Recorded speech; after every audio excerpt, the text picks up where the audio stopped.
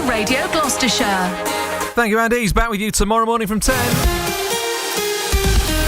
Good afternoon, I'm Steve Kitchen. Welcome back to Match Day on BBC Radio Gloucestershire and the start of a brand new professional football season in the county with Cheltenham Town and Forest Green Rovers. Every league game will be live here on your radio from today through until May next year. And it's a season that starts after a summer of change.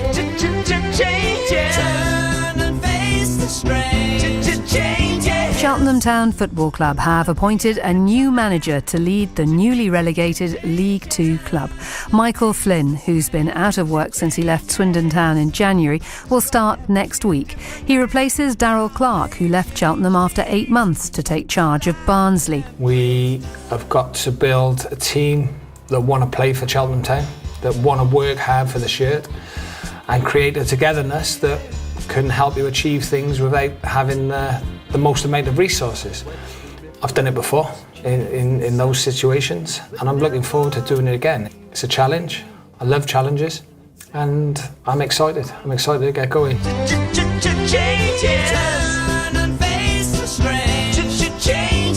Forest Green have made their first signings since being relegated from the Football League.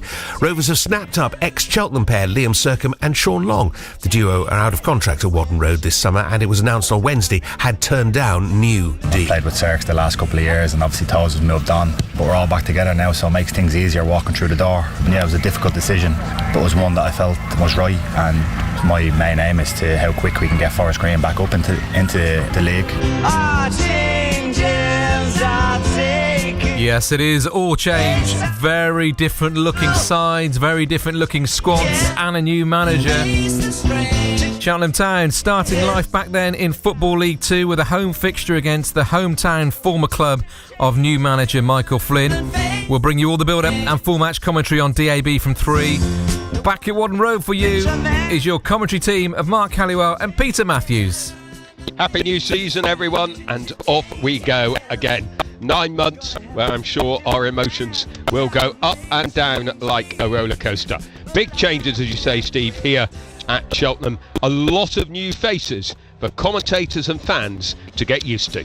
Thank you very much, Pete. We are having a few problems with our line this afternoon, but rather bring you commentary than not bring you commentary. So apologise for that, but we will, of course, try to endeavour to try and get that sorted via the club between now and kick-off here on BBC Radio Gloucestershire. So Cheltenham Town then, starting life back in Football League 2 at home to Newport County. Consecutive relegation sees Forest Green back in the National League, and a change of pitch means that 6 of Rovers' first 7 games are away from home, and they start a new beginning, of course, under Steve Cottrell at Aldershot. Your commentary team on AM, FM, Freeview and online is Ruben Cowley and Billy Hunt. The third season in a row, Forest Green find themselves starting a season a different one than they finished after promotion and, of course, back-to-back relegations. Back to the National League for Forest Green, where, of course, they spent far more years in the Football League setup. Trip to Aldershot for Forest Green today, the first of 4 consecutive away games due to pitch issues at the new lawn. Forest Green are second favourites to go up this season. Of course, that means absolutely nothing in the beginning of August. Certainly does. Thank you very much, Billy. Billy and Ruben then on 14:30 AM, FM, Freeview 735. And Cheltenham Town against Newport County is on DAB this afternoon here on BBC Radio Gloucestershire. Elsewhere, we'll keep it to date with the goals elsewhere in the Southern League Premier South Division, where Gloucester City start the new life. They're at Taunton Town today. And in Division 1 South, Bishop's Cleeve begin at Kate Lane at home to Bideford. And Cinderford Town's first home game is against Cribbs. Some things change, some things don't. I'm still here. And I'm with you through until 6 o'clock. And the text lines and the phone lines and my email, all the ways to get in contact with the programme are all exactly the same as well. And if you want to text the programme, text the word Gloss and your thoughts throughout the afternoon to 81333. On WhatsApp, it's 08000 321 333. 08000 321 333. Again, start your message with the word Gloss, and if you're using X or Twitter as it used to be, it's at BBC Gloss. Busy old afternoon then as we start A brand new season for our top 2 professional football league sides, and we've got lots to come between now and May of next year, and hopefully some celebrations at the end of it too. Steve Kitchen. BBC Radio Gloucestershire. Let's start by getting around the grounds and checking in on the team news. Let's first start at Wadham Road. How are Cheltenham Town going to line up, and how many do you actually recognise? If you haven't been to any of the pre-season games, it's going to be tough. Peter Matthews has the team sheet. Well, it's 9 years that Mark Halliwell and I were at Lincoln City for the first game in the National League under the management of Gary Johnson. I've just said hello to, back at Cheltenham, of course, as Director of Football. That day, 11 debuts for Cheltenham in the starting 11. Today, 9 debuts and 1 second debut. So I'm going to give you the team, Steve, because I can't really say one change from last week. Last week, of course, was that sad day at Stevenage that you were with us for back in the end of April. So the Cheltenham team is this: Evans in goal, back for his second spell in the club. Well, actually, technically his third spell at the club, to be honest, because he had a loan spell, of course, under Michael Duff in the 1920 season, then came back full-time in 21-22. He's a goalkeeper. A new-looking back three, which is Bakare, who was signed last week after a good performance against Northampton in the friendly. Scott Bennett, a new captain, formerly with Michael Flynn at Newport, and Levi Leng on loan from West Ham. 2 new fullbacks. One is Lewis Payne on loan for Southampton. That's because Arkle Dew Boyd is injured. He is not involved today. Ryan Haynes, also formerly of Newport, is the other fullback. Midfield, Kinsella, who of course was here last season. He is the only player in the starting 11 who was here last season. Sona and Colwell on loan from Cardiff. And up front, Dawson signed from Bedford and Ryan Bowman signed from Shrewsbury.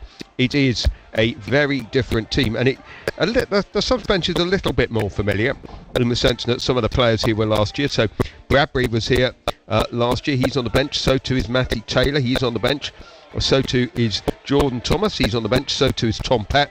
But new names on the bench for Cheltenham: George Miller, signed yesterday from Doncaster Rovers. The goalkeeping coach, Joe Day, and Archer signed from Torquay United.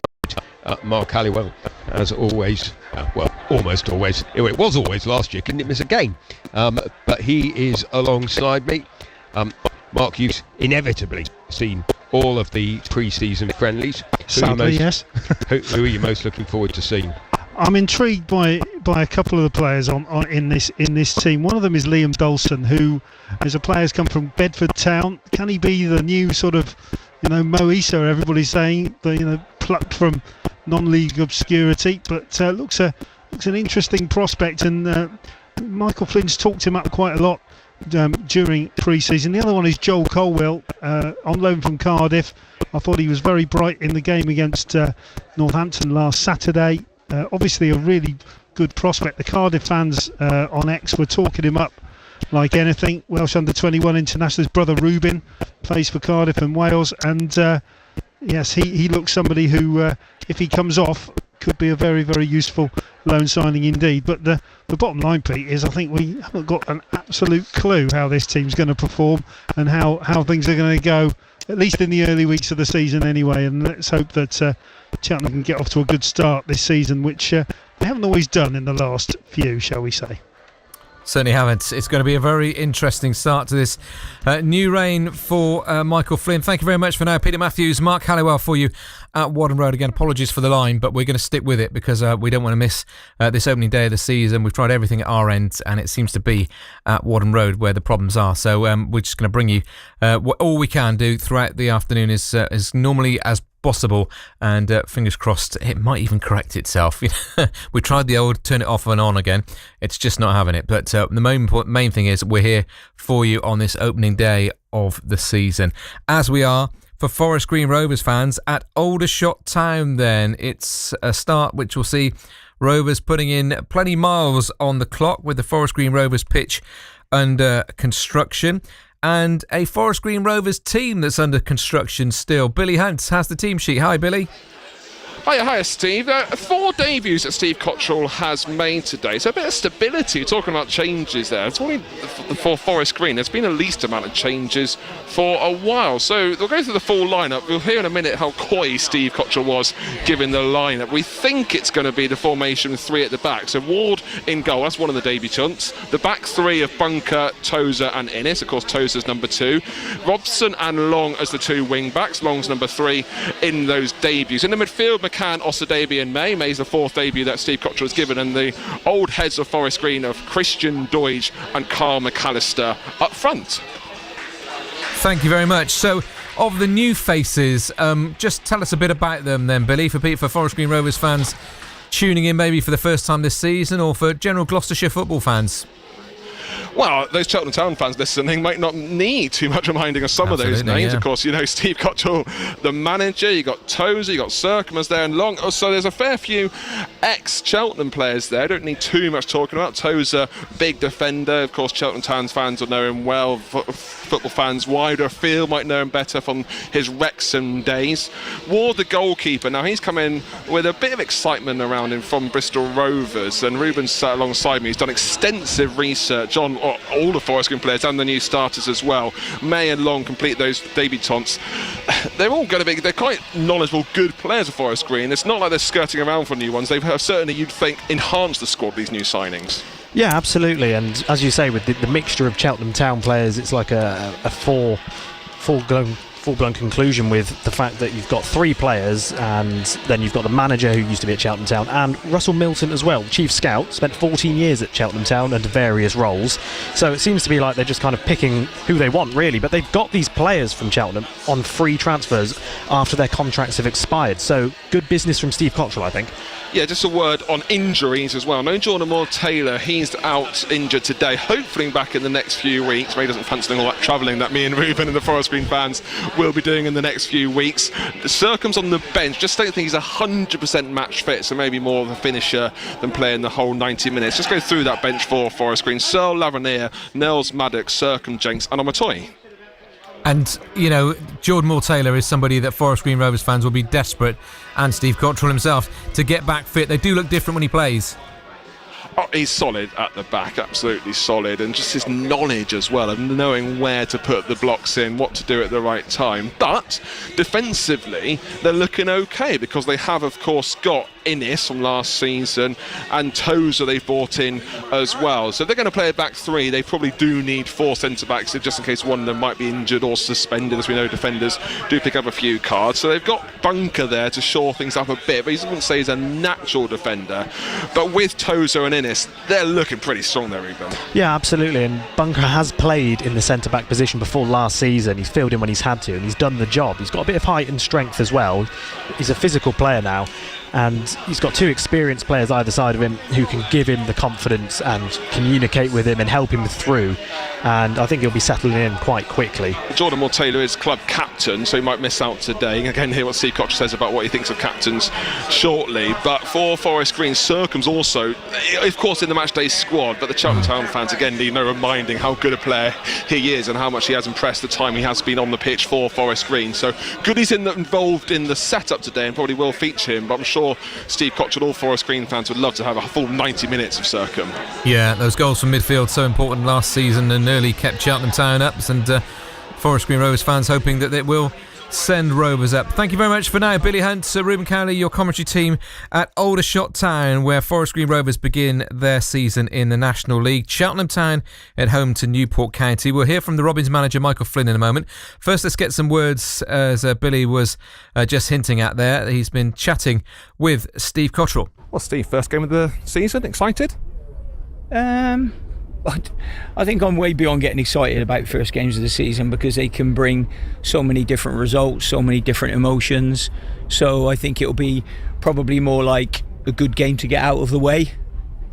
You said on Thursday that you've already got the first 11 in mind. Has anything changed since then? No. So, no Jordan Moore-Taylor today? No, but he wasn't in the first 11 on Thursday either. Yeah, we didn't. You kept that to your cards close to his chest on Thursday. No, he wasn't going to be ready. As I've said before, and I'll make no apologies for it, but you'll never ever get to know the team. I mean, I just think that's always something we try and keep in house. as an opposition manager, if we got to know their team every week, everything would be a lot easier. So, pretty much managers up and down the country, try and dress it up and be as polite as they possibly can, but don't tell anybody like you guys the team. Probably won't tell me how long Jordan Montero's got to his back then. Correct. You're learning. You can tell us back 3 or back 4? Is that something to wait till 4 o'clock? No, 3 we don't say that either, really. You'll see when that shapes up when we start the game. Jordan Montero's captain. Is the captain going to be? You said then Jordan Mortaylor is the captain. Is the club captain? Sorry. Well, I don't know. I haven't really named that one yet, so we'll leave that one. We've got enough captains at the moment, so it'll only be someone using the armband. You talk about being humble. Is this a humble coming together? I know the change room's a bit small. This feels like proper non-league. No, changing rooms are great. Everything's great. What's the expectations from first game of the season? 3 points today, 3 points April's the same thing. Well, I think hopeful rather than expectant, I think, is always the best way of putting it. We don't know the level. I don't know what we're looking at the moment, what we're gauging ourselves against, and I won't know after today either. It will just be, we'll have a little bit more of an idea, but we're looking forward to the game. We want to do well in it. We want to do well this season, but we'll get probably a better picture after about 10 or 12 games what the season's going to look like. It might be a bit distorted because of the amount of away fixtures we've got, but we'll have an idea. Steve Cottrell on guarded form, just making sure that every single word is carefully collected and selected. There we go, chatting just a short while ago to Billy Hunt here on BBC Radio Gloucestershire. So we now know the team news, of course, for Forest Green Rovers. We also know the team news for Cheltenham Town. 9 debuts today and a player returning as well for a second debut in that starting 11. Let's hear from the new manager then, Michael Flynn, who makes his Cheltenham Town debut in the league in the dugout as well. Robins, of course, kicking off life back in League 2 at home to Newport County this afternoon. Flynn's former club, his hometown club as well. The Robins finished their preparations for the new campaign last Saturday when they beat League 1 Northampton, but sadly lost Harry Pell and Arkell Drew Boyd in that game to injury. They've also made a couple of signings this week. So how ready then for the new season does manager Michael Flynn feel? We're still a new team, a lot of turnover in the playing staff this off-season. What it has done is give us a chance to work together over a longer period than if you come in during the season. But I'm still not done, so the squad's not finalised, and that's with ins and outs. So I still don't think we're the finished article. Well, let's start with Ibrahim Bakare. Had a look at him in a couple of trial games. What was it that tipped the balance in the favour of, yes, we'll take you? I just think his attitude, his age, he's able to improve. He's very, very hard working. He's fitted in really well with the group. His age suits the club model as well. And I think you've seen against Northampton how much of a physical presence he can be. Not only that, he's athletic. So it's down to Ibrahim now to kick on and learn from his weak points, improve his strong points, and I think he could have a good career. And useful that he can play both sides of a 3 as well.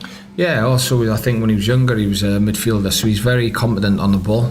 It's just making sure you know when to take that risk and when not to as a defender. George Miller joining as a striker, what was it about him that made you think, yeah, he'll do for me?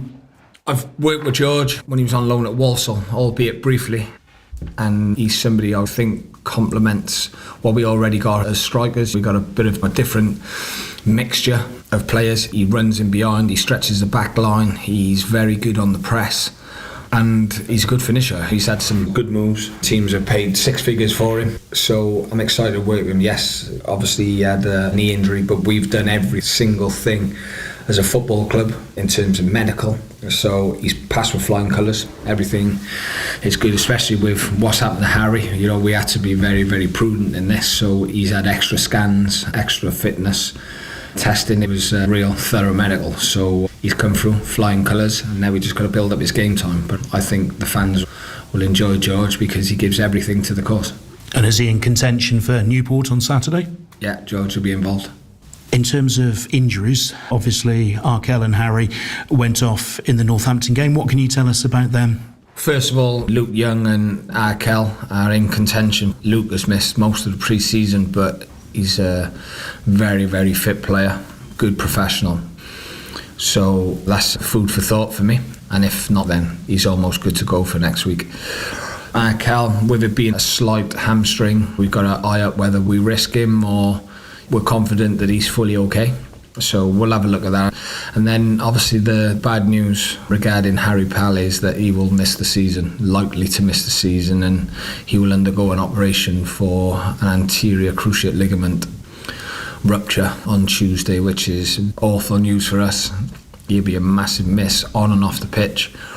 And for something so innocuous, I really feel for him because he's given everything this pre-season, and what he did to come back and play for the club, he's really down. It's hit him hard, so got to make sure we're there for him, give him all the support he needs, and I'm sure he'll come back stronger because he's that type of character. A figurehead player within the squad. The fans obviously remember him from when he was here before. He had a massive impact then. He was the first of the summer signings. How big an impact did he have in pre-season on the squad as a whole? Because he's a big character, isn't he? He is, and I'll be honest, I can't wait for him to just get this operation out of the way now, and we'll have him around.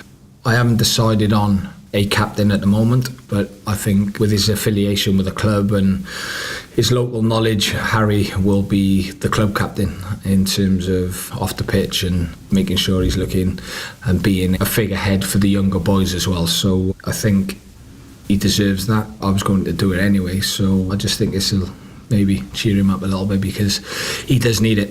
And actually important in that way to keep him involved and give him a purpose as well as being a gym bunny as he recovers. Yeah, exactly, and he'll be going to games. I told him he's going to be the most expensive scout in League 2, so try and make him laugh. He'll be going and he'll be a big part off the pitch, and I know that is not ideal because I didn't sign him for that, but he has still got a part to play in and around the football club. Is there any scope to replace him on the pitch with strengthening the squad, or is that one that the club just can't afford?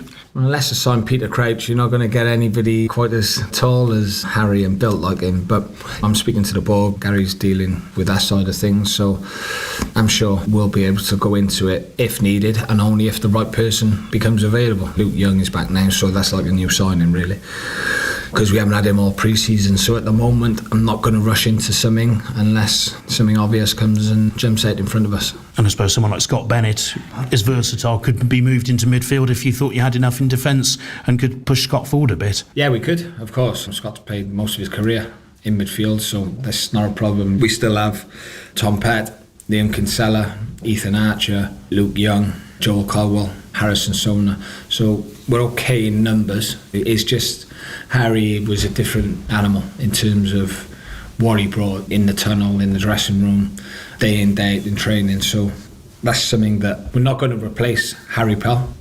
I'll be looking more to replace the leader part. How much then does that put an extra emphasis on someone like Scott Bennett, who obviously has done that at Newport as well? Well, yeah, they all need to stand up and be counted, which I'm sure they will. The young lads coming in, it's a single swim time in their careers as well. Football can give you an unbelievable opportunity in life if you give your all and you have the ability. In terms of the wages that are going around now, it is astronomical, and if you think you've cracked it and don't really want to do those hard yards, there's a million other players who will be doing that, so they'll soon be forgotten.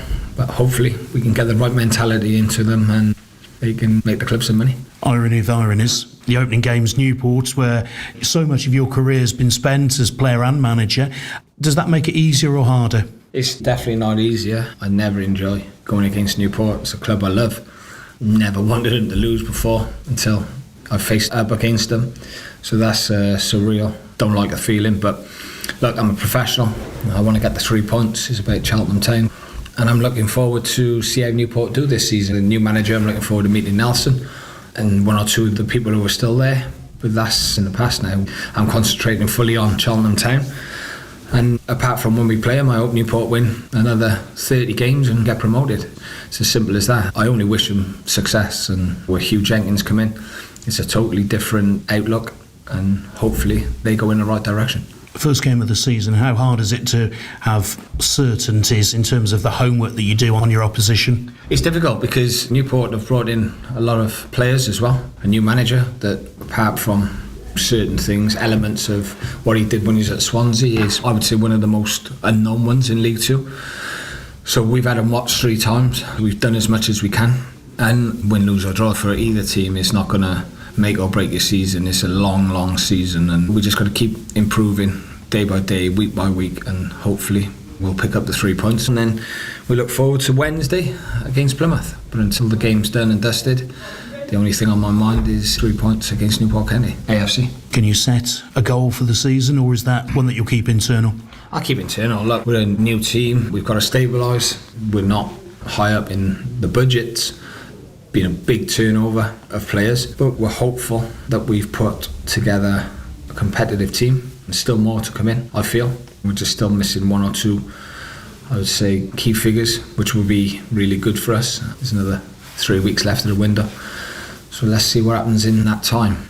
I don't think we can start noticing the table until around about beginning of November time.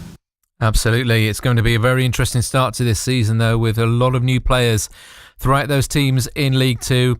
None more so, of course, than Cheltenham Town, whose very new look, Michael Flynn's side, starts at home to Michael Flynn's home club side, Newport County. Full match commentary here on BBC Radio Gloucestershire, on DAB, on all of our other frequencies. This afternoon you can hear Forest Green Rovers at Aldershot. On BBC iPlayer. We're all going on a summer holiday. 4 celebrities and their loved ones travel from the Amazon to the Andes. This is something that we will never forget. But with no flights, no phones and no bank cards, this is no holiday. Kelly Brook. Oh, this is going to be brutal. Scott Mills. One more day like this will break us. Collar Bikini. I wouldn't even call it a race anymore, it's a test. And Jeff Brazier are stepping up to the challenge. We're walking in the middle of nowhere. Celebrity Race Across the World starts next Wednesday on BBC iPlayer. Love it. Can't wait for that. 26 minutes past 2. Good afternoon. We're going to be hearing from Christian Doige from Forest Green Rovers camp. We'll also hear from Scott Bennett between now and 3 o'clock here on BBC Radio Gloucestershire, the captain for the Robins this afternoon. Getting you up to date with the Olympics. The diving, Kyle Cathari and Noah Williams are in the 10-metre platform semi-final at the moment. In Taekwondo, 3rd seed Rebecca McGowan is through to the quarter-finals later this afternoon. 4th seed Caden Cunningham is into the semi-finals, the 80-kilogram bouts there. Well done to him. Great Britain's Erin McNeice started very well in the climbing, but just missed out on the medal in the women's boulder and lead final as well. So that's the way things are going for our GB athletes at the moment. Spurs have signed the England striker Dominic Solanke from Bournemouth in a deal with up to £65 million. Spurs will pay an initial £55 million with £10 million in add-ons for the 26-year-old who has signed a contract until 2030. It looks like a decent bit of work, bit of a gamble at £65 million, but how many strikers can you get for less than that these days who have scored goals in already in the Premier League? Manchester United, Manchester City play for the Community Shield at 3 o'clock this afternoon. Of course, a repeat of the FA Cup final earlier this year when United beat City 2-1 at Wembley. That was just 77 days ago, and here we are. We're back again with match day here on BBC Radio Gloucestershire. Cheltenham Town against Newport County, Aldershot Town against Forest Rovers, Forest Green Rovers. Luke Young not in that Cheltenham Town lineup, just coming back from injury. He's though been grabbing a quick word with BBC Radio Gloucestershire's Mark Halliwell. Luke, first of all, welcome to Cheltenham Town. How are you settling in? Yeah, no, settling in really well. Nicely, obviously, come to a new club, new start, new faces, new surroundings for me personally, and yeah, obviously been a little bit unfortunate with the little injury that I've picked up, but other than that, on the flip side, it's been nice to be a part of a new club, and like you say, you always gear up for this first game of the season, and it's literally here now and upon us. What boys to Cheltenham? Obviously the gaffer coming in, and then kind of making his presence aware that he wanted to sign me, and that's always nice to know as a player that's obviously getting released from a club to come to a club where you're wanted by somebody, you're wanted by a manager, and it didn't take too much, not necessarily too much convincing and to and fro to make the move down here, and yeah, one that I'm really looking forward to. Annoying to get the injury though. Yeah, it is. No, of course it is. Yeah, like you come to a new club and 2 weeks in, get hit with an injury which puts me out for a while. But I'm not far off from returning now, so it's not a case I'm going to miss too many matches. I'd rather it happen not at all, but rather it happen early on than later on in the season, where I'll miss a handful of games come the back end, hopefully. Lots of new signings have come into the squad, 16 in all. How's the mood in the camp? How's everybody sort of gelling together? Yeah, no, really good. It's always different when you bring so many new faces into a club, getting that team chemistry and that camaraderie there, and the team togetherness. But we've certainly got that. I feel coming together nicely. Everybody knows where they stand. Everyone's singing from the same hymn sheet. The gaffer come and set his stall out early when he came in, and you've got to buy into that if you want to be a part of a successful team and a successful season. And look, it's one that everybody's really looking forward to. Finally, how's the mood in the camp ahead of this first game? Excited, obviously. Like, first game of the season's there's always a buzz about the place, not just from us but from everybody else, staff, players, fans. You just want to get the season going again, and especially after Cheltenham obviously getting relegated at the last season. I think now it's a fresh start, a new beginning. The first game of the season is literally upon us, and let's try and get off to a great start with a good result and a good performance to go with it. Luke Young talking just a short while ago to Mark Halliwell, part of your commentary team here on BBC Radio Gloucestershire. We are having a few problems with the line from Wadham Road, but we will persist because we want to bring you full match commentary this afternoon from 3 o'clock of Cheltenham Town against Newport County. On BBC iPlayer. Congratulations, Gemma. Is the father around? Pass. My life's a mess right now. Starring Amy Lou Wood. Dad, it's Gemma. I'm pregnant. I'm going to be a granddad. And David Morrissey. It's quite trendy these days, actually, to drink out of jam jars. Is it trendy to have a wee in them and all? Dad! Don't worry. I put an X on that one so I don't get them mixed up. Daddy Issues. Starts Thursday at 9 on BBC iPlayer. It is 2:31, 29 minutes until commentary kickoff. Match day is back. Your weekends are back right through until May.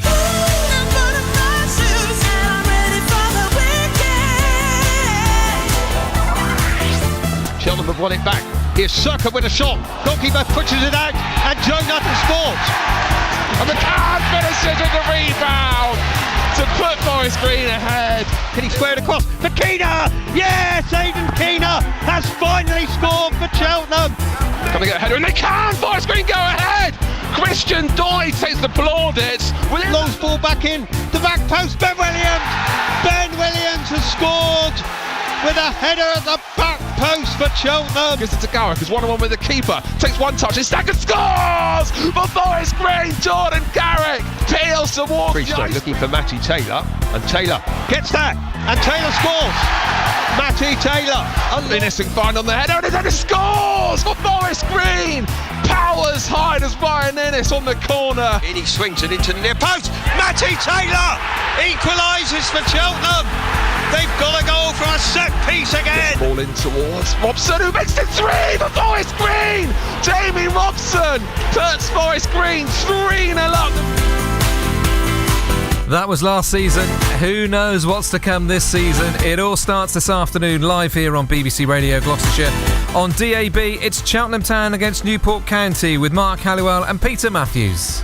First of all, Steve, well done for finding all those goals. I didn't think Cheltenham scored all that many last season, but you've done well to find them. So it's new season, new manager, new team. Who knows what's going to happen? We have 9 full debuts for Cheltenham Town this afternoon, plus one in second debut with the return of Owen Evans for a third spell at the club. The sun is out. Goodness knows what we're going to see between now and 5 o'clock. Absolutely. It's a brand new start, but it's also a start. And when there are so many questions still to be answered, just to how these two sides are going to start out their new seasons in new divisions. Cheltenham Town starting out in Football League 2.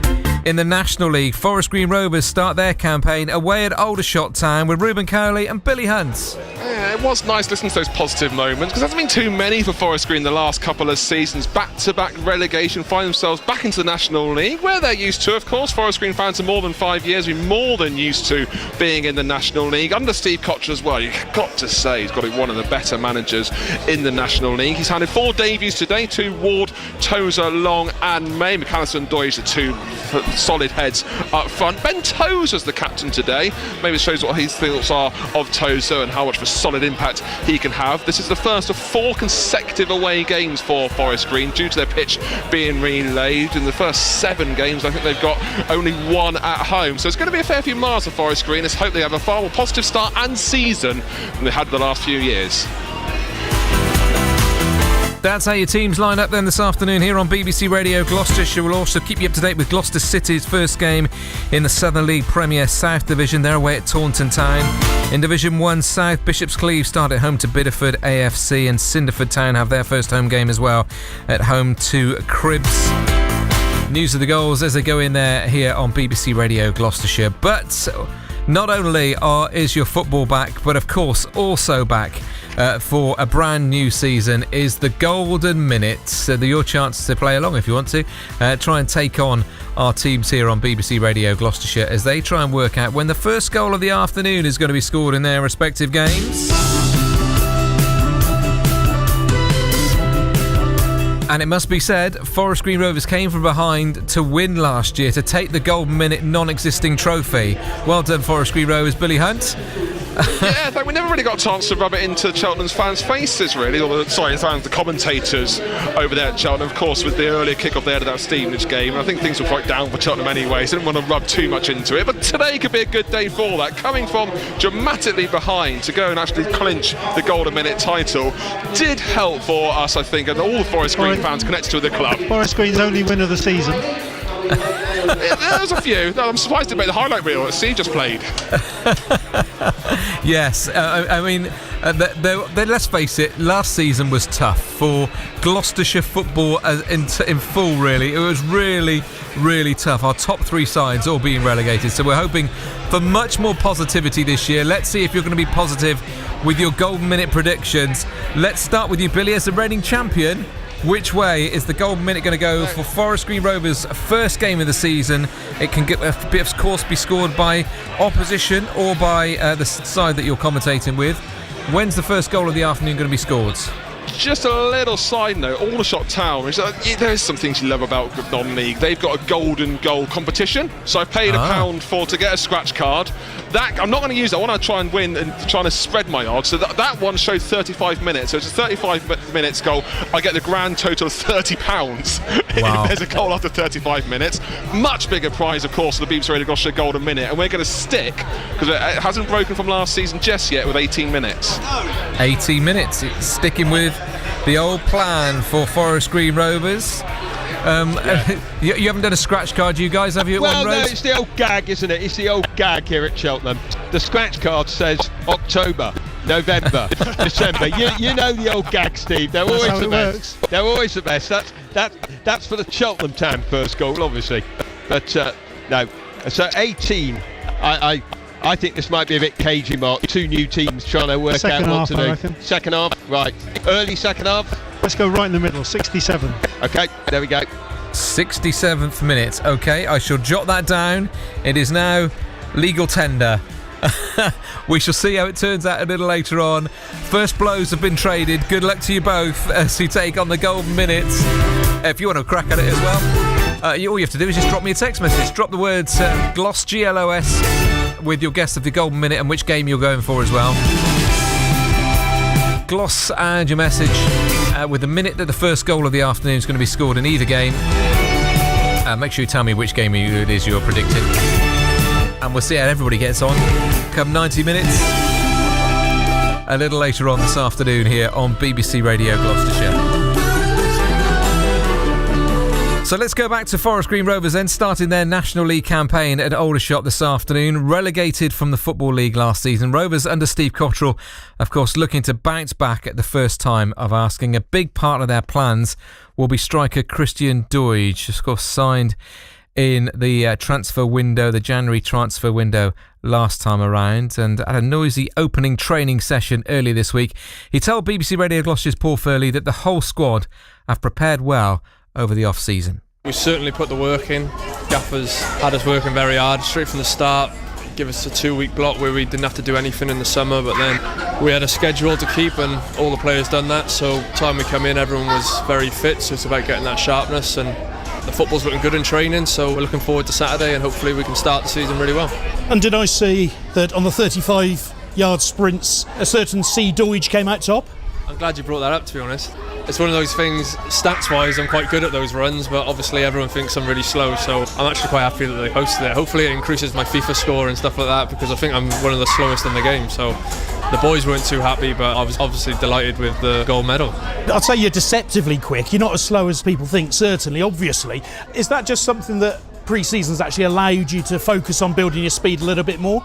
Yeah, and I think I spoke to the manager last year and he was talking about probably building a little bit of strength as well. Just as I'm getting older, probably won't be as quick as I once was, so done a lot of work in the gym over the summer and got myself in a position where I'm quite happy going into the season. Because it's difficult as an all-round centre-forward, which you are. You've got to be the big man, but you've also got to work the channels and chase lost causes and get on the shoulder of defenders. I mean, you're probably sort of 8 out of 10 at everything, aren't you? Yeah, definitely. Since I've been here, I've had to do a lot of jobs, but that's absolutely fine. Like, I've enjoyed every part of the game. I like running in behind, but I also like being that target man that the boys can hit. So I think every game will be different, and whatever the manager needs from me, I'll try and do my best. Obviously, you came to try and help Forest Green stay up. That didn't happen. So I guess in a way, it's kind of a bit of a reset back to where you were 8 years ago when you first came in, wasn't it? Yeah, exactly. You know, it feels like a long time ago now, and obviously just so disappointed to get the relegation last year, but hopefully this gives the club a lift to just take a breather a little bit and try and go the other way now and try and win games of football and get promoted. Obviously behind the scenes this club works extremely hard to get in the Football League. It's been extremely disappointing the last few years, so under the management now I can only see us going forward, and we just need to start the season really brightly, and I know the fans will be on our side, and we've recruited really well and it's got a real buzz around the place at the moment, so let's hope that it starts on Saturday. Plenty of kids in today as we speak. How good is it to see still the enthusiasm when the youngsters get to come and watch you train? Yeah, no, it's great. We've done a few Q&A questions earlier on, and obviously some funny old questions, but they're all in good spirits. It looks like they've had a great week, which is what it's all about, you know, the football community side of things. They come and watch us on the weekend and it's a massive support, so let's hope they're Forest Green fans for life. How impressed have you been with the summer recruitment? Because obviously that's going to be key to the club getting to where it wants to get to. Yeah, no, I think we've recruited really well. The boys have settled in really well. A lot more lads similar to my age, so I've got a lot more in common with them. So it's a great group. That trip over in Germany was really successful. Sometimes it's nice to go away and just spend literally every minute of the day with your teammates, and everyone gets on really well, and it's nice also to be based at the new lawn. Obviously we've got to get on the bus to the training ground, but it's nice to all be together. And you mentioned those experienced players. There's a lot of promotions under belts and on CVs of players, and yourself as well, of course, and Jordan Moore-Taylor. How important will that experience of knowing how to win be in terms of changing and setting the mentality? Yeah, I think that's absolutely massive for us this year. With the recruitment, there's so many promotions in there, so in terms of advice, in terms of leadership, never getting too low, never getting too high. I've already seen the leadership quality from all the new signings, so it's only going to benefit us in the long run. An Aldershot away first up. Obviously you've got a string of away games, but I guess you can only take them as they come. How much have you been able to do on Aldershot so far? We've obviously gone through shape and set plays and stuff like that. Watched a lot of video. They're a good side. It's going to be a very difficult game, like all the games are going to be in this division. From past experiences, from being in the league 8 years ago, I know how hard it is, and even with the lads we've brought in, they've got National League experience as well, and they're drilling to the other lads how hard this division is, so we know it's going to be difficult, but we know that if we play the football and do what we know we can do, we can have positive results. Have you set yourself targets for this season? Yeah, but keep them internal. Obviously I want to get promoted, and I'm sure that every single person around here wants to do, but we know how hard it's going to be. Internally I've obviously set targets for myself, but hopefully I can achieve them. I'm going to try very hard to do that. Christian Doidge there talking to BBC Radio. Gloucestershire's Paul Furley had a bit of an open day with the kids coming in and asking the players a few questions, as well as Paul Furley. Let's go and ask some questions of your commentary team this afternoon, getting ready to watch Forest Green Rovers at Aldershot Town. It's Ruben Cowley and Billy Hunt. First of all, fellas, how important is Christian Doidge to this squad in the National League? Yeah, he's very important. I think not only for the squad, but for the fans as well. He's one of these players that anyone who's watched Forest Green in his first spell at the club, he's a club legend.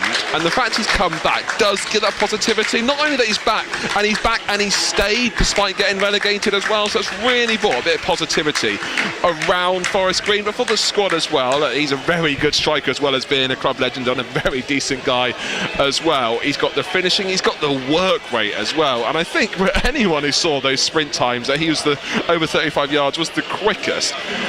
That's a surprise for anyone. Yeah, it's interesting, isn't it? He's a comfort player as well. You feel safe with him in your squad, and you know you've got Christian Doige leading the line.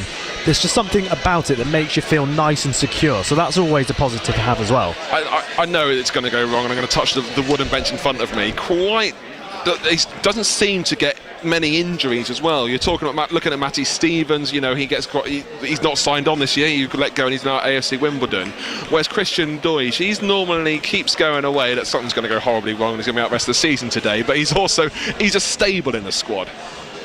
And the other thing, you know, he must be pretty frustrated with the relegation last year, and he at times he looked like he was going to be maybe the player to score a few goals, but it didn't quite come off for him. It's almost now he's got a full pre-season under his belt with Forest Green Rovers, with Steve Cottrell. It's a chance to kind of, I guess, reignite that kind of goal-scoring form for Forest Green that he showed in his first spell. Yeah, he said it himself to Paul Furley when he was speaking with him, that he was really disappointed with the relegation. And last season, 18 games played, 3 goals scored. That's not what he'd expect. It's not what the fans would expect.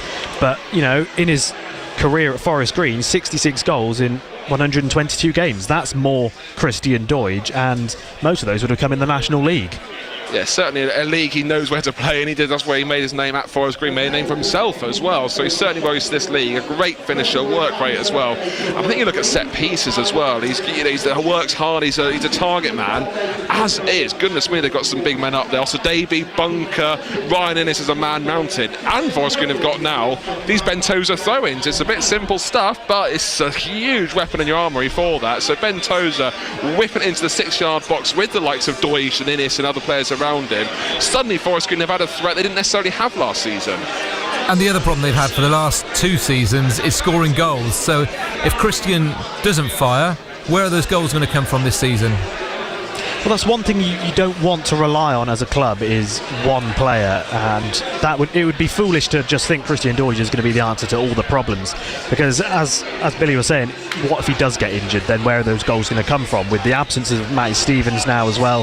So there are questions to be asked, but he is leading the line, so at least early on you'd expect him to get the goal. Yeah, he's got Carl McAllister playing alongside him today on the bench for Forest Green, Torres Omotoye. So Tom Omotoye's probably the only out-and-out striker in the squad, so there's no denying I think Forest Green might want another striker. Yeah. I would say before the end of the transfer window, but of course the National League there isn't a transfer window, so that might be a bit like you could look more into this September and try and go into the loan market or go to find elsewhere. So they probably don't want to wait that long. I'm sure they want another striker as well, but you're absolutely nice. Right, there's goals elsewhere in the squad, but they probably do need another proven goal scorer to play alongside Christian Doige.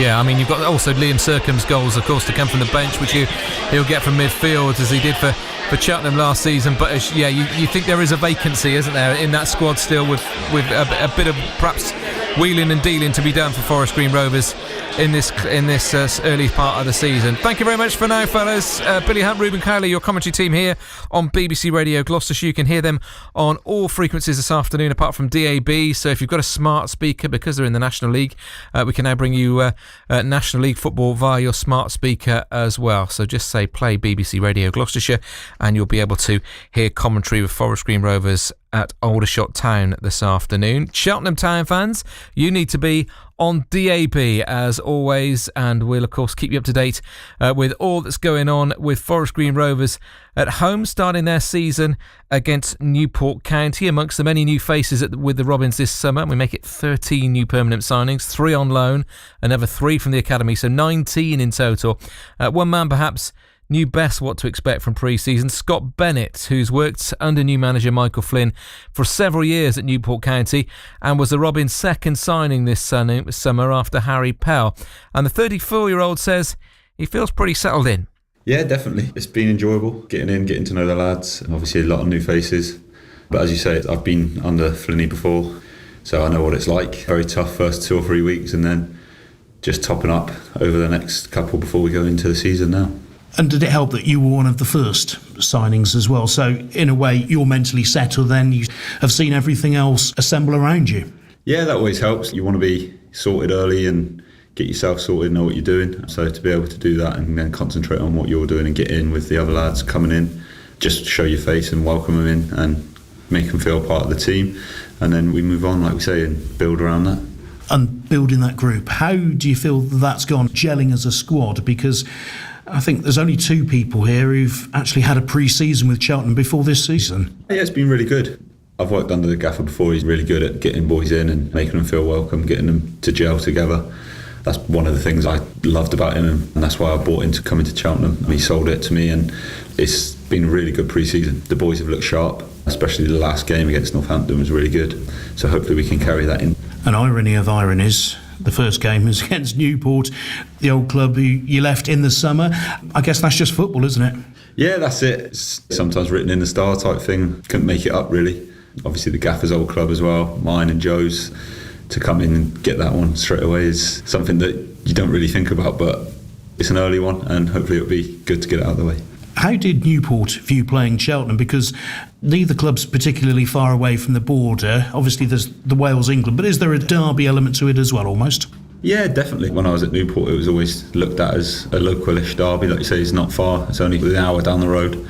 You don't get many games that are close like that. It is definitely got a derby feel to it, and Newport's sold out. All their fans are coming up in their numbers, so it should be a really good atmosphere to play in front of. Perfect one to start the season with. How much have they changed over the summer, or how familiar do you expect a lot of it to be? I think they've changed massively, to be fair. I think there's only a couple of lads that are still there, similar to us. So it'll be a lot different, and I think they've spoke about their style of play's changed a lot as well over the summer, so it'll be a tough game, but one that we're looking forward to, and hopefully we can go in and get the 3 points. How much harder is it at the start of the season to get wins? Because in the middle of the season, teams might be higher or lower on confidence. At the start of the season, everyone's optimistic, aren't they? Yeah, definitely, but it's one of them in League Two. I've always said it, if you turn up on your day, you can beat anyone, and whether they're top of the league, bottom of the league. So it's one of them, you look forward to it, we'll be up for it, with it being the first game. We're as excited as everyone else, and we want to hit the ground running and build on that momentum, hopefully. That's kind of the attitude Cheltenham have got to have the whole season, isn't it? Because effectively, what you've got to do here is beat the budget and outperform where financially people would say you're going to finish. Definitely, but there's been a lot of cases in League Two in the past. And I think even if you look at the likes of Crawley last year, where they've not got the biggest budget, but if you can get the right team, the right spirit, you can play the right type of football and dig deep and keep building on the momentum, then there's no reason why you can't do it. You've played both in defence and midfield in pre-season. How do you view that? Do you have a preferred position? I think I've always said through my career that I'd prefer being at the back. It's my strongest position, but I'm more than capable of playing in midfield. I've played more games in midfield through my career, so I'm not too fussed, to be honest. I can do the job in both, and wherever I'm put, I'll try and give my 100% like I always do. And if you're called into midfield, obviously there's the absence of Harry Pell, which has got to be covered one way or another, then presumably happy to do so. Yeah, definitely. Harry's going to be a big miss for us. He's a good lad around the change rooms, and obviously he's a good performer on the pitch, but you've got to build around that, and whether that's me going into midfield or someone coming in, then we've got to do our job, and hopefully we can hit the ground running, like I keep saying, and get off to a good start. Yeah, it's not the be-all and end-all, but how helpful is a good start to having a good season? No, it's not the be-all and end-all, but as you say, it always helps. It's a big help if you can get the 3 points and get going early. You don't want to be chasing wins early, you want to get that one out of the way. Scott Bennett, who has the captain's armband. Let's quickly go back to Wharton Road and join Peter Matthews and Mark Halliwell. There's a lot of excitement actually from this signing. There's been a few ums and ers about some of the others, but this one very positively greeted by the fans. Yeah, experience, know-how is very key in this. Michael Flynn was very quick to get him in as soon as he took the job, and Scott Bennett wasn't going to stay at Newport, so a key man, and his experience is going to be very important. He's got 2 very young centre halves alongside him today, so that experience is going to be vital. Thank you very much for now. We're back with you in a moment on DAB here on BBC Radio Gloucestershire. Full match commentary with Cheltenham Town and with Forest Green Rovers throughout your season. Text A1333, starting your message with Gloss. Texts are charged at your standard message rate. BBC Radio Gloucestershire. Yes, we've reached that point of the afternoon. It is the start of the football season for Cheltenham Town and Forest Green Rovers. And of course, we'll keep you up to date with all that's going on elsewhere around the country as well, particularly, of course, in League Two and in the National League. But time to make your choice of listening with us here on BBC Radio Gloucestershire. If it's Forest Green Rovers you're after, you need to be on any of our frequencies apart from DAB. But if it's DAB that you're after and Cheltenham Town that you're after, time to take you to Wadden Road for the first time this season, where Cheltenham Town are at home to Newport County in Football League 2 with Mark Halliwell and first Peter Matthews. Here on 14:13 AM on FM on Freeview 735, we are with Forest Green Rovers, a new start in the National League, and they start away at Aldershot Town. Let's see how Rovers kick off their season with your commentary team of Reuben Cowley and Billy Hunt. Thank you much, Steve. Welcome back to the National League. It feels like a new era for Forest Green, but of course hopefully it's not going to be an era that lasts too long. Humble seems to be the word on Steve Cottrell's lips in this pre-match press conference over the last few days, just because I think Forest Green fans would love to jump back up to League 2. Of course they know themselves better than anyone that how tricky it is to get out of the National League. Steve Cottrell has made 4 debuts he's made today. No changes, of course. They haven't played at all this season, first game of the season, but they have put some debuts out there. Jed Ward, the new keeper, he's given the number 1 squad number, so you'd imagine he's the number 1 choice for Steve Cottrell. Sean Long also in the defence. May and the final one, I can't just see him yet, there's of course Ben Tozer, the captain, the 4 debuts. We'll go through the full lineup for Forest Green shortly, and Aldershot Town. We've got Reuben alongside us. Very warm welcome, Reuben. Thank you. And those listening at home, of course, and all around the world for the start of the new season for Forest Green. Firstly, bigger picture before the players come out. Expectations for the season? I think it's got to be realistic.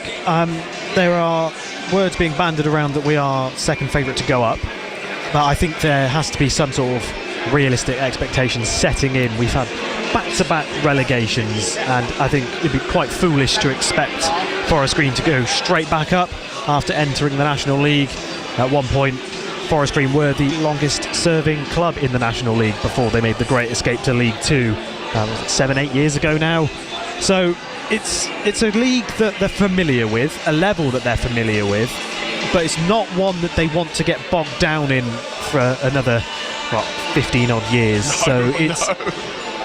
It's going to be a difficult season. The squad looks a little bit light on paper. I'm just looking at the back of the matchday programme we've been given. The Forest Green Rovers lineup on the back page ends quite abruptly, whilst the Aldershot Town one continues for about 6 or 7 more names. So it's quite a thin squad depth. So I think if there's any serious expectations, then there'll have to be some more players brought in for sure. You can hear the fans in full voice as both teams come out. Forest Green in their home kit, not much change from last season. Black and green zebra stripes, some green socks and green shorts. Aldershot in their home kit with red top with blue vertical stripes, red shorts and red socks. Aldershot fans away to our left-hand side in full voice with balloons and with flags blowing everywhere. The Forest Green fans, they're on the far side. Probably about 200 of them have made the trip from Gloucestershire. You even think maybe 250 Reuben have made the trip down. In comparison of where the Forest Green fans and ourselves are travelling the next few weeks, not the worst trip in the round, just under 2 hours from Nailsworth, and they certainly are enjoying the sun, standing outside and hoping to see some positivity out there. Yeah, absolutely, and they're giving the team a rapturous applause in the far corner where they're situated. Got the sun on them, exposed, a lot of them choosing to stand this afternoon. There are about 50 fans in the seated section of the stand opposite us in the commentary box, and I think, as you said, it's a good showing for a first game of the season away from home. Let's bring in that lineup for Forest Green. Jed Ward, the goalkeeper, of course, new signing on loan from Bristol Rovers. Yes, and interestingly about the keeper kit, it's a new design. It's well, you say not bright yellow, but it's definitely yellow, and the club badge is in the centre, whereas the rest of the kit, it's on the left-hand side. Yeah, I think that it looks like, from here where we're sat, just a normal, I'd say not dull, but just a plain yellow kit. When you look up close, it's got a few funky swirls and stuff like that. Yeah, the designers had a bit of fun with that. Yeah, so he's wearing the number 1 keeper, Jed Ward, in that funky yellow goalkeeping top. Along the back three, we think Forest Green are going to line up. We'll see in a few minutes' time. The back three are Bunker, Tozer and Innes. Robson and Long, the 2 wing backs. McCann, Osadebe and May in the middle. McAllister and Deutsch up front. That's how we think Forest Green are going to line up. Of course, with Bunker on there, you can play in midfield and maybe as a back 2, but the way they played pre-season as well, you think probably will be a back 3 for Forest Green. Yeah, and the way it's looking right now, it looks like Bunker is going to be on the left-sided centre-back with Tozer, the main centre-back, and Ryan Innes just playing to the right of him.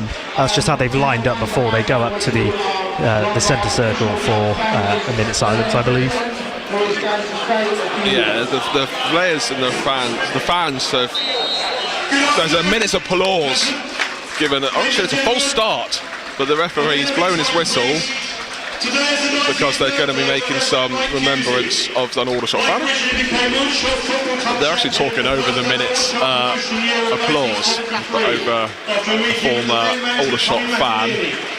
We don't want to pay too much disrespect, but I think there's been a bit of a false start from the referee because he's blown his whistle and there's players clapping whilst they're making a loud applause around the ground. Forest Green players on the centre circle, led by Ben Tozer, who is captain today. Jordan Moore-Taylor is the club captain, but he is out injured for today, hasn't travelled at all with the squad. Ben Tozer wearing the captain's armband. How much can you read into that? Steve Cottrell is quite coy about captains. He's got lots of captains in the team, but it does show that Ben Tozer making his debut for Forest Green, given the arm, one of those 4 debutants. There's others who could have been on there who know the squad, but it's gone straight to Ben Tozer's arm. Yeah, that means he's obviously impressed as soon as he's walked through the doors, and he's a highly experienced player as Ben Tozer. He's had back-to-back promotions with Wrexham. He's obviously a leader in the squad, and when he was being coy about captains and the like and selecting them, he's got quite a lot of leaders in his squad, so it's not like he's struggling to choose a captain, but there's probably some methodical thinking around the first game of the season, the intent to go in with and have a real leader out on the pitch. A long applause for the popular Aldershot Town fan. Of course, we should say as well, many thanks to the well-wishers that came off Barcelona, my dad Bob Hunter, a few days after, ironically, Forest Green got relegated back to the National League. Many tributes came in, love to hear, and of course will be missed across Forest Green and of course all Gloucestershire sport, both at home and in London, many friends as well. So it's been a tough time since Dad's passing away, but I'm sure what more would he want back upstairs in Forest Green to get back into the Football League. And let's try and have some fun on the way as Forest Green are ready to kick off, shooting from right to left. They're going to be going towards the home fans. Forest Green fans are on the side of the pitch, so behind Jed Ward is a very small stand and not much space to have us fit in a terracing. So Forest Green going from right to left. A bit of sun behind Jed Ward, so they might be looking into the sun like the defenders of Aldershot Town. Forest Green immediately go long, and the new season's begun. Forest Green looking for a quick start as Aldershot quickly clear, and the 2 are thrown for Forest Green about 15 yards up. Do they look for Tozer? No, they don't. Tozer said they don't fancy that one, so it's going to be Robson with the throw. He throws it back to, ironically, Tozer in his own half. Word on the pitch, most pitches look lush and delicious in August, whether it's Football League, Premier League, National League and below. Long ball over the top to Deutsch, who's a decent first touch, brings it on, trying to find Robson. Not the best first touch, I would say, but he did well to beat his man, didn't he, Christian Deutsch, after that simple long ball stuff, but he obviously beat the offside trap to get to the ball first. Yeah, he did, and he also had Robson bearing down and chasing the same ball, maybe a bit of a lapse in communication between the two, but Deutsch just didn't quite get his foot on it enough, and it just trickles out of play for a goal kick. But they're looking dangerous down the left side already. Yeah, so that lineup for Forest Green have gone through, but you're right, that back 3 is Bunker on the left, Tozer in the middle, Innes on the right hand side, Robson is the left wing back, and Deutsch and McAllister's those 2 strikers. You're right, most of the play has gone down the left hand side, only 90 seconds of play gone. Doige looking for Davey, who can't find McCann. A bit of a hospital pass to him, and Aldershot get their pass back. Long ball over the top, which Dozer leads for Ward, and Ward fumbles it a little bit. He came and shouted for it. Tozer left him for Ward, and he didn't catch it as clean as he would have wanted to with his brand new gloves. Yeah, the crowd loved that one though, didn't they? You hear the roars, the ironic jeers as Ward had a bit of a moment, but maybe looked worse than it actually was. It definitely wasn't 100% confident, but it's in his hands now. Ward plays it long. And a good flick on there from Sean Long. Forest Green want the ball down the right-hand side. I think they've got to throw it. As to the Forest Green fans who enjoy themselves under the tree there at the far side of the Rec. Officially called the EBB Stadium, I think, but we'll call it the Rec. Aldershot playing it out from the back now. Back to their goalkeeper, Marcus Dewhurst. I've gone to the Aldershot line-out. Dewhurst in goal. Hatfield, Jenkins, Magoma, Weddington, Hargreaves, Frost, Corbett, Barrett, Jones and Gandor. And we've talked about Forest Green's expectations all the season, what they want from today. What knowledge have you got of the Aldershot team? I'll give you some knowledge now as they're storming through the midfield, and there was a good ball out from Weddington. Got pulled back by Christian Doig. Almost taken on for the team there. Not surprised the referee goes back and has a bit of a word with that, because Weddington stormed about 30-40 yards with not too much pressure from Forest Green. Yeah, well, Aldershot are now the longest serving team in the National League. I think it was 12 years or something now. So they'll be hoping to kind of not remain in the league. They want to really try and go for it. They're looking to go down the middle now, looking for the ever busy Gandor in the middle. On the right hand side, and Josh Barrett in the middle. I don't want to be too disrespectful to Mr. Josh Barrett, number 10. I'm sure my words will come back to bite me. Doesn't look like a natural professional footballer at his size. And I'm not the smallest guy myself, of course, but I'm not playing as a Aldershot in the National League.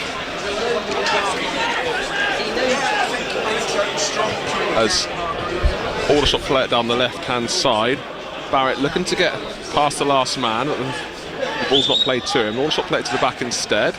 An even start for both teams. Aldershot looking to go down the right. Robson intercepts. Steve Cottrell on the edge of his technical area, wearing a real nice purple shimmery training top. Him, Dan Connor, pretty much is the assistant now to Steve Cottrell. Was goalkeeping coach under previous managers, but they've got a new goalkeeping coach at Forest Green, so really not what you were in terms of Dan Connor. Harvey Bunker plays it back to Ward in his 6-yard box. Plays it low and long to Osadebe, asking a lot of Osadebe's touch. Osadebe does well to bring the ball down. Gets the ball back, looking to cross the halfway line, clips it to McAllister, who gets a decent header onto it. I think he's looking for Robson down the left-hand side. A good build-up then from Forest Green. Yeah, it was so simple, just one clipped ball from around the halfway line, just out towards the far side touchline. And McAllister's in a one-on-one situation, just be hoping that the ball came more towards him rather than running onto it and throwing his head towards the ball. But yeah, it just seems a bit easy going forward for Forest Green, certainly when the long ball is on for them, which it has been quite frequently, as Aldershot give it straight back to Forest Green in the centre of the park. Yeah, 5 minutes gone, still goalless here on BBC Radio Gloucestershire. Listen to full commentary myself, Billy Hunt, Ruben Cowley alongside me to give you commentary on every single Forest Green game this season. There's a player down for Forest Green on the far side. I think it's Osadebe. The referee's now played to go on because Forest Green have possession. He's not looking in the best shape, Osadebe. He's not gone down seeking attention. He's gone down because he wants the play to stop. He's not got it back up despite the play carrying on. Finally the referee blows his whistle. It's not gone for the referee then, because Forest Green had possession. Maybe Forest Green should have hit it out, but they cleared it back to the keeper instead. And Osadebe, now he's sitting up, but it's taken him a while to get up. Didn't see what happened there either. It probably was for a foul. The referee played advantage. But it seemed fairly innocuous from the flow of the game, but both teams are now, well, Forest Green capitalising on this break in play to take on some fluids and some instructions from Steve Cottrell on the sideline. Yeah, Osadebe just got to his feet and is now feeling the back of his right calf. the referee today, who is Scott Simpson, is wary of what Forest Green are doing. They're pretending they aren't getting on fluids, but I'm sure the main cause of that stoppage of going to the dugout is listening to Steve Cottrell. Good bit of Cottrell-esque there. Well, Osadebe looks okay now. He's just walking around. He's got no one near him. He didn't get any physio treatment, no. So maybe he wasn't as injured as the Aldershot fans and ourselves thought. Tozer awfully giving the ball away to Gandor. Gandor looking to get a shot on goal, takes that shot, goes in the back of the net. 7 minutes gone, Aldershot go ahead. Tozer with a howling error, giving it to Gandor. Some good touch in the penalty area and a good finish as well. But that was all Forest Green's doing. It's Aldershot 1, Forest Green 0. Yeah, and that's unfortunately of their own making. Forest Green, it all came really from the Osadebe going down. Then the play restarted with Jed Ward, who threw it out towards May, gave it back to his defender in Tozer, the new signing, the captain. Just played a ball just outside of the penalty area, just straight into the path of Gandor, pounced on it, took him into the penalty area, went on the outside of Tozer and strikes it, goes over the left shoulder of Jed Ward, who could only really make himself as big as he could. It wasn't good enough, and it goes into the back of the net. And Forest Green off to a terrible start. Yes, Forest Green now a goal to 0 down, and all Forest Green's doing, Tozer giving the ball away woefully to Gandor. Fair play to Gandor. It wasn't like he was just given to him in the penalty area and he just slotted it home. He had to make a few good touches to get himself into a shooting position. Tozer was scrambling back to try and get in the way. But it's 1-0 to Aldershot nevertheless. And Forest Green on the back foot. It's broken the Aldershot fans up. As May looks to find Tozer. Too bunky. You don't want to point fingers at players too much at errors, but unfortunately that was all Ben Tozer. Innes gives the ball away himself again, and here comes Aldershot to make it through. Gandor again on a defensive error, clips towards the far post, looking for Barrett. Can Barrett get there first? He can, but it's a bit further away from goal. What are Forest Green's defenders doing? Barrett forced wide as Forest Green managed to get numbers behind the ball and actually win their ball back. Through long, he's given the ball away cheaply as well. Aldershot clip it towards the near post. Ward clutches it and looks to go long immediately. Decides to try and calm play down instead. Twice Forest Green just giving the ball away poorly out the back. That was a carbon copy of the first one, not a minute or so ago. And that's 2 out of the 3 centre-backs who have made an error. You've got to hope there isn't a third one. But they do need to wake up, otherwise they'll find themselves in a world of pain.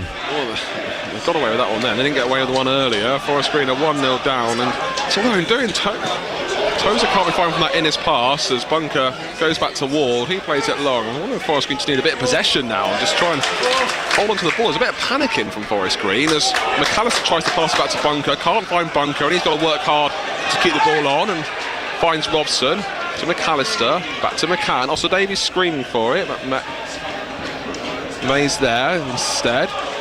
Spreading to the right-hand side, Osadebe back on the ball. Numbers for Forest Green are advancing forward. Osadebe forward to McCann, and just too overhit into the hands of Dewhurst, the Aldershot keeper.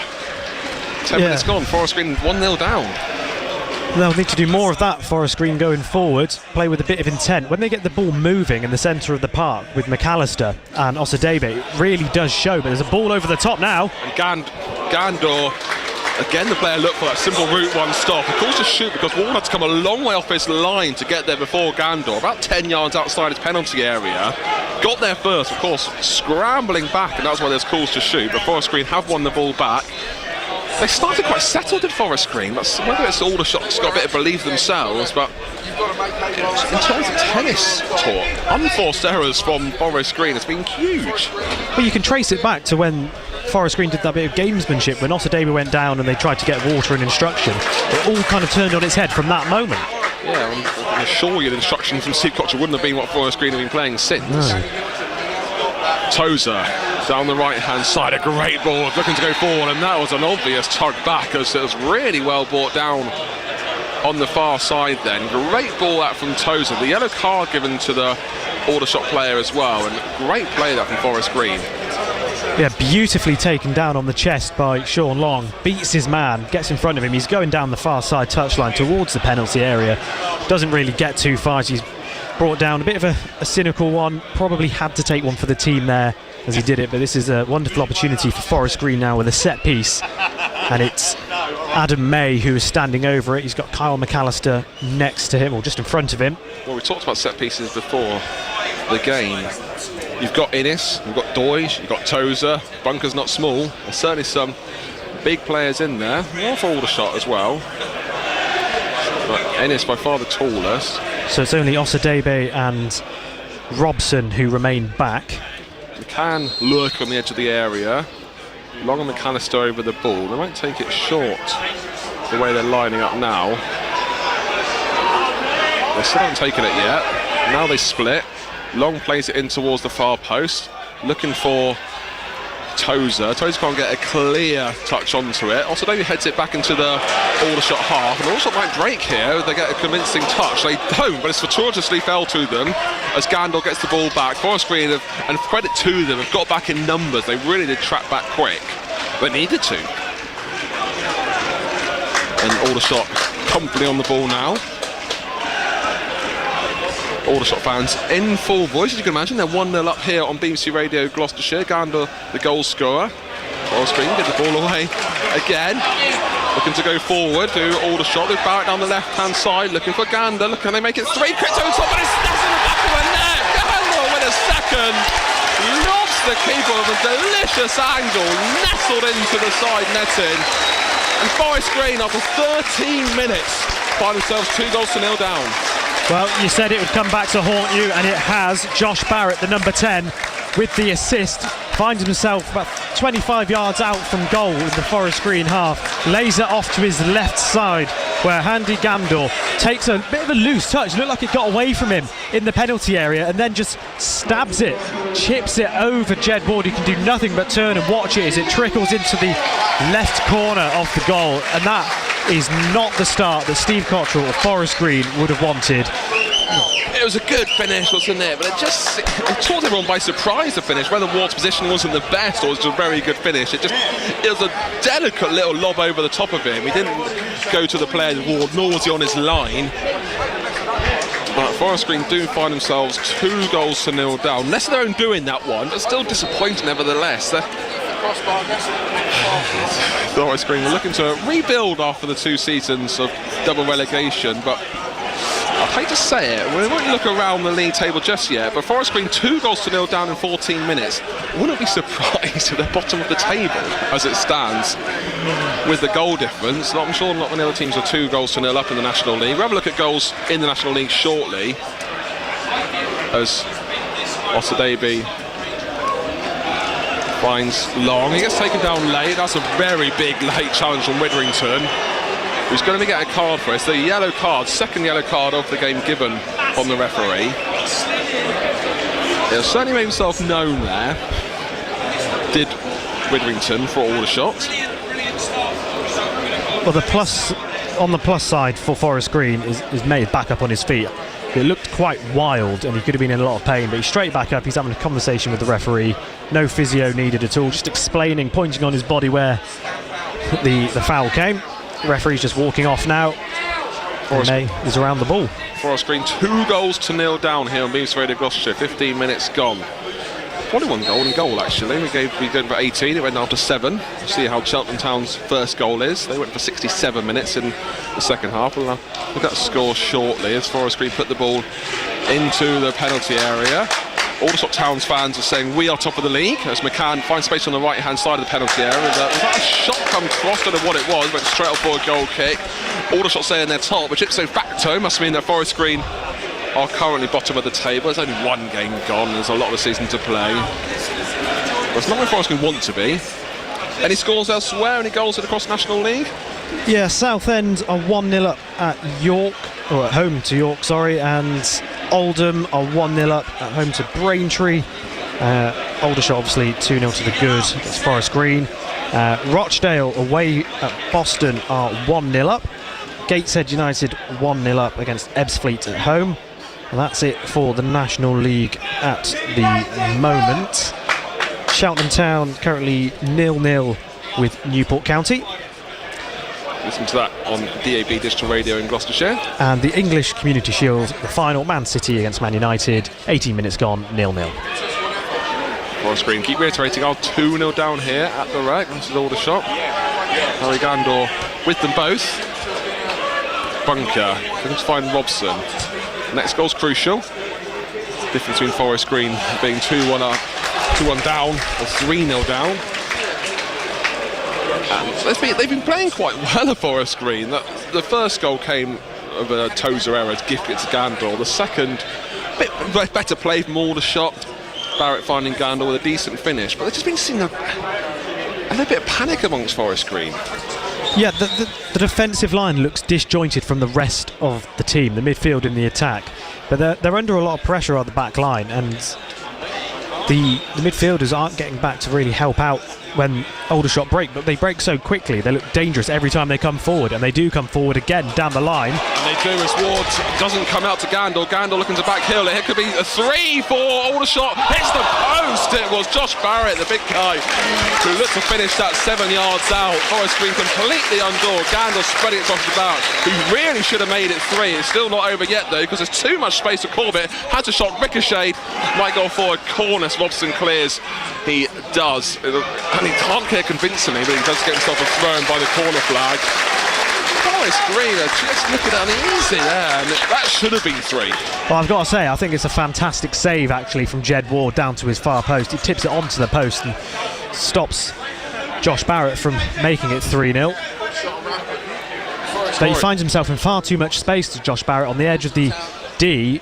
Charlie McCann nowhere near his man to mark him.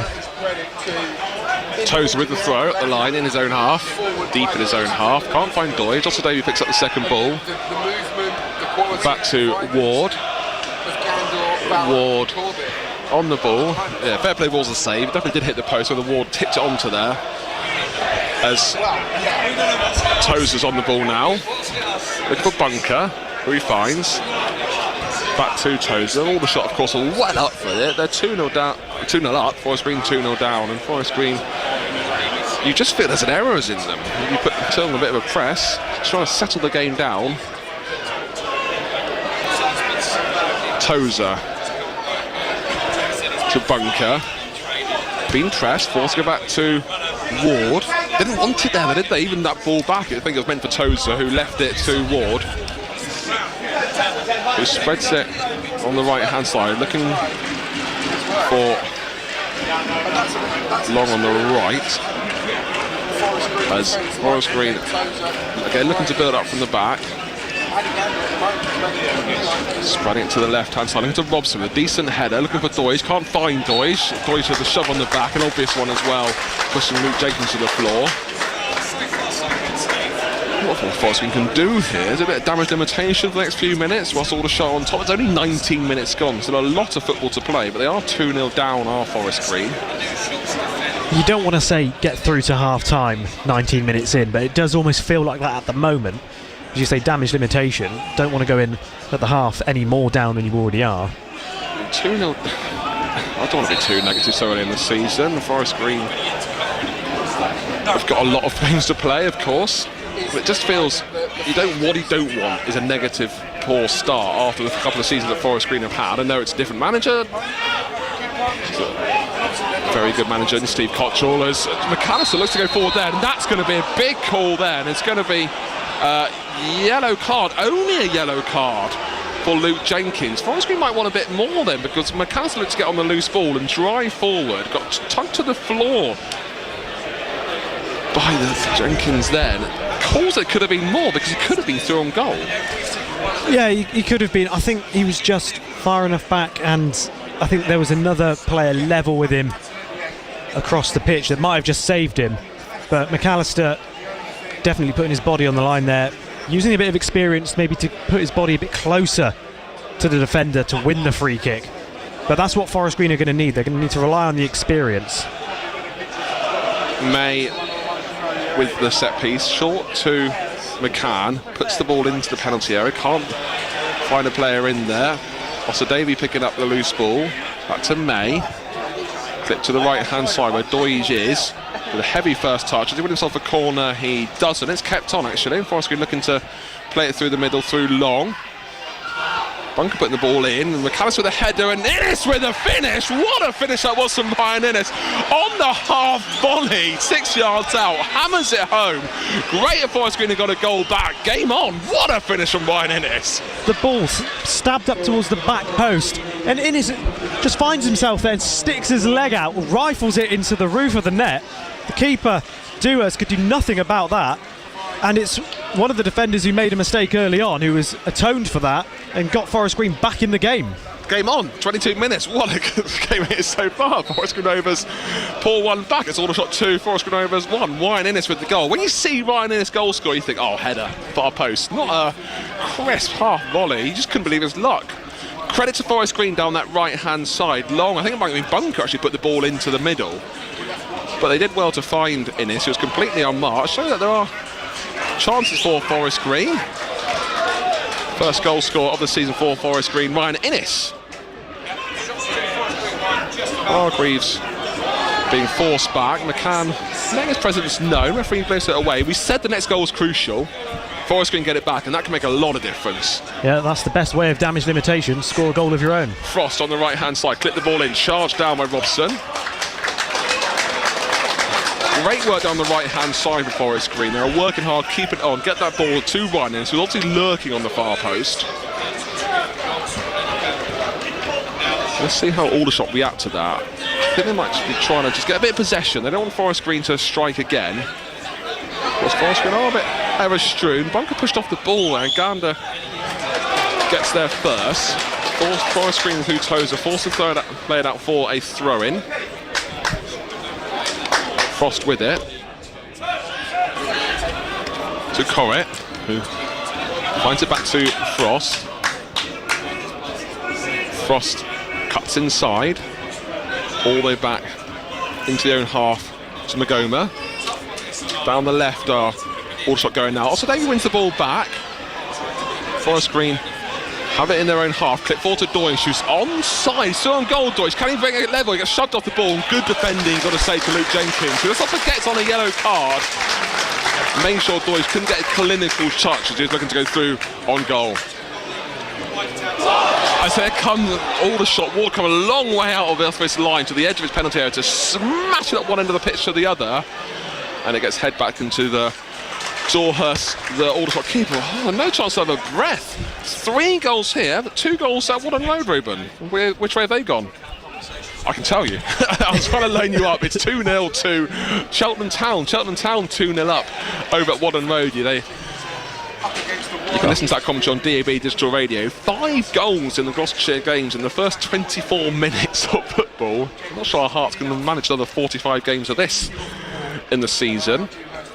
Forest Green 2-1 down, Cheltenham Town 2-0 leading. More positive start for Cheltenham. What a crazy start here. Here comes Aldershot in their own half. Every time they have the ball, Aldershot, and go forward, you feel like something could certainly happen. Bunker with a poor header there, and he's allowed Ward to come to the edge of his area and clutch it. Probably going to go for a goal kick, but do you reckon there's a bit of lack of communication? Can you tell they're not playing together too much, the back three? Yeah, you'd expect the keeper there to give a shout to Harvey Bunker when the ball was rifled towards his head. He could have let it go for a goal kick, gets a head on it. Not convincing header, but does well enough to get it back to his keeper. And Forest Green now have possession with Innes being forced out towards the far side touchline. Stabs it over the back line. Osadebe chasing onto it. Osadebe there. The keeper's forced to come off his line and scruff the clearance, because he was outside his penalty area, couldn't clutch it. And again, they play it back to the keeper, do Aldershot. He goes long. As a bit of head tennis going on. And Watson returns. McAllister would have been miles offside, doesn't challenge for it. Osadebe brings the ball down. He's being hassled. Colwell and Dolson, the goal scorers, by the way, for Cheltenham, off 22 and 27 minutes. Does confirm us as golden goal winners in the Steve Kitchen's match day predictions. We went for 18, Cheltenham went for 67. Our first goal was after 7 minutes. Cheltenham's first after 23, and they went for 67. Aldershot launch it long to Bunker, heads it forward. Again, the head tennis continues. May returns, goes off for a throw, right by the corner flag, deep in the Aldershot half. Forest Green fans, they are travelling numbers, you're right, maybe pushing 250 there.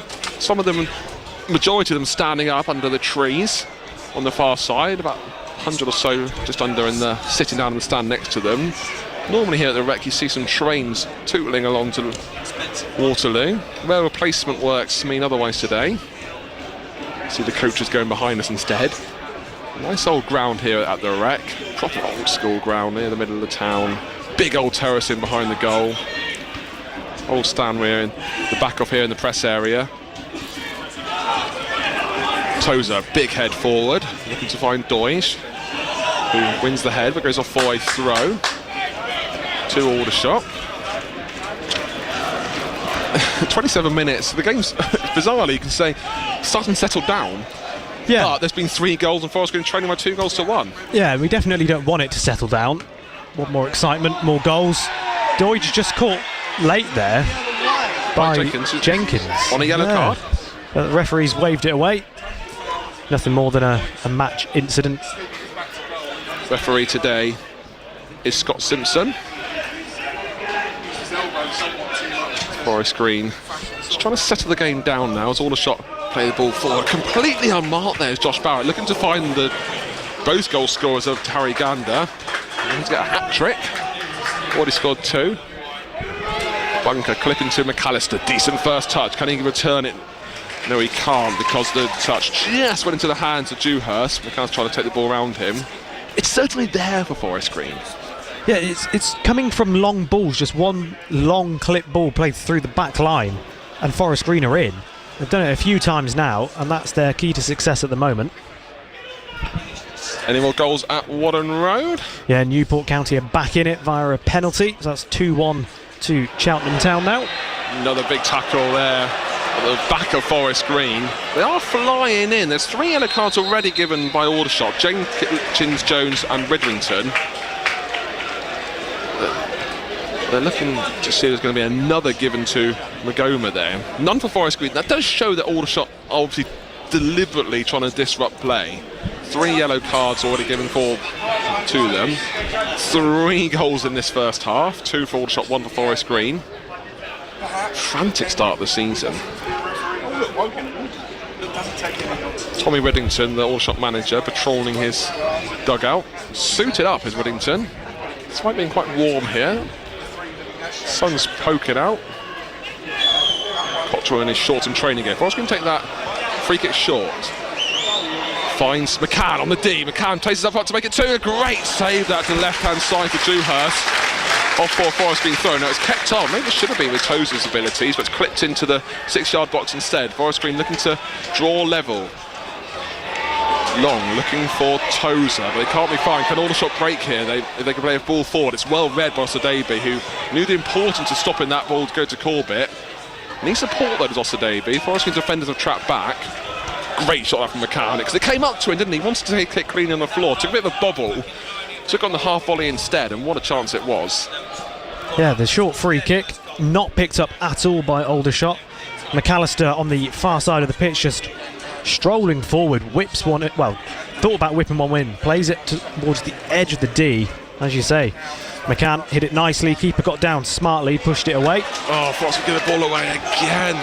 This time by Adam May, and Aldershot looking to go forward, and Bunker just getting himself in the way of the on-running Kay Corbett.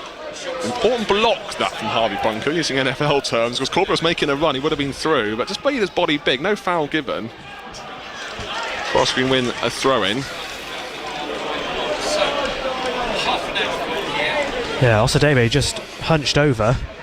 Not sure if he's trying to get his breath back or if he's feeling the effects of an earlier challenge. He is rubbing the back of his calf, and he's looked over to the bench. So nothing more than that so far, but he is just struggling ever so slightly at the moment. Shows Osadebe looking a bit lean, isn't he? We both commented on that. Thought he was a big guy before, but certainly looking nice and trim. Bunker with a pull ball forward, goes straight out for a goal kick. 31 minutes gone. Aldershot 2, Forest Green Rovers 1 here in the National League. Live commentary on BBC Radio Gloucestershire. Steve Cottrell was not happy with that long ball forward by Harvey Bunker. Bunker credited with the assist for Forest Green's goal. He found himself on the right-hand side and clipped the ball to the unmarked Innes with a great half-volley finish. Aldershot playing about their left-hand side. Gander on the shoulder of the last man. Forest Green's defence isn't going to be the quickest, you've got to say, with Innes and Tozer. And again, Aldershot get the ball he really shouldn't have done. An important block on the right-hand side from Sean Long, but Sean Long maybe shouldn't have allowed the freedom of Aldershot there. Just don't look settled at the back, Forest Green. Aldershot through Frost on the far right-hand side. Gets the ball back, looks for options, finds the unmarked Witherington. Aldershot playing some good passes together in the Forest Green half. Forest Green got everyman bar Deutsch behind the goal. Aldershot busy off the ball, aren't they? They seem to be quite unmarked. Heavy touch from Jenkins. Still with Frost though for Aldershot. Back to Jenkins, looks to go past Robson. Robson stays strong, looks to clear up the line. McAllister plays it long. He can't find Deutsch, the lone figure. Bunker with a header. Finds no one in particular. He only had Deutsch to aim at. So he had to go long Bunker, but there was nowhere near Deutsch. And Aldershot had the ball back. Good turn. They're going to make it 3 are Aldershot. Porter blocked there, but it's that man, Josh Barrett, strongly making his way into the penalty area. But still with Aldershot. To Hargreaves. Spreading it to the right to Jenkins, to Frost. Good bit of possession this from Aldershot. A late challenge up from Harvey Bunker. That's going to be the first yellow card of the day for Forest Green. 4th given from the referee. Bunker walks away knowing exactly what he was doing. Silly one to give away, that Harvey Bunker, because it was needless and a bit out of frustration. If it's a yellow card for last man, you know, taking on for the team, silly. Yeah, I think he's probably a bit frustrated with his performance at the moment. Might feel that he's not getting enough instruction from his experienced centre-back pairing, and he did just cop a mouthful from Steve Cottrell for one of his wayward passes, so maybe a bit of lingering resentment there taken out on the Aldershot player. But this is now a dangerous opportunity, and the 2 Aldershot players around the ball, Jones and Barrett, the hands go up from Barrett. Jones and Barrett over it. Looks like it's going to be Jones. There's going to be Barrett with a false start. Whether it's part of the plan, it might be, because Jones takes it instead, whips it towards the far post, easily dealt with from the Forest Green defence. McCann launches it long. Everyone was back defending off Forest Green. McAllister's the lone man chasing the ball, but Harfield for Aldershot heads it back to his keeper. Well dealt with by Forest Green. But Harvey Bunker's playing in the back 3 today on the left-hand side, so we're wary of that yellow card. Innes and again, there's not a little lack of communication. Innes and Tozer looked at each other, no one went for it, and Ward had to come out of his penalty area to claim that and clear it. Innes using his hands to kind of say, relax, settle down, to his other centre-back, whilst no one went for the ball, as you say, and Ward had to run out of the box and take it on the chest and deal with it himself.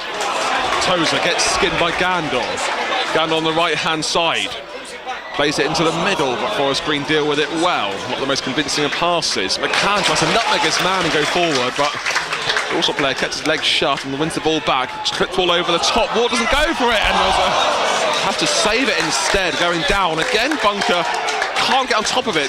Aldershot get the ball in. It's played across goal, but the defence of Forest Green, there's no chat then, because Bunker didn't know where to play it long. Leave it, just chest it down to no one in particular, and Aldershot almost played the ball back in. Ward didn't go for it, maybe he should have done, had to save it. It was a good save as well, but the defence needs someone to take leadership. Yeah, that was just all too simple. It seemed to confuse Forest Green. The ball was just scooped up and over the back line towards the 6-yard box. Barrett gets onto it, didn't get the cleanest of strikes with his right foot, which meant that Ward could get a good save off, but the deflection came to Harvey Bunker. There were 3 Forest Green defenders and the keeper at the back post just shepherding the ball. Not one person took accountability for it, And Aldershot kept it in, fired it across the face of goal, and it eventually went out of play. You think of the chance that Aldershot had with that, and the shot, and the great save from Barrett on the right hand, full save on Ward from the Barrett shot. Ward diving to his right hand side. It's probably a fair scoreline-ish. It is Aldershot 2, Forest Green Rovers 1. Forest Green have had a decent save as well. Forrest Dewhurst diving to his left hand side from McCann's shot outside the area. 36 minutes gone. Frantic first half here on BBC Radio Gloucestershire. Bunker looking for McCann. Another ball over the top. McAllister looks to get there first. He just can't as Aldershot clear their lines. Bunker with a solid head forward, but to no one in particular. Aldershot get there first. Poor chest that from Josh Barrett. Forrest can get the ball back to Osadebe. Robson forward, but can't find Osadebe with that pass. Aldershot get the ball back. Look at the bench for Forest Green. Searle, Avenir, Sercombe, Knowles, Omotori, Maddox and Jenks. The weak link for Forest Green, you've got to say, is defensively at the moment. There's no obvious choices there. You don't always want to change a centre-back. No Jordan Moore-Taylor today. He is injured at the moment. I don't know what they can do. It's Forest Green again on the back foot, going down the left-hand side at Aldershot. Well intercepted that from Adam May. In turns finds McCann. Back to May. To Innes. Wasn't expecting it. Toes are there and he passes out to Osadebe, who's being hassled, and Forest Green playing it back. We'll give you a score line in League 2 in a minute. We'll tell you why. As Forest can give the ball away, but thankfully the referee is playing advantage and writes a foul on Ryan Innes. A goal in League 2, Ruben. Yes, Wimbledon 3-2 up against Colchester, and the third goal for Wimbledon scored by club legend Matty Stevens. Matty Stevens immediately opening his goal scoring account for AFC Wimbledon. I'm sure he'll be ecstatic about that. He's a passionate player, is Matty Stevens, no matter who he's playing for. Bunker in his own half. Looks for options. Finds McCann, still in his own half. He has the simple ball. Innes, the goal scorer for Forest Green. To get Forest Green back into the game. They're still 2-1 down. Tozer clipped it long. Looking to go down the right hand side, just over the top of Long. Goes off for a throw in. Thumb up from Sean Long. They seem to be getting some good value with those crossfield balls down to the right. Yeah, they've been really impressive actually going down those channels. Just it's the long ball from the centre circle or the halfway line, just either going straight through the back line or to the channels. It just needs that little bit of finesse. The last 10% of the ball needs to be more accurate, and then they'll be away. They are creating chances of Forest Green. Toes on the halfway line, chests the ball down. Back to Bunker, he's being pressured. I think the problem is as well, look at the areas that Forest Green have created in the back. Aldershot sets blood. So they are really going an extra few percent trying to force another error from Forest Green. Bunker across to Innes, and it just gets there to Innes, but he was being chased down by Corbett for Aldershot. May over the top to McAllister, forced the keeper to come outside his penalty area and heads it away, and it goes off for a Forest Green throw. And the goal's a go across Gloucestershire. Still 2-1 here. Could be something different, and McAllister get a good ball into the box, clips into the right hand side. Can he find Robson? He can't, and Aldershot look to scramble clear. The Forest Green forced to play it out for another throw. Another goal in the teams involving Gloucestershire teams, Ruben, at Whaddon Road. Yeah, Newport County have got it all levels, 2-2 now. First Tozer long throw for Forest Green. Great if Forest Green can go at level themselves. Cheltenham went 2-0 up, and that's 2-2. Aldershot went 2-0 up against Forest Green. Forest Green got one goal back. Here's Tozer's first long throw. Stormed into the 6-yard box. So it's straight into the keeper's hand, who punches it clear. Not always convincing a punch, and McCann can't get the ball back in. And it got distance, unfortunately for Forest Green players. It was almost a bit too long there on the near post and went to the far. Well, I'll tell you what, I think the keeper's gone to punch that, because as soon as Tozer took his run up to throw the ball in, the sun has come out from the clouds and the sun was right in the keeper's eye line. So he's done well to punch that clear. Wouldn't have risked going for the catch in the 6-yard box with the strikers of Deutsch lurking around. But he does apologise to his team afterwards. He acknowledges that that was probably not the best course of action. Safety first, though. Yep.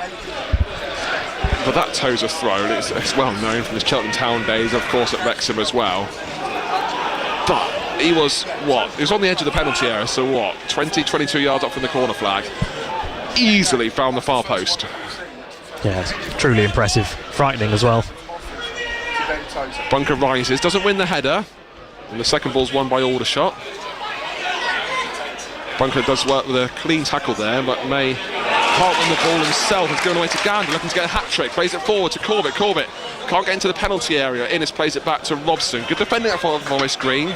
Toes, I think, might have got the challenge in, but their clearance isn't the best, and Aldershot have it again with men forward.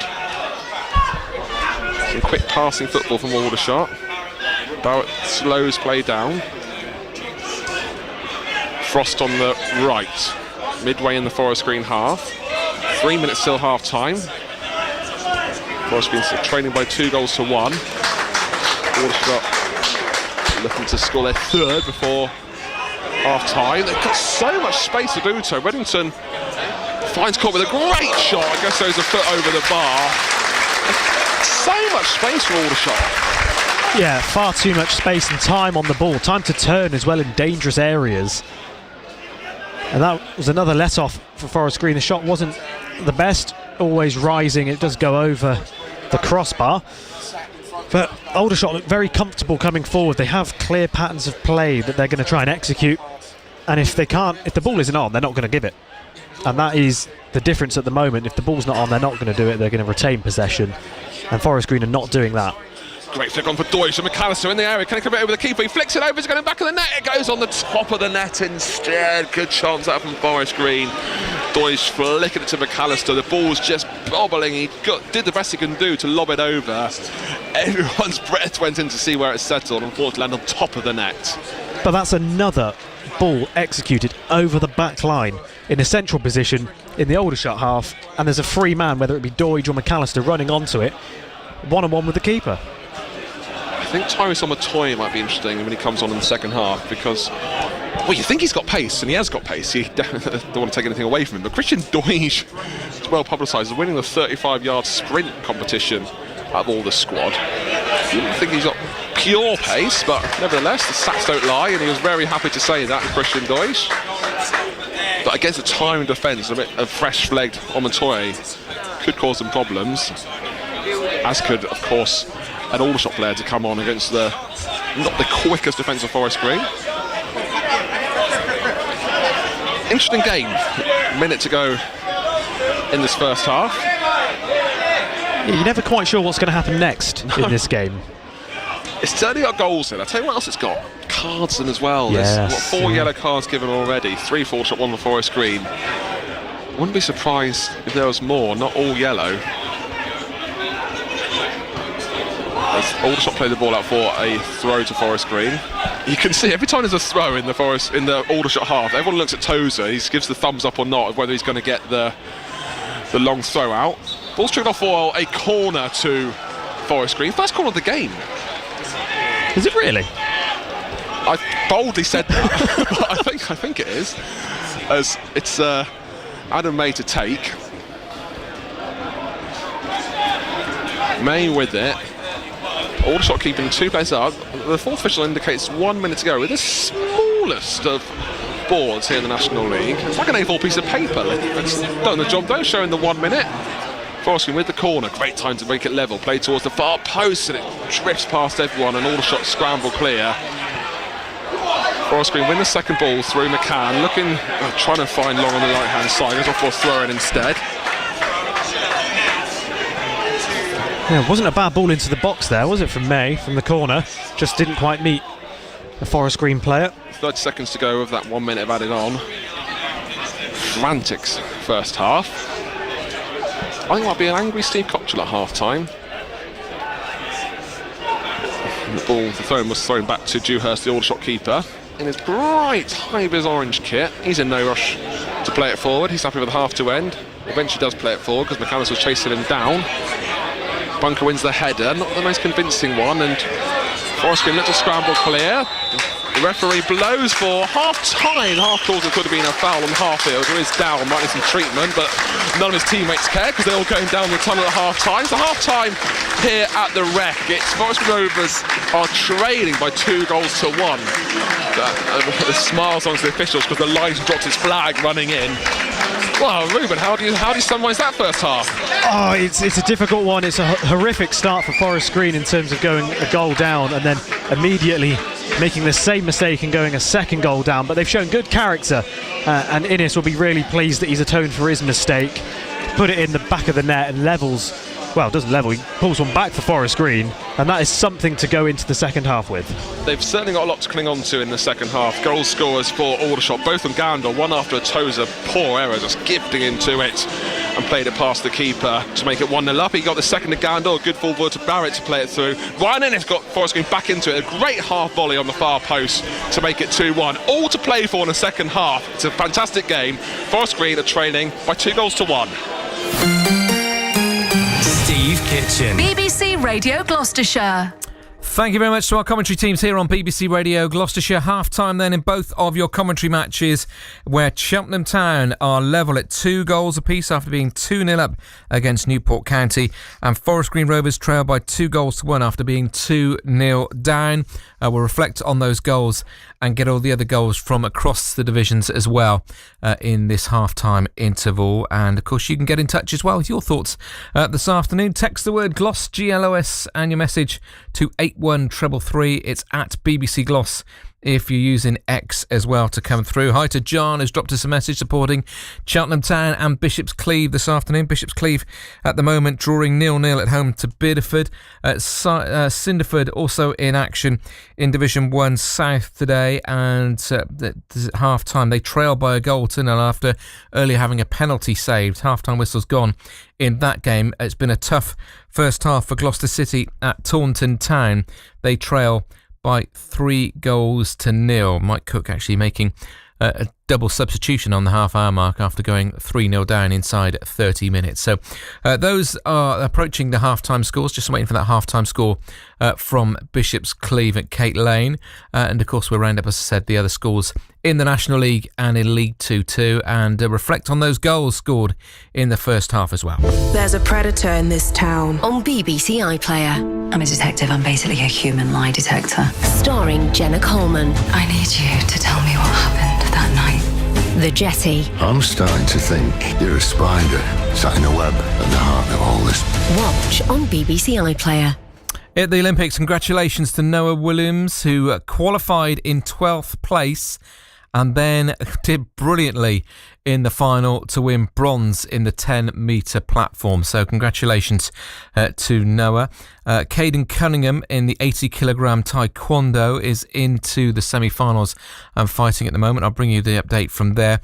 Third seed Rebecca McGowan, though, departed in the 67-kilogram category. She was knocked out in the quarterfinals, not literally, but knocked out of the competition in the quarterfinals. Earlier today, climbing GB's Erin McNeice just missed out on a medal in the women's boulder and lead final as well. That's the way it's finished so far for Team GB. Any further updates, of course, I'll keep you up to date with what's going on.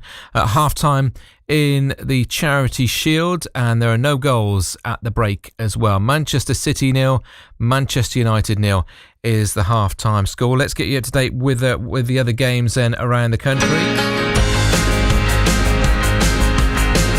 And we'll start in Football League 2.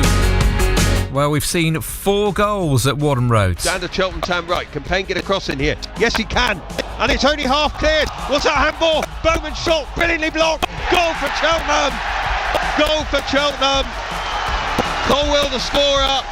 And Cheltenham have scored. They've done what it took them until October to do last season. And they have scored in their first game. 2 good blocks by Newport. But in the end it fell on the edge of the penalty area, about 10 yards out, and fired low into the bottom corner. Cheltenham Town 1, Newport County 0. Good play into the penalty area. Can he pull it into near post? Oh, it barely fell for Bowen. And then a second goal for Cheltenham.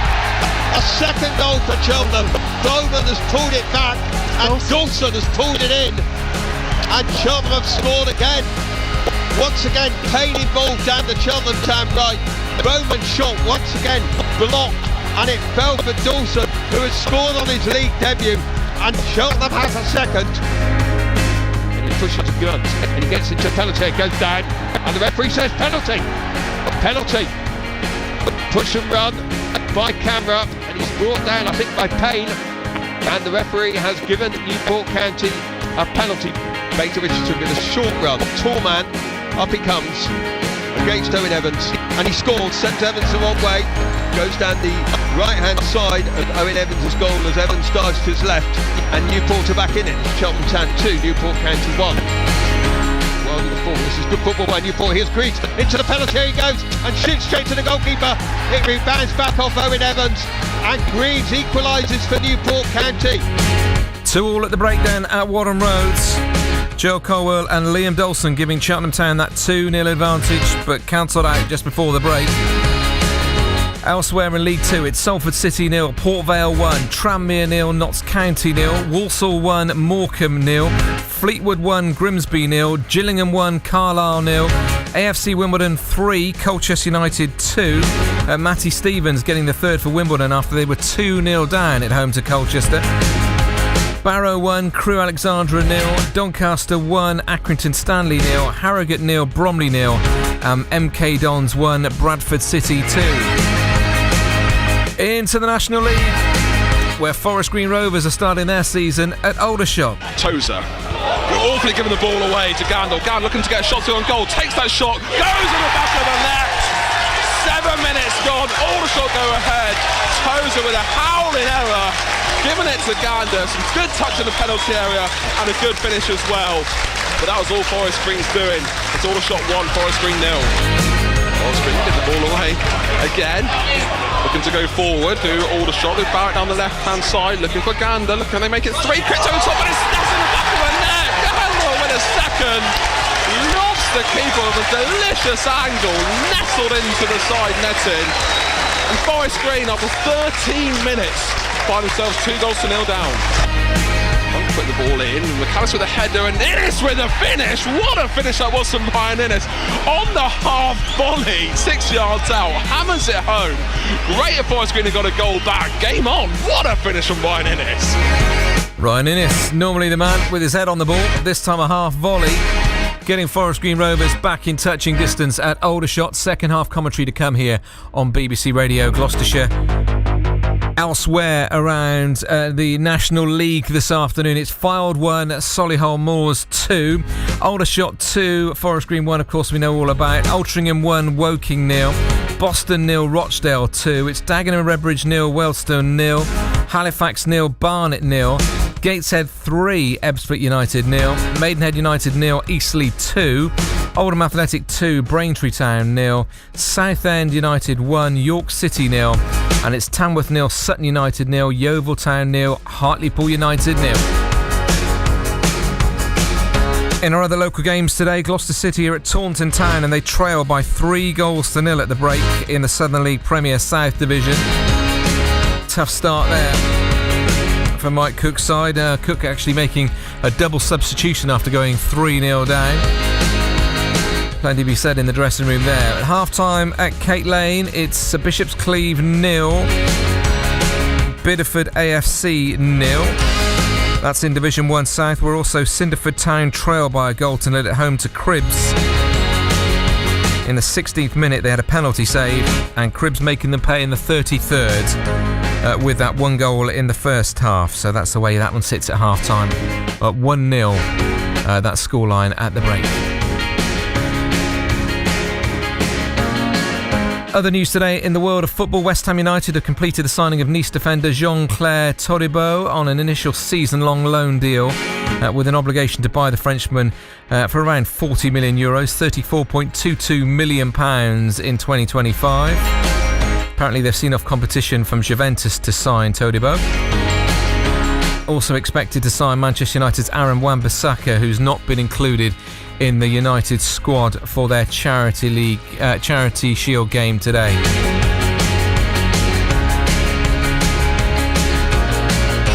Other news from the world of football. Big signing for Spurs fans.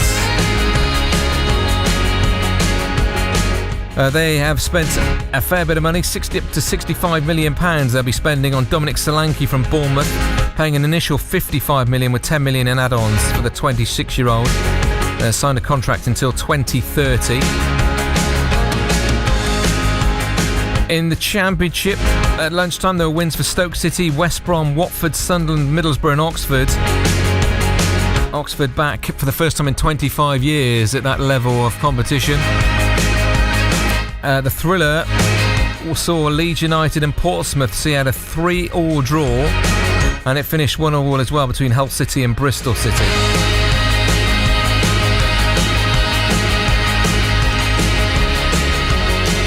That's you up to date then with all the news so far. As I said, at the Olympics, Noah Williams has won a bronze medal for Great Britain in the men's 10-metre platform. That's his second medal of the Games, having claimed a silver medal, of course, with Tom Daley in the synchronised 10 metres platform. So Team GB finishing the diving competition with a total of 5 medals. I'm sure they'll be absolutely delighted with that. Still reflecting, of course, on the athletics from last night, where Katarina Johnson-Thompson won an Olympic silver medal in the heptathlon. It took the 31-year-old a long journey to return to her best after a career-threatening injury led to withdrawing from the event at the last Games in Tokyo. And having claimed that Olympic medal at the 4th time of asking, she's been reflecting on her performance today. I think my analytical brain is like going over, oh, what if this, or if I did this, that would have been enough. And I think with heptathlon, that's always going to be the case because it's so many different things that could go right, could go wrong. So it's hard. It's hard. And I'm just talking to my coach came down with me today for the interview, and we're just going over and replaying a lot of stuff. But ultimately, it's like a pendulum. It's just swinging, and like you've got like this, like on one side, this raw emotion of like, oh, I finally, got the medal, and then on the other side, it's like we were like clinging on to the gold for a long time during the competition, and we were so close. So it's hard, but I'm so proud of myself, and I'm so proud of the team and what we achieved in the last 3 years. And this medal, it means everything to me, honestly, like truly. I feel so lucky and so grateful that I've had this second chance, and well, after my post Achilles rupture, that's a big injury for an athlete to have, especially an athlete who is jumps dominated in the heptathlon. So I feel just lucky and grateful that I've managed to turn it around and get back on the podium. Katarina Johnson-Thompson delighted there with that medal last night, a silver medal, so close to, of course, claiming gold as well. This is BBC Radio Gloucestershire, and match day on the first day of the season for both Cheltenham Town and Forest Green Rovers. We're taking you back to your country matches, and I can tell you good news before we go as well. Cunningham has booked his place in the gold medal fight in the Taekwondo as well. So he's just won his semi-final. He will fight for gold tonight on BBC One. Here on BBC Radio Gloucestershire, it's time to make your choice of listening. DAB is where we go with Cheltenham Town against Newport County. Apologies for our line, but we will pursue to this game this afternoon and sort things out hopefully at the end of the game. But the main thing is we bring you commentary where it's Cheltenham Town 2, Newport County 2 at the break. Let's rejoin Mark Halliwell and Peter Matthews on DAB.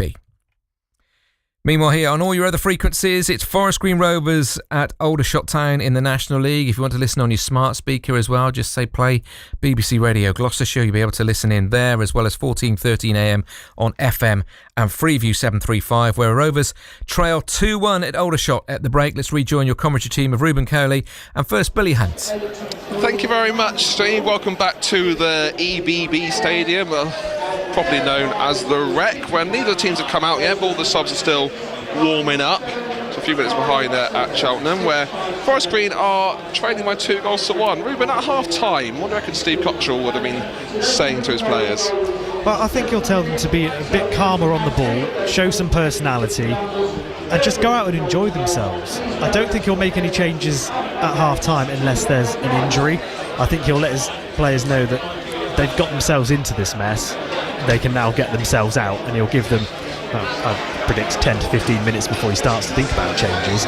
But it's not been an awful performance. It's as horrible as it is, it's 2 individual errors that have led to goals, and that's sort of the story of Forest Green, making errors at the back and then conceding from them. They're very rarely outplayed, but this is an Aldershot squad that look very, very dangerous every time they come forward. It's just a bit of cohesion, just learning who you're playing with and how each player kind of conducts themselves. There's a lot of there's new players in the squad for Forest Green, so it's not just going to be an instant click of chemistry, but it's 2-1. It's not doom and gloom. It's not the end of the world. They're still in the game. I think Forest Green will come out better. I think a Steve Buckshaw half-time team talk probably will improve things. So they need a bit of a rollicking with the way they were playing at times, maybe a bit of confidence, so you don't want to completely rock them, but there's glimmers there. They can only get better, Forest Green, I think, and going forward they're looking good. McAllister and Doige at times are linking up really well, the flick-ons, as looking at the small fourth official illuminating board, so there's going to be changes at half-time. On comes for Forest Green Tom Knowles, off comes Harvey Bunker. Now I can only imagine that's a tactical reason. Harvey Bunker didn't seem too injured. He picked up a yellow card. Forest Green's defence was nervy. Bunker was part of it. Would that be the reason for it? I think possibly the fact that he's on the yellow card might have had an impact on it, because right as the whistle went to indicate half-time, he did leave one on an Aldershot player and was not to be saved by the whistle, but yeah, I think he's probably got a red card in him in this game. Fired up with frustration as well, but we'll see. This is going to be our first look at Tom Knowles in the National League for Forest Green, so I'm excited to see what he can bring. How Forest Green are lining up? Is it a back 4 with the 2 of the centre backs of Innes and Tozer, and Robson and Sean Long as right and left back, more traditional than the wing backs? I think, unless Robson plays in the middle in the left of the back 3, but I think it's gone Forest going to resort to 4 at the back. And I'm surprised there were Tom Knowles coming on. Forest Green looking to go long, can't find Doige, but Knowles picks up the loose ball, chests it down, puts the player to the floor. The reason he did so was through a foul. Yeah, so Tom Knowles. That's a lively start already, isn't it? Been involved, been on the ball, shown willing going forward. And didn't really come into squad with too much fanfare, did he? No, but he made 70 appearances for Walsall. He's previously at Dartford, Yeovil, Hemel Hempstead. So he's been around. Not the marquee signing necessarily, because I think you maybe look at the trio. They might have got the most headlines maybe of the ex-Cheltenham players. Robson moves out on that header, but Tozer wins the second. Forest Green going to a traditional back 4 instead of the 3 of the 2 wing backs. It might mean a few more players in the midfield and up front. We'll go to that lineup shortly, because McAllister's found on the right hand side. Decent touch, looking for options forward, plays it to himself. He's got support of Long, wins himself a throw, and this could be Tozer territory. And it's not, he's staying back. I'm surprised, it's in his range, anywhere in the opposition half is in his range, but it's going to be Long taking it instead. He's getting himself up for a long throw also. He's got it in his locker. Tozer staying back, but Ryan Innes trotting into the penalty area. They play it short though to McAllister. Back too long. He whips it in first time, searching towards the far post. Aldershot get there first to head it away from danger. And looking to break forward. Screaming from the left-hand side is Barrett. But they're playing it down the Aldershot right, the Forest Green left. And Forest Green win the ball back cleanly. Good work that from Forest Green. McAllister onside on the right hand side. First touch takes towards the penalty area. He's got Doige in support. Goes himself McAllister with the finish and scores for Forest Green. It only took them 2 minutes to draw level. Places it under the foot of Dewhurst, the Aldershot keeper. And just like that, Forest Green are back in it. All due to Carl McAllister. Yeah, Carl McAllister taking the first touch towards the penalty area, goes inside and then strikes it. It goes underneath Dewhurst. Honestly thought he was going to get his feet to that to save it, but it just goes underneath him at the tightest of angles and in. And this is a fantastic start to a very much different looking Forest Green Rovers. The change at half time has seemed to bring in some sort of stability and a bit more chemistry, and they seem to be familiar with how they're playing at the moment through the centre of the park. They couldn't really do that in the first half. They never really came through the centre. It was always long balls into channels or in behind the back, and this one just fantastically worked from the far side to our near side in the commentary position. It's 2-2. It was coming that with Carl McAllister in the first half. A few times he's just trying to beat his man. It was a good long ball, but a good touch to bring it down and take it past his man. And the job wasn't through on goal. He had pressure on him. He had Deutsch's support. Went to go himself. I originally thought when he first struck it, too close to the keeper, but it went straight underneath him. Trickled into the back of the net, and great work from Carl McAllister. All applauders for him. As also looked to go over the top themselves. To go back in front. Tap back to Barrett. Barrett on his right foot, plays it to the unmarked Hargreaves outside the area, calls to shoot, plays it short instead to Jenkins for Aldershot, playing down the right hand side. Aldershot looking to go immediately back in front. Forest Green got all men bar Deutsch back behind the ball. And to the left, Jones unmarked, looking to have a shot in front. Barrett turns, puts a Forest Green player on their backside of Sean Long, spreads it towards the far post. And Long will be happy like that. Wow, it was brilliant play from Barrett. Fakes and turns towards the byline and just stabs it up towards the back post. Have Forest Green defenders scrambling. This is definitely not going to finish 2-2. It's just goals. Every time Aldershot go forward, they look like they're just going to stick it in the back of the net. You're right. In Forest Green, they just got it in themselves. Deutsch and McAllister up front. They're a threat, as are Aldershot. Entertaining second half we've got. 2 apiece here on BBC Radio Gloucestershire at the Rec. Referee blows up forward, shove between Deutsch and someone. Deutsch is looking shocked. What, me? Looking at the linesman and the referee. I didn't see what happened then. It must have been off the ball. It was straight in front of the assistant referee. They are still mic'd up at this level, so they do talking to each other. He couldn't be more innocent then, the way Deutsch looked at the assistant referee. Aldershot storming forward through Barrett on the edge of the penalty area, go towards the touchline, clips it in towards the near post, takes a deflection. Forest Green need to get rid of that. It's fallen fortuitously for Hargreaves, who's played it to the right hand side. Deutsch is coming back to help out his teammates. Aldershot going forward, playing it towards the far post. Barrett's there, but it's chested out by Forest Green's number 3, Sean Long. Went safely first for the corner to Aldershot.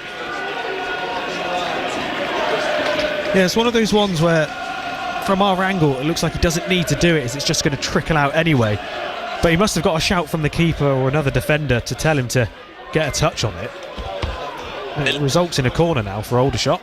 Yeah, there's better communication as the ball's played in towards the far post from the corner. Head guard. Aldershot get there first. Second ball's clutched by Ward, gets pushed off his line, and right corner referee to give the free kick Forest Green's way. Bit of pushing and shoving in the 6-yard box. Referee gives them a glare, nothing of it. But yeah, Long chesting it out, safety first, but it does show a bit more assurance on the ball, where in the first half the defenders didn't know whether to touch or play it long or leave for the keeper. Chesting out for the corner. Yes, it results in a corner, but it looks like they just know what they're doing. They're a bit more confident in their calls. Yeah, and Sean Long, vastly experienced player, 226 EFL appearances, 200 of them for Cheltenham Town. So he's using a bit of his experience, and if he didn't get a call, he's obviously gone for safety first, which is the obvious thing to do. Innes plays it off for a throw-in after Barrett tried to play the ball over the top of him. It's a high ball over the top of Ryan Innes. Turn's taken quickly back to the Aldershot defender of Magoma, who's not one of the players on the yellow card defending wide. Jenkins, Whittington and Jones are. Ball goes off for a throw in front of the Forest Green fans in the open terrace. A lot more enjoyable there at the beginning of August, and I'm sure on the midweek in February under a leaf tree. Throw in from Aldershot. Doesn't look like they're going to go long. Play it short to Gandor instead. Aldershot playing it by the corner flag. Forrest can put a tackle in at the expense of another throw in. It's 2 apiece here. Those who might have had a longer half-time cup of tea and tuned in, you would have missed Carl McAllister putting Forest Green level only 9 seconds into the second half. Forest Green win the ball back. Referee's given, I think, a handball there. It's on the far side when we're sat here in the main stand.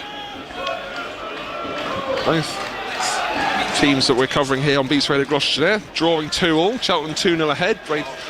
Newport scored 2 to draw level. Forest Green went 2-0 down. They draw 11 themselves. 2 apiece here. Both teams, of course, getting relegated last season. Forest Green to the National League. Cheltenham to League 2. Osadebe looks the ball, plays the ball over top to McAllister. We know what danger he can do. Nutmegs his man, can't get a clean touch on the ball as well to recover. Osadebe gets there first, but tackles are flying in. A cleanly taken one from Aldershot. Jones wins the ball back for the team in red and blue. Aldershot down the right. It's a fantastic game, isn't it? It's open. Yeah, it is, and I think that's what the fans would want to see. Providing that their team ultimately comes out on top at the end of it. But it's an exciting game of football for sure. It just seems both teams have got that last man on the shoulder to ball over the top threat. Yeah, they both know that they can score goals now. They both know that they're going to get the chances. I think Forest Green might be on top the way that, only in terms of the way the goals have gone. Aldershot 2-0 up and conceded 2. Forest Green went from behind to draw level and kind of go in front and break the home fans' hearts. But it just feels like the game is settling down now. Almost an interception there from McCann as the keeper for Dewhurst for Aldershot plays it up to the right hand side. It looks a happier Forest Green team this half. Of course, there was changes at half time. Aldershot get the ball away cheaply. And Forest Green have it back with Innes. Takes a confident touch, finds Osadebe on the halfway line. To Long with 2 men on and threats it through to Osadebe. Good player from Forest Green, looking to play it through to McAllister. Just gets blocked from the Aldershot defender of Hartfield. And Forest Green have it back, looking quite confident on the ball now, knowing what that threat is of Carl McAllister. Forest Green storming forward through Robson. What a great one that is. Robson cuts through 3 players. Can he find a player on the right? He can't. He's looking for Long. Long wants it played in front of him, not behind. It goes off for a throw instead. It's a shame because great one that from Robson. Yeah, marauding charge forward over the halfway line into the Aldershot half. Just a shame about the final phase of that bit of play, but they'll take positivity from that, knowing that they can get forward, beat their men. Yeah, there's belief in Forest Green in the second half. There's an energy about them as well. They're chasing every ball. You've got to say the unforced errors that Forest Green were guilty of in the first half seem to be more going in Aldershot's favour. That ball over the top then, Ryan Innes has confidently left it for Tozer. There does seem to be a bit of confidence in the defence again. Yeah, well, in the first half, Tozer wouldn't have been there to cover for Innes. That would have been a foot race for a loose ball. They seem to have got their communications sorted out, and they've changed from a 3 at the back to the back 4.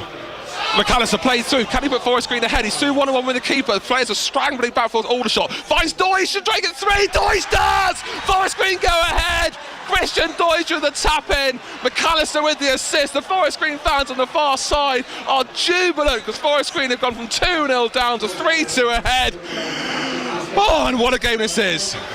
Unbelievable, what a ball. It's again that long ball just clipped diagonally from the far side into the Aldershot half. McAllister just picks it up, beats his man, plays it in towards the penalty area. Deutsch, first time, strokes it into the bottom corner.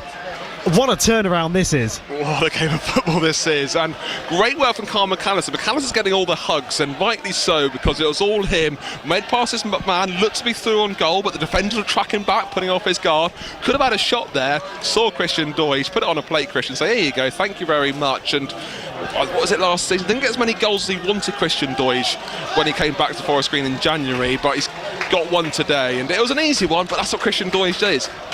Give the ball to Christian Deutsch 6 yards out, you know where it's going to end up. Well, hopefully that's the first of many. He's opened his account. The Forest Green fans will be hoping they come more naturally now, more frequently for Christian Deutsch. Movement on the bench for Aldershot. Off comes Kai Cobbett, on comes James Henry.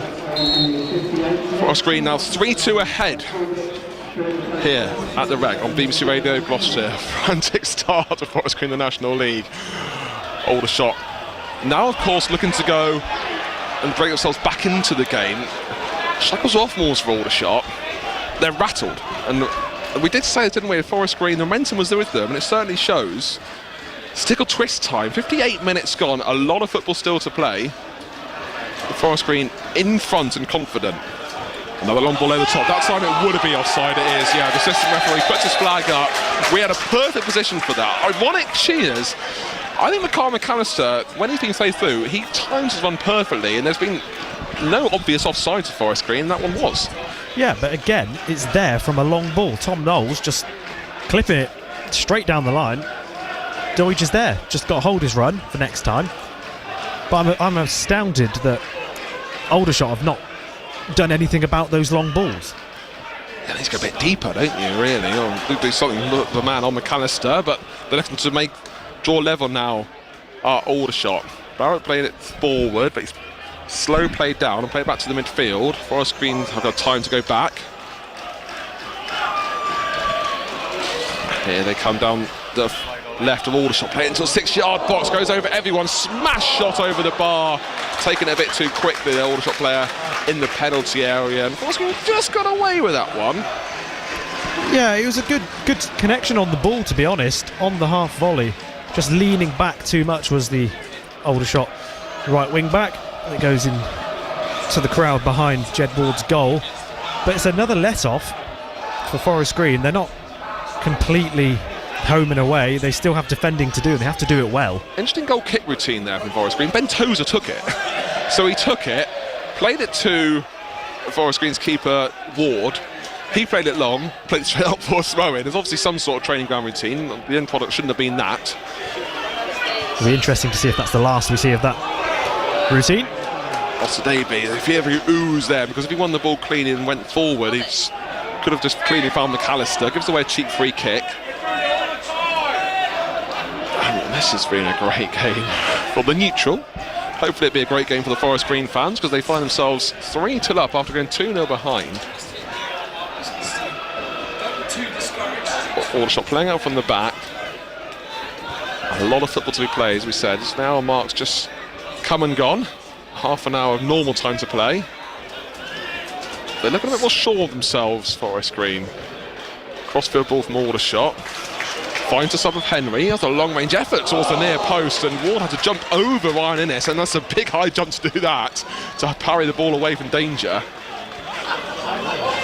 Doidge would be offside if he gets onto the ball, but he doesn't, and Aldershot clear it. Off for a throw-in. I can see the moans there from Aldershot fans. I think they're saying the reason the Aldershot defender played out for a throw was because Doidge was lurking around him, and Doidge, I think, probably was offside.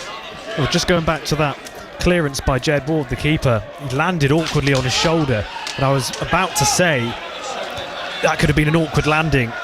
I hope he hasn't hurt himself. Just as I was about to say it, he stretches out his shoulder. Knowles goes past his man into the penalty area. Can he find a new teammate there? The Can's made an option. Knowles can't find anyone and gets ricocheted off. And Aldershot come clear with it. Great run from Knowles on that left-hand side. He came off the bench at half-time. Osadebe comes storming back on defensive duties. He seems a man who's completely changed in the second half. So does most of the team, actually, for Forest Green. Yeah, I think Knowles has been a revelation since coming on at half-time.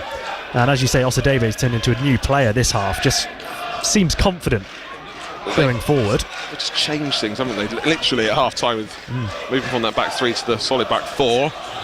Long, can he get on the end of that ball? He can, but it's drifting away towards the corner flag on the right-hand side. Tapped to McCann, and can he have a shot? No, he looks to find Doidge, can't find Doidge because Aldershot clear. Not the most convincing of clearances, but Adam May can't get a decent header on it, and Ryan Innes mops up for the away team. To Tozer, it's Osadebe, who turns his man, goes past him with pure power, and then Osadebe goes past one. He's got two men on his shoulder, but just past them, plays the ball in towards the far post, goes over everyone, and trickles off for a throw-in, I think, by the corner flag. More movement on the bench for Aldershot. Let's see who's coming on. Forest Green made that change at half-time. James Henry, sorry, Tom Knowles. James Henry has one for Aldershot. Tom Knowles came on for Forest Green. The rest of the bench is Searle, Lavernier, Sercombe, might see him at some point, Omatoye, Jacob Maddox and Teddy Jenks. No need to make changes, I think, just yet for Forest Green. McAllister taps it to McCann. McCann got men on him, but so well to make space, and with an angled shot just goes wide. Suddenly Forest Green are just shooting for fun. Yeah, and I think that's a key word there, fun. It looks like they're enjoying themselves this second half, and I think that's where the good football comes from. You start to enjoy it, you start to play more freely, and the results will follow that. Yeah, really good effort by McCann, just going wide off the post. Aldershot with the same goal kick between as Forest Green, taken by the defender Magoma.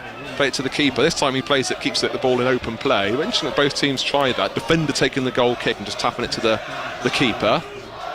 Forest Green fans, the ones that you can hear on the far side then, they're a long way from us, but I'm sure you'll be able to hear them back at home in the open terrace as well. No sound echoing around, just their lubed up vocals are getting behind the away team.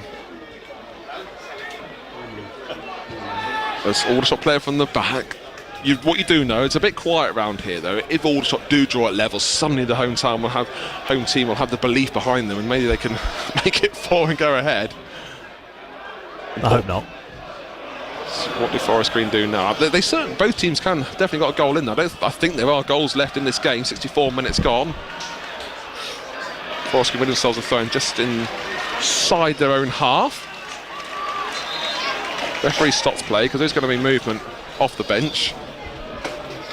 The fourth official's board, it is tiny, isn't it? I mean, it is a very small board. Maybe we're used to the EFL boards, but it's just a little one showing that the changes. Off-coming Josh Barrett, on-coming Jack Barham.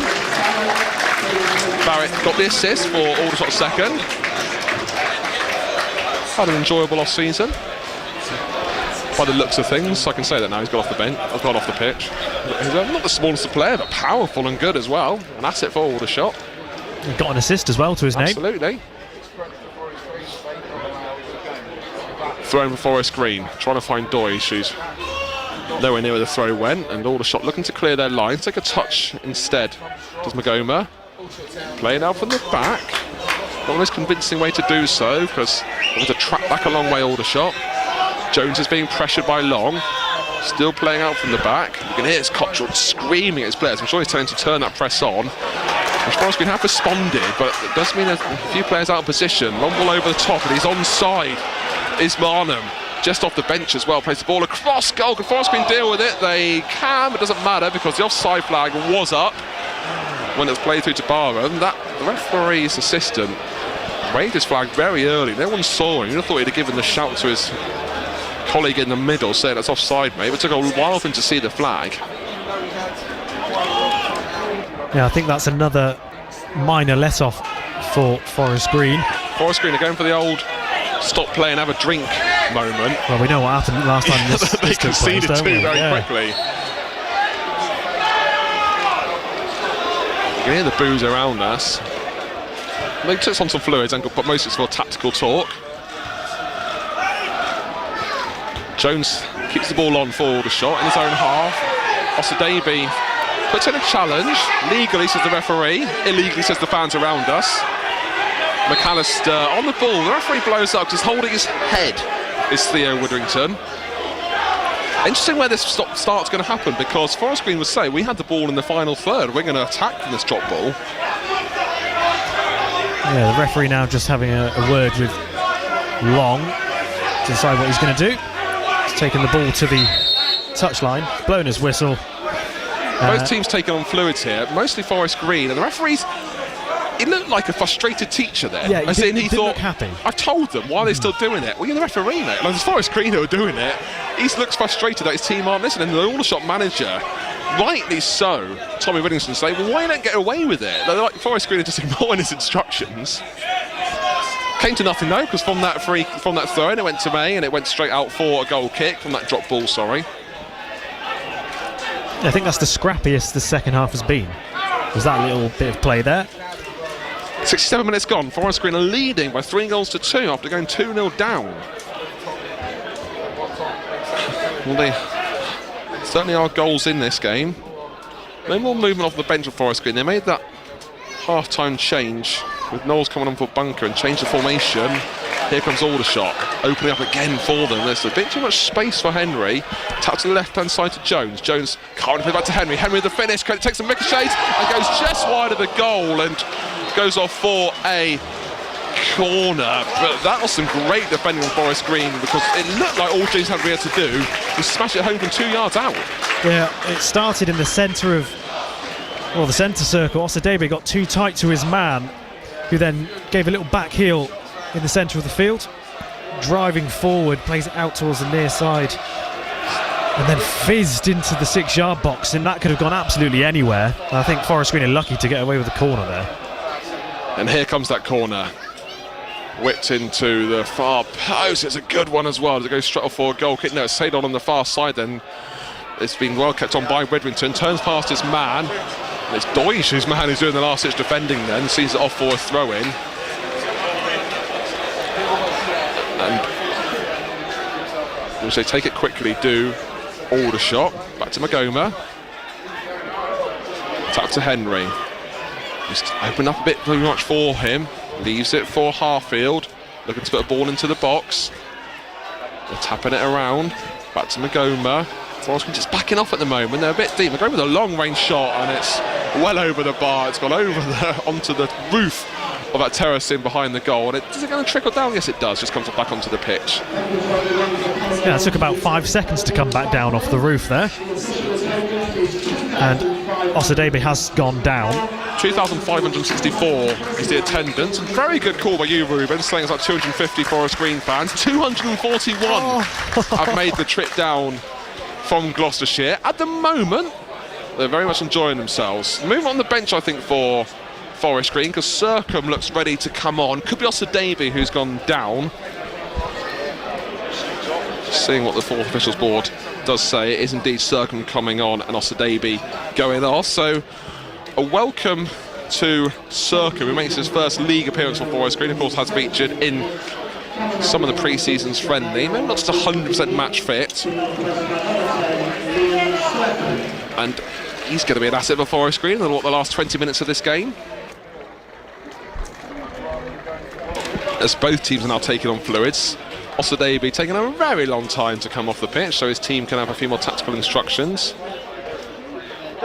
He's still not off the pitch, walking very slowly. He's already taken his shin pads off, shakes Circum's hands, who comes back on the pitch himself. There's going to be some time ended on here. Yes, the referee's getting frustrated at Forest Green to keep having these tactical team talks. He's probably going to make them pay for it. Scott Simpson, the referee. Still Forest Green taking on fluids.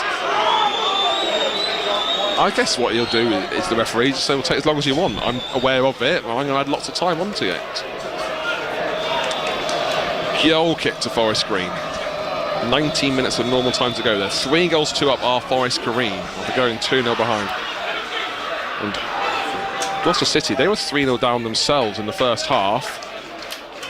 But Ruben, they've got a few goals back, as there's a long range shot. Looked to be from long, but he dummies it instead and plays it short. It's still with McAllister. We'll give that Gloucester City update shortly. Long back to McAllister.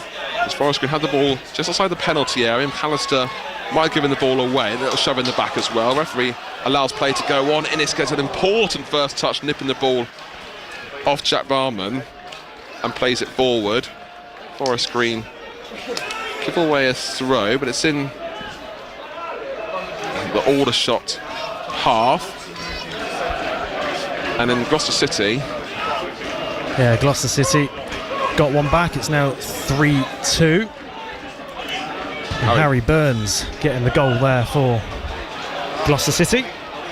Also looking to get their third to get back into the game themselves. Tapped back to Burner with a shot. It's touched down by Forest Green. Loose ball isn't dealt with though, and Hargreaves taps to the right. Can't be played towards the middle. Even betterly dealt with by Forest Green's Tom Knowles. And here the frustration and the groans around us. I wonder if Forest Green have just gone with Deutsch. Is he a bit more by himself now, with Circum and McAllister behind him? As see how it settles down now. Circum's on the pitch. Referee plays advantage. As Forest Green had the ball. Tap to McCann. It's a good run that from Robson, but Forest Green can't find him. Goes all the way quite cheaply, and Jones has it on the halfway line. Back to Magoma. Forward to Witherington. 4 yellow cards in the first half. Just seem to calm down a bit in terms of the aggressive tackles going in. There's been no yellow cards in the second half. Yeah, I think the substitution and the break and play has sort of disrupted Forest Green ever so slightly. Yeah, Aldershot had a bit of freedom here. Spreading it to the right-hand side. You get a ball into the box. Knowles might try and block it, but the ball gets played in. Great slide block that from Robson, but still kept in and goes off for a corner there for Aldershot. Good defending from Forest Green, though. There was a bit of danger. They put themselves on the line. Yeah, good attacking play from the home side down the byline.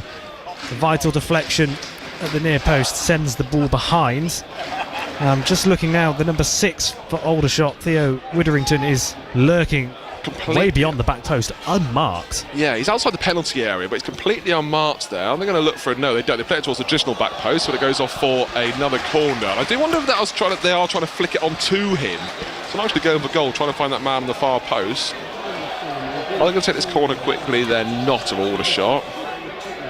Forest Green with every man back defending this. Every man in the box. Aldershot storm into the penalty area now. Another Ryan Innes header, a decent one as that, getting the ball away from danger. And the referee gave the free kick. Good referee, I've got to say that, because he was looking to see if Forest Green had advantage in breaking forward. Steve Gotchell thought they were, and he shouldn't have blown the whistle. But he brought the ball back for the free kick.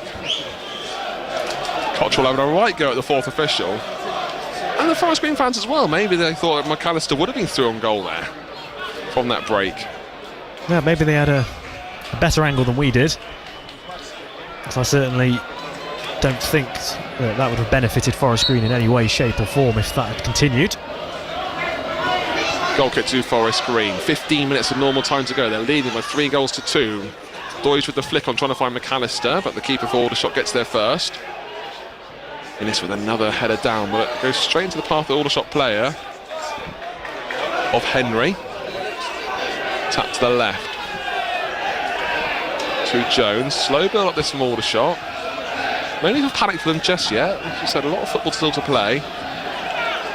Witherington spreads the ball just outside the penalty area, gets the ball back. Slips, and Forest Green might make the most of it. Circum, it's 3-on-3. Doige and McAllister going with him. Circum storming forward, Doige to the left, that's the passing to do. Spread through to Doige, can he make it 4? Goes past the keeper, and it's a heavy touch, straight into the keeper's hands. Oh, that should have been 4, and Forest Green should have put the game to bed then with a calm break from Forest Green. Found Doige with a perfect pass from Circum. I think he probably tried to take a touch past the keeper, I don't know, but it was just... when the touch wasn't the best, and the keeper just managed to get there first, as Doige showed too much of the ball. Oh, that could have been it for Forest Green. But Christian Doige, you back him as well then to calmly play at home. Yeah, I think maybe he thought the angle was wrong for him. He couldn't quite get his feet sorted out in time, so might have needed that extra touch. But he's an experienced goal scorer. Doige will be disappointed with that. But it's good that he's still getting in those positions to start with. Circum was so calm when he broke forward though, wasn't he? As the ball gets in the box, Innes chests it down to ward his keeper. Forest Green are looking so calm back there. You think of them in the first half, they didn't know who was calling, who was playing what, who was leaving it for whoever. It's just a sense of calm now. Yeah, and there's no calm over at Gloucester City in their game. They are now level, it's 3-3. Back on level terms thanks to Hanks. What a few minutes that's been for they Gloucester were 3-0 City. down at half time. Yeah. But the tail of teams going significantly ahead and giving it away for Gloucestershire. As Aldershot play down the left-hand side. Garner, he's been quiet in the second half, cuts inside. He's, of course, looking for a hat-trick, scoring Aldershot's 2.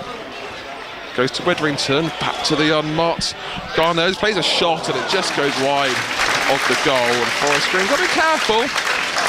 Yeah, I think you might have cursed it ever so slightly by saying Gandal's been quiet this half, as he just opens up his body from the edge of the penalty area, wraps his foot around the ball, sends it in the direction of the top right corner of the goal, but luckily didn't quite make enough contact. What Forest Green don't want to do is as you hear the boos around Forest Green, again taking on more fluids, is dwell on that Doige miss, because that could have been 4-2, game put to bed.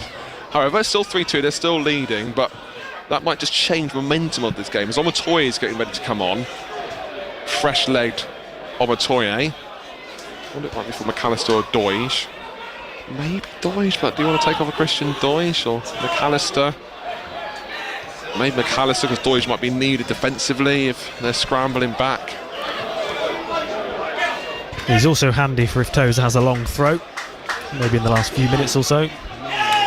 Not just yet, Forest going to make the sub. Throwing for Aldershot. Keep looking at that clock, it's 12 minutes of normal time to go. Referee's gone out on a fair bit, because Forest Green had quite a few fluid stroke tactical breaks. Unagreed by the referee. Space on the left-hand side for Jones for Aldershot. Looks to play it to Hartfield, runs into McAllister. The referee goes nothing, and Forest Green a bit rash with their clearance, but and Aldershot get it back. Went safety first. Back to Jenkins. Oh, it's nervy time now at the Rec. Forest Green 3-2 up. Just looking at Doige's body language at the moment, he's walking around and then injecting a little bit of pace into a half-hearted jog. Here comes another shot. Oh, it's 3! It's fallen back. They've got one back. The ball was played on Gandor. A cross goal finds Henry, who smashes it home to draw it level. Quite an easy goal, you have to say. And it's 3 apiece. Yeah, a bit too easy. It's a little stab and a flick in behind the Forest Green defensive line, down towards the byline in the penalty area. Flashed across goal. Just slotted into the back of the net with a bit of pace on it, to be fair. But that has sent the home fans into absolute riots at the moment. And that has put them back on level terms. Forest Green were looking quite comfortable up until that moment. Ifs and buts, what happened? Doige made that 4-2, but an interesting last 10 minutes now. It was Henry who got that goal, smashed it home for Aldershot. Should he have been on March? Someone should have been on him. And the assist from Gandor. There's a player down for Aldershot, just getting his cramp played out of him. 10 minutes to go, all 3 results very much on. It's 3 apiece here. What did Forest Green do? They were going to be on Omatoye, and not sure they're going to now. Again, there's a drinks break. There's movement on the bench for Aldershot. It's Whittington to come off. Forest Green players again taking on fluids, again getting a team talk from manager Steve Cottrell. Omatoye is sat back down. It's a tricky one, isn't it? Stick or twist. Whittington coming off, by the way, for Aldershot, replaced by Dijan Tetek. Did Forest Green settle for a point? I think on the whole, it would be a fair result. When they were 2-0 down in the first half, looking really lost at times. Yeah, well, it's a game of 2 halves, quite literally. Forest Green didn't deserve to be ahead in the first half, but in the second half they've certainly played being the better team. But on the whole, I would say at the moment, unless anything changes in the last 9.5 minutes, a draw is probably a fair reflection of the way the game's been played. And I do wonder if both managers do, I wouldn't say shake hands now, but would they be happy for a point? Moving on the bench for Forest Green, Teddy Jenks to come on alongside Tyrese Omatoye. The fourth official's just getting his board ready. Omatoye is coming on for Christian Doige. Maybe that does show a bit of intent trying for Forest Green to get the lead. Doige coming off, he's going to really stew on that miss. Played through one-on-one and just a heavy touch into the keeper's hands. Teddy Jenks is an interesting choice. He's coming on for Adam May. Teddy Jenks, of course, not featuring Forest Green last season. Still contracted player, back with Forest Green in the National League. Long with the throw-in. Looking for Omatoye. Chests the ball down, back to Long. So looking for McAllister. Might try and win in Salford corner, gets the ball away instead by that corner flag, and Aldershot looking to build up from the back.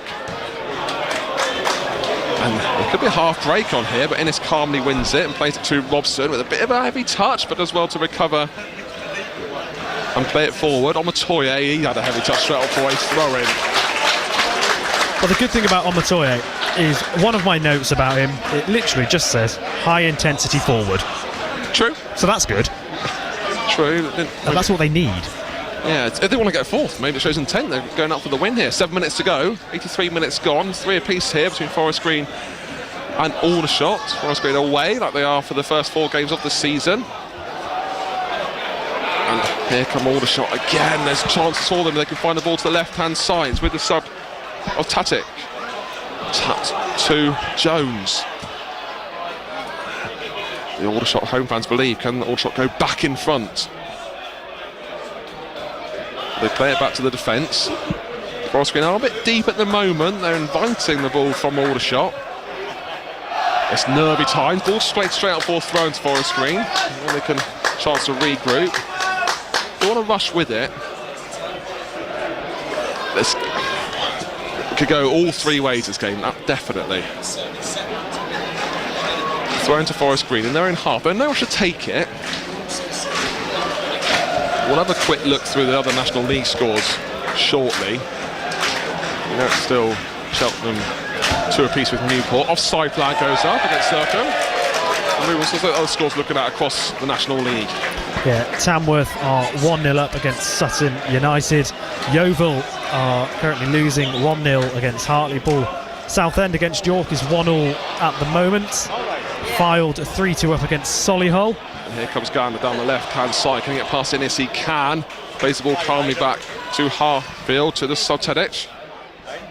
There's a nerviness now for the Forest Green fans. Good play this from Aldershot, playing it to the right-hand side, intercepted. The Forest Green break here. They play the ball over top to Omatoye. Simple stuff over the top. Chase this one, Tyrese. He does just that. Can he get there first? He can. He plays past his man. He's through on goal. Can Omatoye put Forest Green 4-3 in front? And it's a save up on the keeper. Omatoye still with the ball though. Gets up in a bit of a tangle. Ball staying on. Plays the ball back. Finds a teammate who clips it in towards the keeper's hands, and Forest Green should have done a lot more with that. Omatoye got himself in a good position. And maybe a bit of panic playing forward. He didn't know where to cut it across, didn't know what to shoot, but he was fresh-legged and did exactly what he wanted to in the build-up. Yeah, he used all of his strength on the sideline as well. Beat his man for strength. Came away with the ball, and the angle maybe was a bit too tight. Didn't really strike it as he'd wanted to. Probably should have gone higher, but it went low. The keeper, it's a good save. The keeper does well to make the save. But it's another good chance, and Omatoye showing intent. Yeah, absolutely. A very good chance for Forest Green. That's twice that Forest Green could have scored a fourth. Deutsch could have put the 4-2 up when he was through on goal, and a heavy touch made it to keeper's hands. And Omatoye almost through, just didn't pull the trigger maybe at exactly the right point. 4 minutes to go. Aldershot 3, Forest Green Rovers 3 here on BBC Radio Gloucestershire. Both teams have a bit of nerves around them, and the fans as well. 241 Forest Green fans have made the trip down here. And there comes a chance for Aldershot. Too much space on the left-hand side for Barham. Can he get the ball across goal? Innes is backing off, plays the ball towards the far post. Ward comes to it and clutches it calmly. Whacks it out first time to Omatoye. Chase this Tyrese again. He does just that. He's got the legs over Jenkins, and Jenkins just gets there first. But you are going to see a bit of that from Omatoye. Jenkins had, what, a 15-yard head start, and Omatoye almost caught up with him. And Forest Green know just that. It's a good distribution from Ward. Nerves all around. Teddy Jenks brings the ball down calmly, but the second touch lets him down, and Aldershot have the ball back. With Tejic, there's numbers on the left-hand side. Could this be heartbreak for Forest Green? This game's swinging either way. Too much space for Magoma. He doesn't shoot, but he finds a man instead who could be through on goal. He had so much time then to Jones. It's not over yet though, because Harfield has it on the left. Forest Green backing off. Little one to the Harfield. Gets the ball across the near post, whacked clear from McCann, who scuffs it behind goal for the corner. And nervy time for Forest Green. They're just backing off. That just seemed to all happen in slow motion around the Forest Green box. they saw that there was a man with so much time and space, but not one player went out to meet him. And then I think they got quite lucky in the fact that the touch from the player driving into the box just couldn't quite get his feet sorted out, and the ball was bobbling around. And again, lucky that it's just a corner. The corner now made towards the far post, goes over everyone and goes off for a goal kick or corner. It's a goal kick there. 2 minutes of normal time to go. There's going to be time added on. I'm sure the referee will add on that time that Forest Green have had those unagreed drinks breaks. And this game is still very much open. Yeah, with Don Montoya's pace, they've got a really good outlet going forward. So he will chase every ball from here to the final whistle. Well, he's offside now. It doesn't matter, of course, if someone goal kicks. Just play it long and see what he can do. Long rises up for it. McAllister brings the ball down. Circum's the player's trying to find. Can Circum get there? He just can't. It goes into the keeper's hands. Frantic defending at the end there for Aldershot. I'm sure both sets of defenders are going to be nervy. We're nervy with our Forest Green tinted glasses on. I'm sure Aldershot are wary of what Forest Green have got.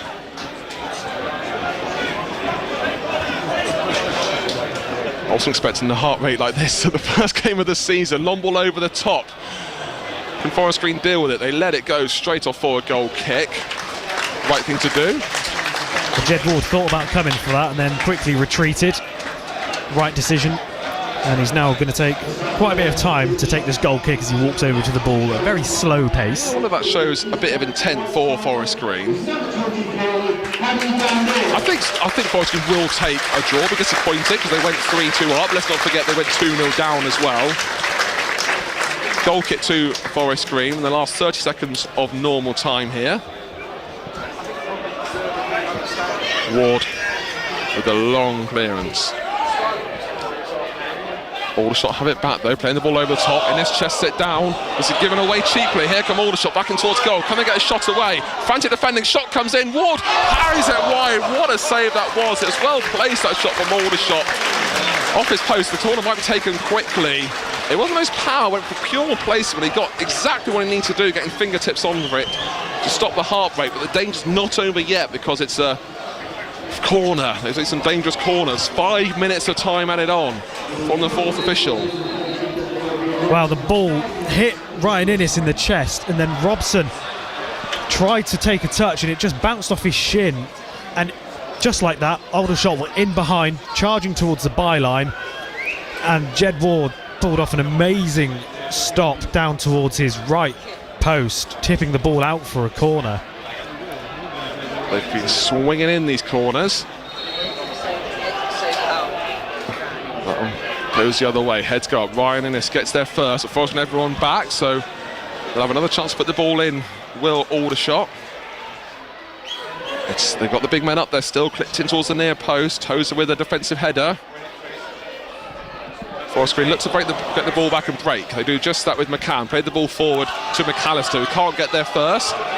And recovers. Circle brings the ball down, playing it over top to Knowles. Can Knowles get through here? The keeper comes off his line, whacks it forward. Now let's go to the other end of the pitch. Offside flag stays down. Circum again on the ball, brings it down in his own half. Little 1-2 there on the left-hand side. Does he win the ball back? He doesn't. And Forest Green just don't look at completely in control there. Chase gives the ball away. Here comes Aldershot storming forward. There's a lot of space for them. Played on the right-hand side.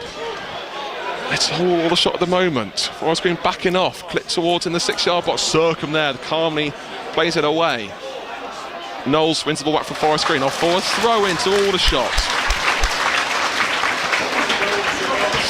which they take back. Forest Green not 100% ready for that throw. Back to the defenders. Forest Green very, very deep at the moment. We've had 2 minutes added 5. It is all Aldershot. You've got to feel as it stands. Aldershot most likely to get that winner. Ball played into the box. Circum heads it away, looking for Omatoye. It goes back to the Aldershot keeper. We'll give you a brief score update at Cheltenham, where it was 2 apiece, and Ruben has been a goal at Wadden Road. We'll have to give you that shortly because there might be a goal here as Barnes has space, has a long range effort, curling wide for a goal kick. And what's that score at Cheltenham Town? Yeah, it's now 3-2 in the dying embers of the game. It was Colwell who got that goal. Great work for Cheltenham. They were 2-0 up, went 2-2. They hopefully got the winner there. Can Forest Green do the same here? They were 2-0 down, went to 3-2 in front. Aldershot draw it level to 3-all. Warden, not a huge rush to take this goal kick. Might show that Forest Green have wanted more settled for the point than Aldershot. You'd expect that at home.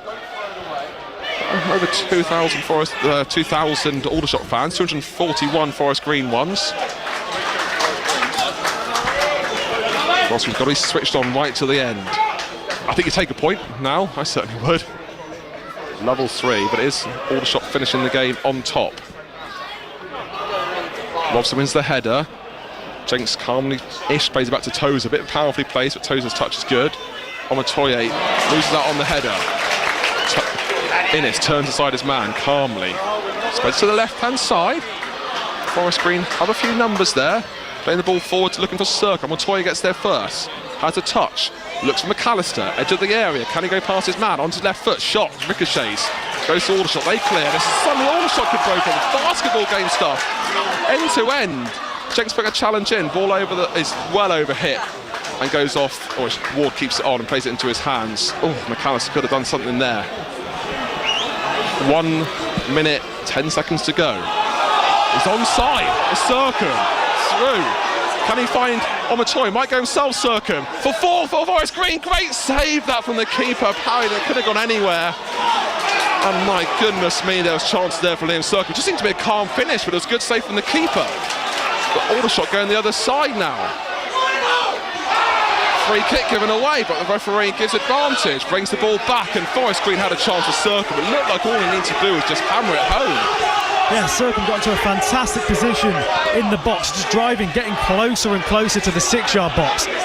Unleashes the strike. It looks like he just went straight at the keeper. He just stood his ground. And the rebound could have gone anywhere as well. Absolutely, but it just didn't fall kindly to Forest Green.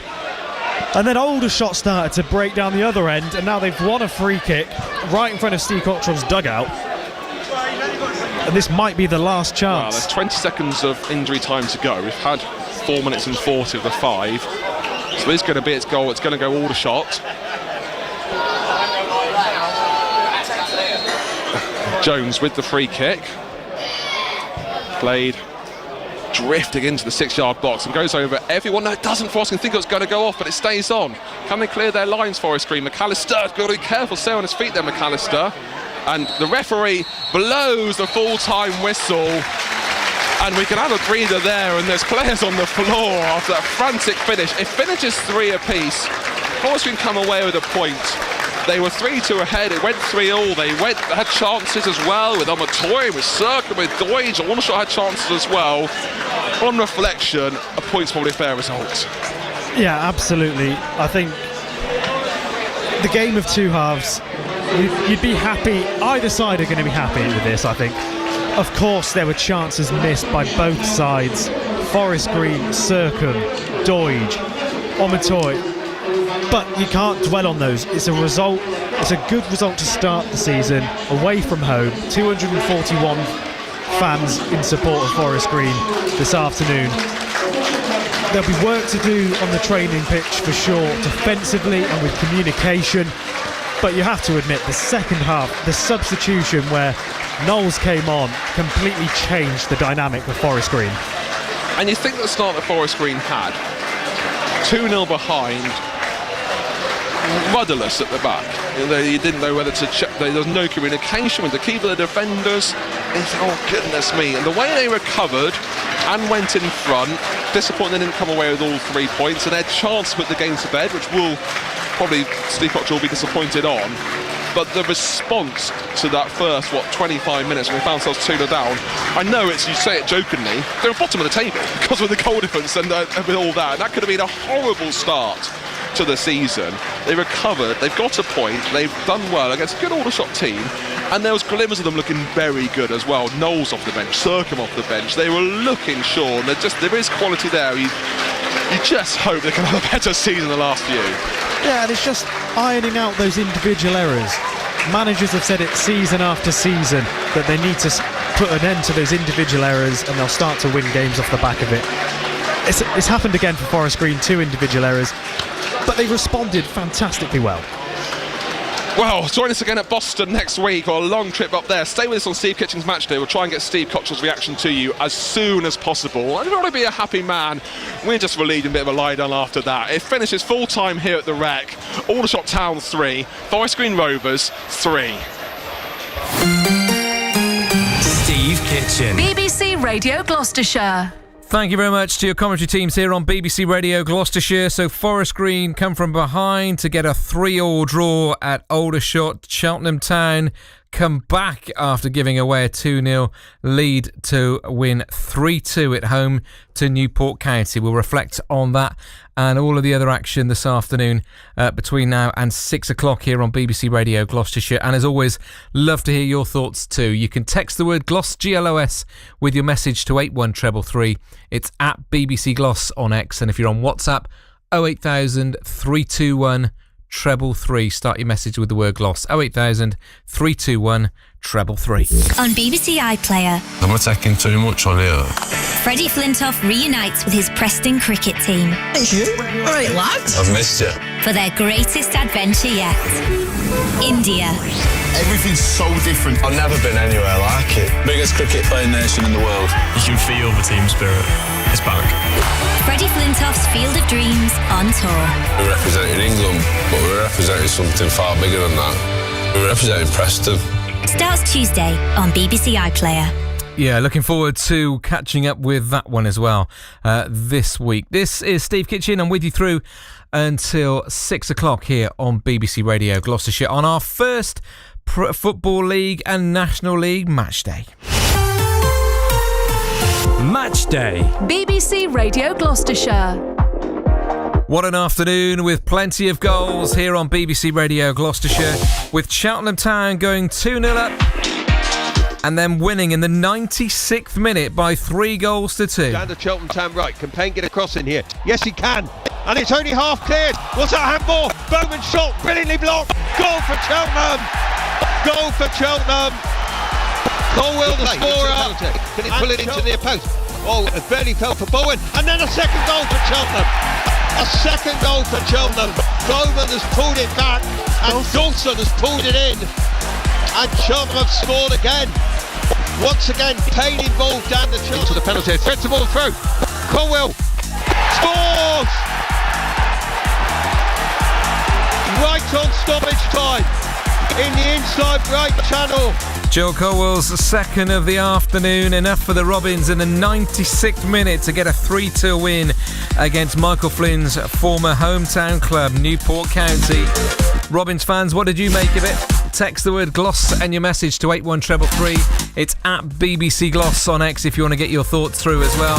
Hi to Mick from Quedgley, who says an encouraging first game for these newbies. Hopefully plenty of fuel in the tank for the season. And that's certainly giving it a bit of fuel for the Cheltenham Town fans on this opening day of the season. For Forest Green Rovers, well, they made the worst possible start. 2 down inside 14 minutes. But then came the comeback. Bunker putting the ball in, and McAllister with a header, and Innes with a finish. What a finish that was from Brian Innes. On the half volley, 6 yards out, hammers it home. Great if Forest Green have got a goal back. Game onside on the right-hand side. First touch takes towards the penalty area. He's got Deutsch in support. Goes himself McAllister with the finish and scores for Forest Green. Only took them 2 minutes to draw level. Places it under the foot of Dewhurst, the Aldershot keeper, and just like that, Forest Green are back in it. All due to Carl McAllister. McAllister plays through. Can he put Forest Green ahead? He's 2-1-1 with the keeper. The players are scrambling back for Aldershot. Finds Deutsch. Should take it 3. Deutsch does! Forest Green go ahead. Christian Deutsch with the tap in. McAllister with the assist. The Forest Green fans on the far side are jubilant because Forest Green have gone from 2-0 down to 3-2 ahead. However, 10 minutes from the end, the comeback was spoilt. Here comes another shot. Also, it's 3. It's fallen back. They've got one back. The ball was played on Gandor. A cross goal finds Henry, who smashes it home to draw it level. Quite an easy goal, you have to say. And it's 3 apiece. And that's the way it finishes at Aldershot. Forest Green Rovers then start their campaign in the National League with a 3-3 draw at Aldershot. Gloucester City 3-0 down at half-time against Taunton. They then score 3 goals inside 7 minutes in the second half to get things back to 3-3 in their game. at Taunton Town in the Southern League Premier South Division. Just waiting for the full-time whistle confirmation from that one, with 6 minutes added on there. Joe Hanks scoring twice for Gloucester City. Harry Burns on his debut getting the other. Elsewhere this afternoon, Bishop's Cleeve have lost 1-0 at home to Bideford, an 86th minute penalty separating the sides. And Cinderford look as though they're going to fall to a 2-1 defeat. Just waiting for confirmation of that one. They're at home to Cribbs today. Into time added on there. It's been a very dramatic first afternoon of this full season. Love your thoughts. Text the word GLOSS, GLOS, and your message to 81333. It's at BBC Gloss if you're coming through on X. And you can send me a message as well on WhatsApp. 08000 321 333. 08000 321 333 with your thoughts on the game that you've been following this afternoon here with us on BBC Radio Gloucestershire. It has been a very, very exciting and dramatic afternoon. If we've got a season like this, we are in for an absolute thriller, it must be said. Elsewhere today, other sporting news. At the Paris Olympics, diver Noah Williams won a bronze medal for Great Britain in the men's 10-metre platform. And that's his second medal of the Games, having already claimed a silver medal with Tom Daley in the synchronised 10 metres platform. In the taekwondo, the fourth seed Caden Cunningham is guaranteed a medal for Team GB after booking his place in the 80 kilograms final. That's the men's final tonight at 8:23 live on BBC One. In the women's plus 67 kilogram events, Rebecca McGowan lost her bout in the quarter-finals. And in the Community Shield final at Wembley Stadium, Manchester United and Manchester City were one apiece at full-time. Garnacho putting United ahead in the 82nd. Silva with the equaliser for Manchester City, and it's gone to spot kicks at Wembley to try and separate Manchester City and Manchester United. That's in the Charity Shield. So that's the way things sitting at the moment, into sudden death there in that penalty shootout. Elsewhere today in the Championship, there were wins for Stoke City, West Brom, Watford, Sunderland, Middlesbrough and Oxford. Meanwhile, it finished 3-3 between Leeds United and Portsmouth. What an opening day that was for both of those sides. Portsmouth back in the Championship. Of course, Leeds United, after once again missing out, going so close. That's the way it finished there. And it finished 1-1 between Hull City and Bristol City. Let's go to our League 2 commentary match then this afternoon here on BBC Radio Gloucestershire, where Peter Matthews was your commentator as Cheltenham Town left it very late to win 3-2 at home to Newport County. Well, last season it took Cheltenham until the 24th of October to score 3 league goals. This afternoon they've scored 3 league goals in the first game of the season. An end-to-end game here at Warburton Road. Cheltenham shading it in the end, possibly a little bit unfortunate on Newport, who had good chances in the second half and lost a man to injury late on, meaning they had to play the final 5 minutes with 10 men. Cheltenham raced into a 2-goal lead. Ryan Bowman involved in both. As was the right back, Lewis Payne. First one, Bowman's shot was blocked. Colwell fired home. The second one again, Bowman's shot blocked, but he squared it for Dawson on his Football League debut to make it 2-0. Payne then gave away a penalty, a foul on camera. Baker Richardson made it 2-1, and just before half-time, Newport were level. A ball through the heart of the Cheltenham Town defence. Greaves finished after Evans had saved the first shot, but it rebounded nicely for Greaves to finish. Newport had their chances in the second half. Camera with a shot that was brilliantly blocked by Bakare, and then near the end a great chance for centre half James Clark, who got to the ball before Evans and headed wide. But Cheltenham weren't to be denied. A neat move down the Cheltenham Town right. Colwell in the inside right position fired in from an oblique angle to give Cheltenham their first opening day league victory since 2014. Cheltenham Town 3, Newport County 2. Absolute thriller then at Warden Road. If you were there, love your thoughts. Text the word GLOSS and your message to 81333. It's at BBC Gloss. If you're coming through on X, it's Mick from Quedgley. Encouraging first game for the newbies. Hopefully plenty of fuel left in the tank for this season. Have your say, as I said, on X. It's at BBC Gloss if you want to get in touch. WhatsApp the word Gloss and your message to 08000 321 333. Other results today in Football League 2. It's finished Walsall 1, Morecambe 0, MK Dons 1, Bradford City 2, Doncaster Rovers 4, Accrington Stanley 1, AFC Wimbledon 4, Colchester United 2, Fleetwood Town 1, Grimsby Town 0, Barrow 1, Crewe Alexandra 0, Salford City 0, Port Vale 2, Harrogate Town 0, Bromley 2, Gillingham 4, Carlisle United 1, and Tranmere Rovers 0, Notts County 0. Those are the games then elsewhere in Football League 2. Last night, the first game of the campaign finished 1-1 between Chesterfield and Swindon Town. Let's go to the National League then, where it's been a real topsy-turvy afternoon for Forest Green Rovers, and it's finished with a point at Aldershot. Aldershot 3, Forest Green Rovers 3, the full-time score. Whistle and watch by Billy Hunt. Forest Green were hoping for a bit of calm and stability after back-to-back relegations. It didn't start anywhere near like that for them. At the back, Forest Green looked a bit rudderless. It only took 7 minutes for Hardy Gandor to get on in a woeful Tozer error, just gifting the ball to him, who made no issue of sliding it home. Forest Green weren't done after that as well. 6 minutes later, Ryan Innes gave the ball away in a dangerous position. This time Barrett played through and crossed it through to Gandor to get his second. Forest Green were looked rattled at the beginning of that first half. However, they did well to recover. A good ball in from Harvey Bunker, finding Ryan Innes on the far post, who smashed it home on the half volley after 22 minutes for Forest Green to draw one back. Forest Green would have wanted a half-time team talk. They only needed one more than anything, and they came out of the second half a different team. Harvey Bunker subbed on, bringing on Knowles, changed it to a 4 at the back instead of the 3, and Forest Green looked a lot more sure. And indeed it showed. Only 3 minutes into the second half, Carl McAllister got on the end of a great crossfield ball from McCann to play through past the last man and slot home under the keeper to make it Forest Green 2 apace. And after that, Forest Green were on top, and Christian Doige, after 57 minutes, tapped home from Carl McAllister with a great break forward from Carl McAllister, did all the hard work, put it on a plate for Christian Doige to make it 3-2. And then for Forest Green, they really should have made it 4. Again, Christian Doige threw on goal. You backed him to score those 9 times out of 10. A heavy touch put towards the keeper, went into his hands, and Forest Green didn't put the game to bed.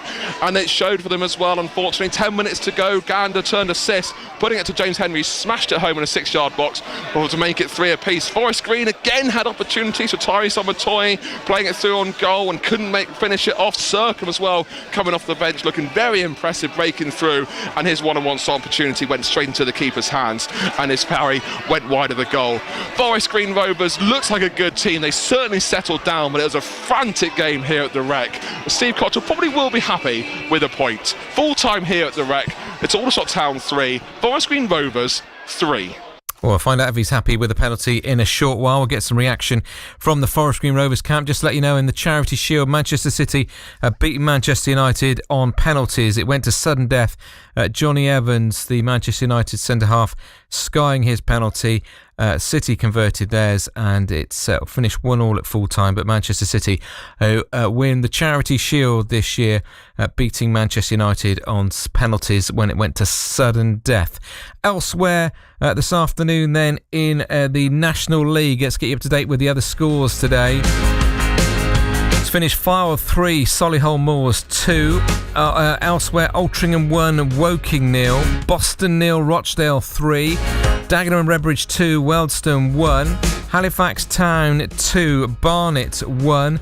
Elsewhere, Gateshead have beaten Ebbsfleet by 5-1. It's finished Maidenhead 0, Eastleigh 2, Oldham Athletic 3, Braintree Town 0, Southend 1, York City 1, Tamworth 1, Sutton United 1, and Yeovil Town 0, Hartlepool United 1. Those the full-time scores then in the National League today. It's been a really exciting opening day for all of our sides today. In particular, Gloucester City, who were 3-0 down in the first half at Taunton Town in their first game in the Southern League Premier South Division. But City struck back between the 63rd and 70th minute. Joe Hank scored twice, Harry Burns on his debut scoring the other. And Gloucester City got a 3-3 draw at Taunton Town today. In Division 1 South, Bishop's Cleveland been beaten by 1-0 at home by Bideford. An 86th minute penalty separating the sides in that game. And Cinderford Town, who had a penalty saved in the first half, have lost 2-1 at home to Cribs. Those are the full-time scores then involving our local sides today. We'll reflect on more of the sporting news between now and 6 o'clock this afternoon, and of course have your say on your side's performance. WhatsApp the word Gloss and your message to 08000 321 333. It's at BBC Gloss on X, and you can drop me an email as well. It's steve.kitchen@bbc.co.uk. On BBC iPlayer. Congratulations, Gemma. Is the father around? Pass. My life's a mess right now. Starring Amy Lou Wood. Dad, it's Gemma. I'm pregnant. I'm going to be a granddad. And David Morrissey. It's quite trendy these days, actually, to drink out of jam jars. Is it trendy to have a wee in them and all? Dad! Don't worry. I put an X on that one so I don't get them mixed up. Daddy Issues. Starts Thursday at 9 on BBC iPlayer.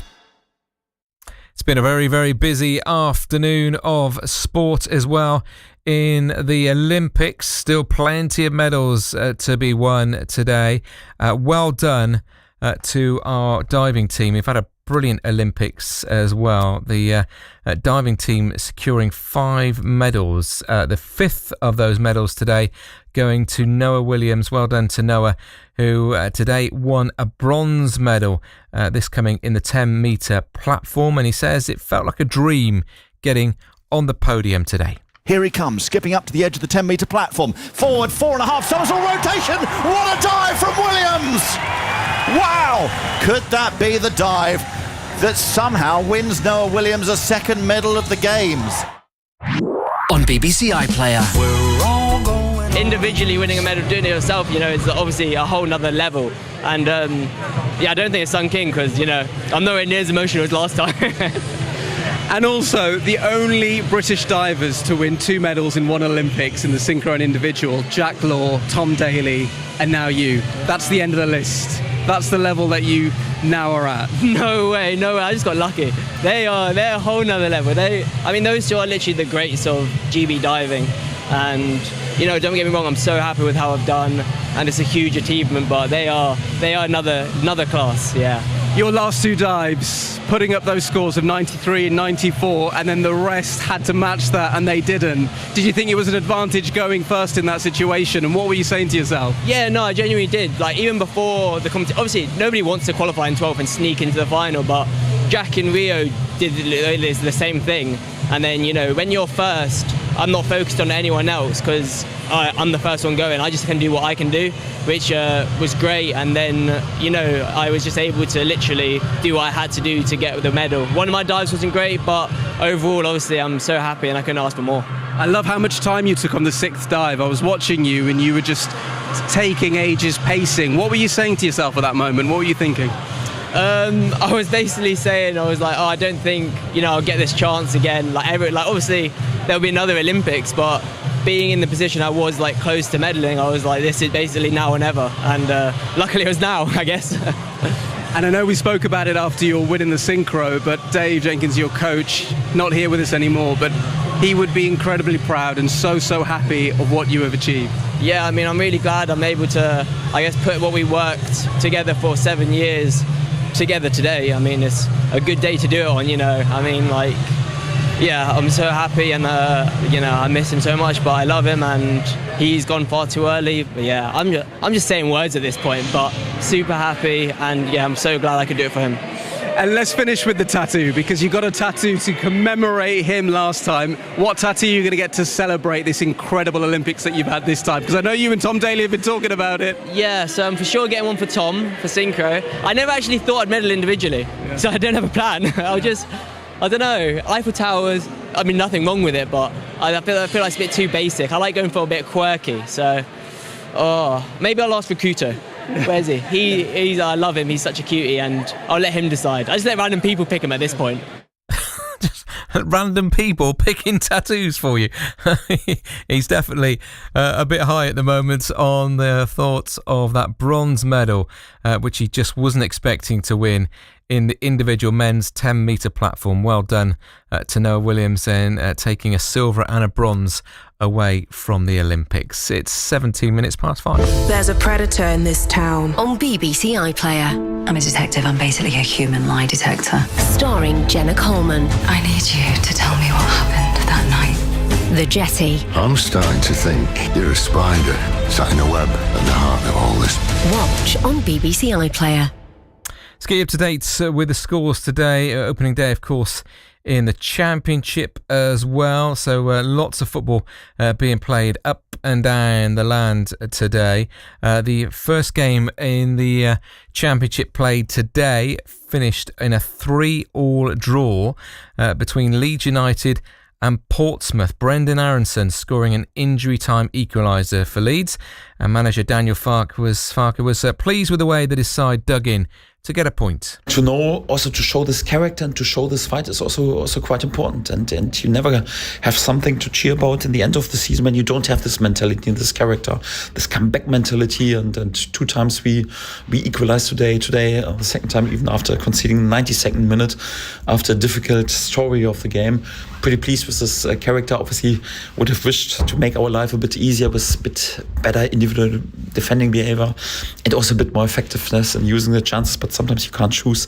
When you have a look on the history of this club, it was always this way, perhaps because this club is always so emotional, sometimes even over emotional. It's a big strength. So our supporters are second to none, and sometimes also when you always play with overriding emotion, also not that easy to be always super focused and concentrated, because then sometimes you are even there with little mistakes. But that's also what we are all about. We are not perfect. We are sometimes there with mistakes, and if it would be easy, it wouldn't be so much fun in there. Leeds United manager Farke there after that 3-3 draw against Portsmouth. Portsmouth on the road, thinking that they won the game in the 92nd minute when Lang had converted his penalty. That was his second goal of the match as well. But Aronson in the 95th get an equaliser for Leeds United. Elsewhere in the Championship today, it's finished Stoke 1, Coventry 0, Queen's Park Rangers 1, West Brom 3, Millwall 2, Watford 3, Hull City 1, Bristol City 1, another one of those lunchtime kick-off draws as well. Cardiff 0, Sunderland 2, Middlesbrough 1, Swansea City 0, and Oxford United back at this level of football for the first time in 25 years were 2-0 winners at home to Norwich City today.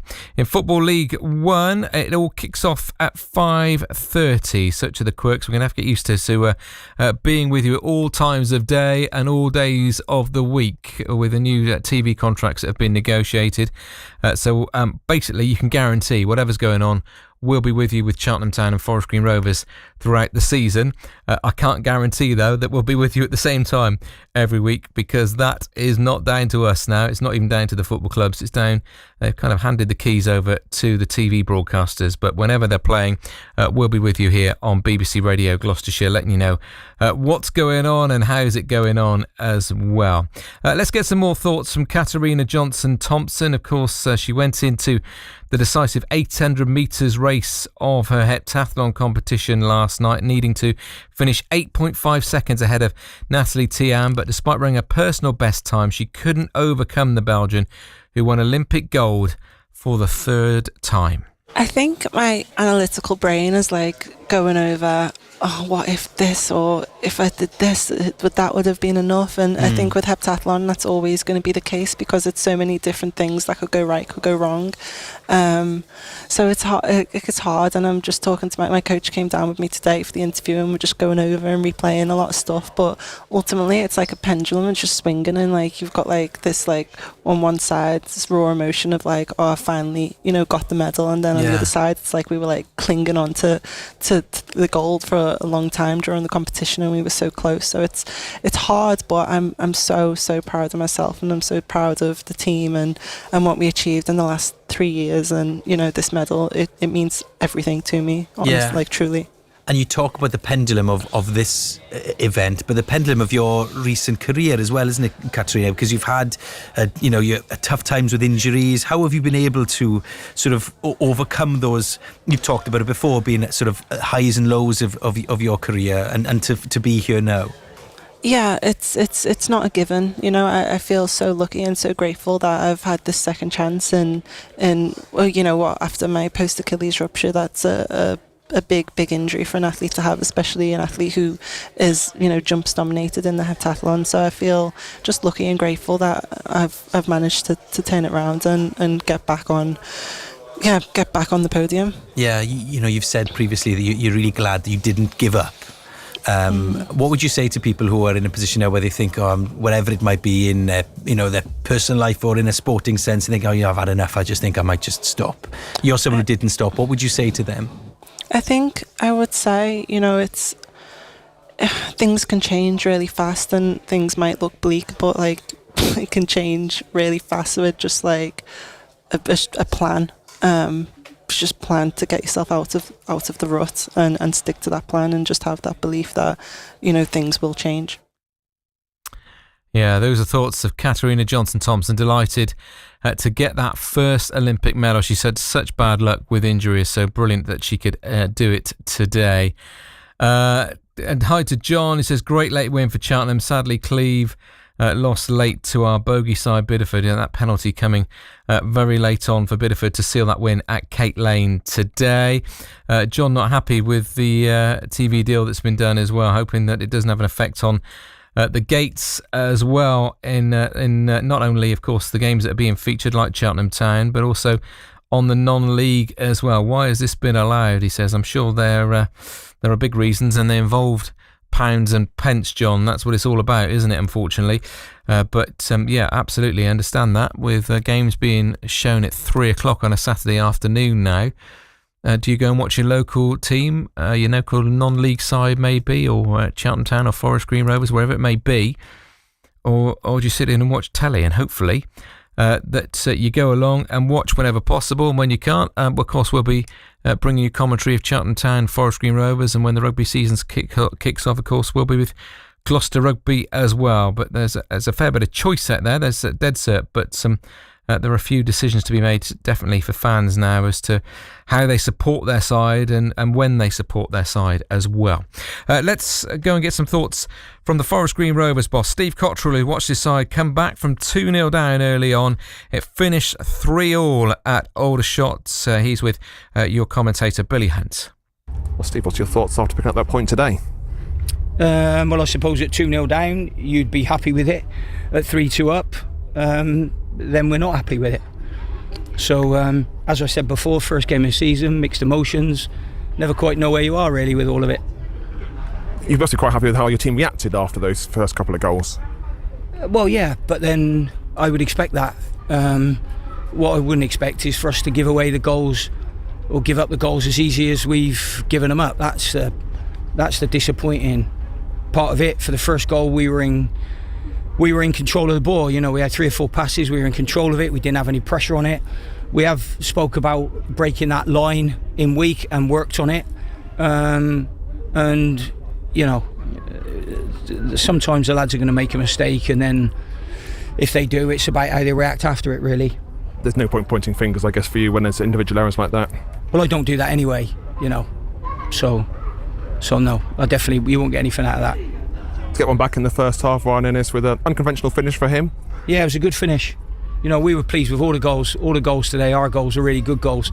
We had to work hard for our goals, where I'm not sure they had to work too hard for theirs. That would be the disappointment of today. But I think that probably overall a draw was a fair result. But I probably look at it and I think we've had the better chances today to win the game, and that'll be the disappointment with the amount of chances we've had and not scored another goal. We needed to get another goal once we got 3-2 up, and then we had a couple of great chances. And at 3-2, if we score another goal, that probably breaks them then. But we needed to get that next goal. And then all of a sudden, when you miss a couple of chances, what happens is it gives them a little bit of a lift because we haven't got another goal. So they come back stronger, and then we're on the back foot. Cutback goals will be something that disappoints us, because it happened when I first came in here, that we were getting done on cutback goals, and we've been done on a cutback goal today. That will be a real disappointment for me, because we speak and we work on that and everybody knows where they have to be. But the trouble is, when that happens and there's like fatigue in people's body, they don't all get to where they want to get.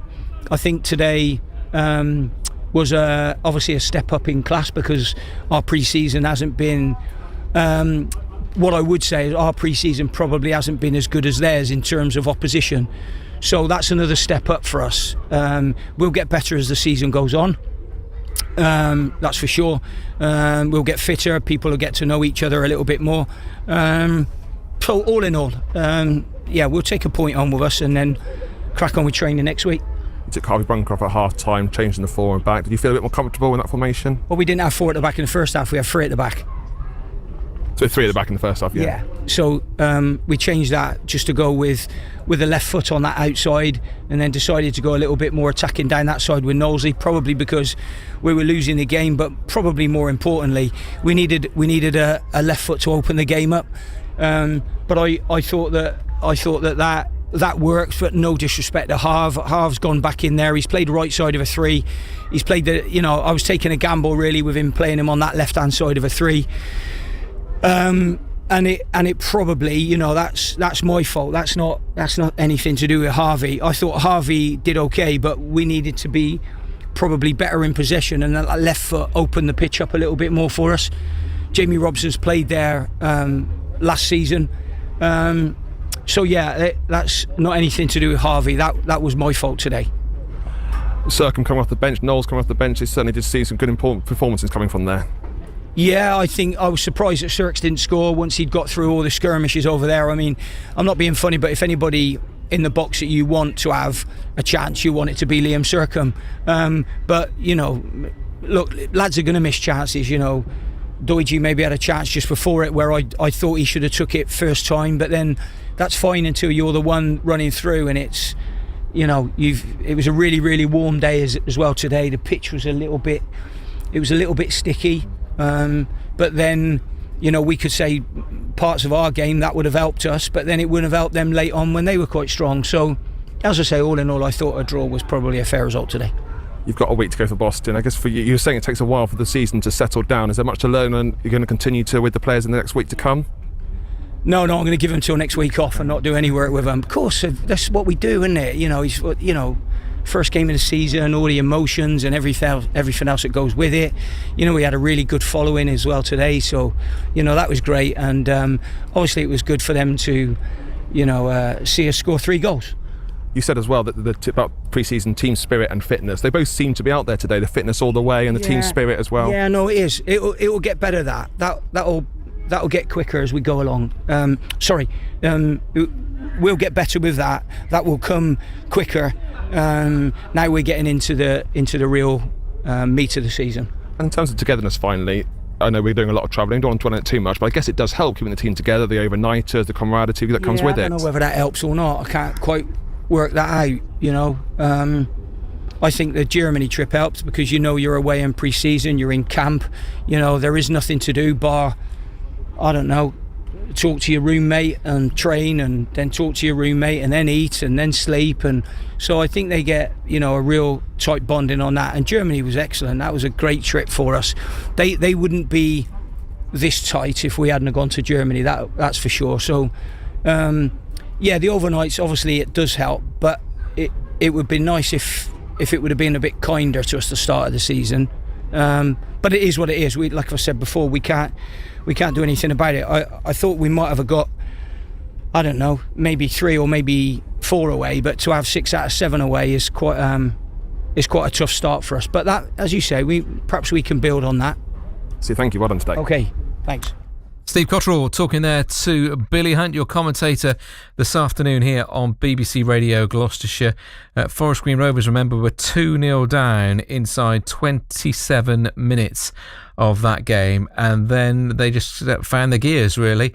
Actually, what they found was the most unlikely goal scorer, was certainly in the way that he took his goal. We're so used to Ryan Innes popping up, the big man inside the box and heading home a few decent goals over the years, but actually a half volley as he took today wasn't what we expected. Bunker putting the ball in, and McAllister with a header, and Innes with a finish. What a finish that was from Ryan Innes. On the half volley, 6 yards out, hammers it home. Great if Forest Green have got a goal back. Game on. What a finish from Ryan Innes. And then it was down to McAllister. McAllister onside on the right-hand side. First touch takes towards the penalty area. He's got Deutsch in support. Goes himself McAllister with the finish and scores for Forest Green. It only took them 2 minutes to draw level.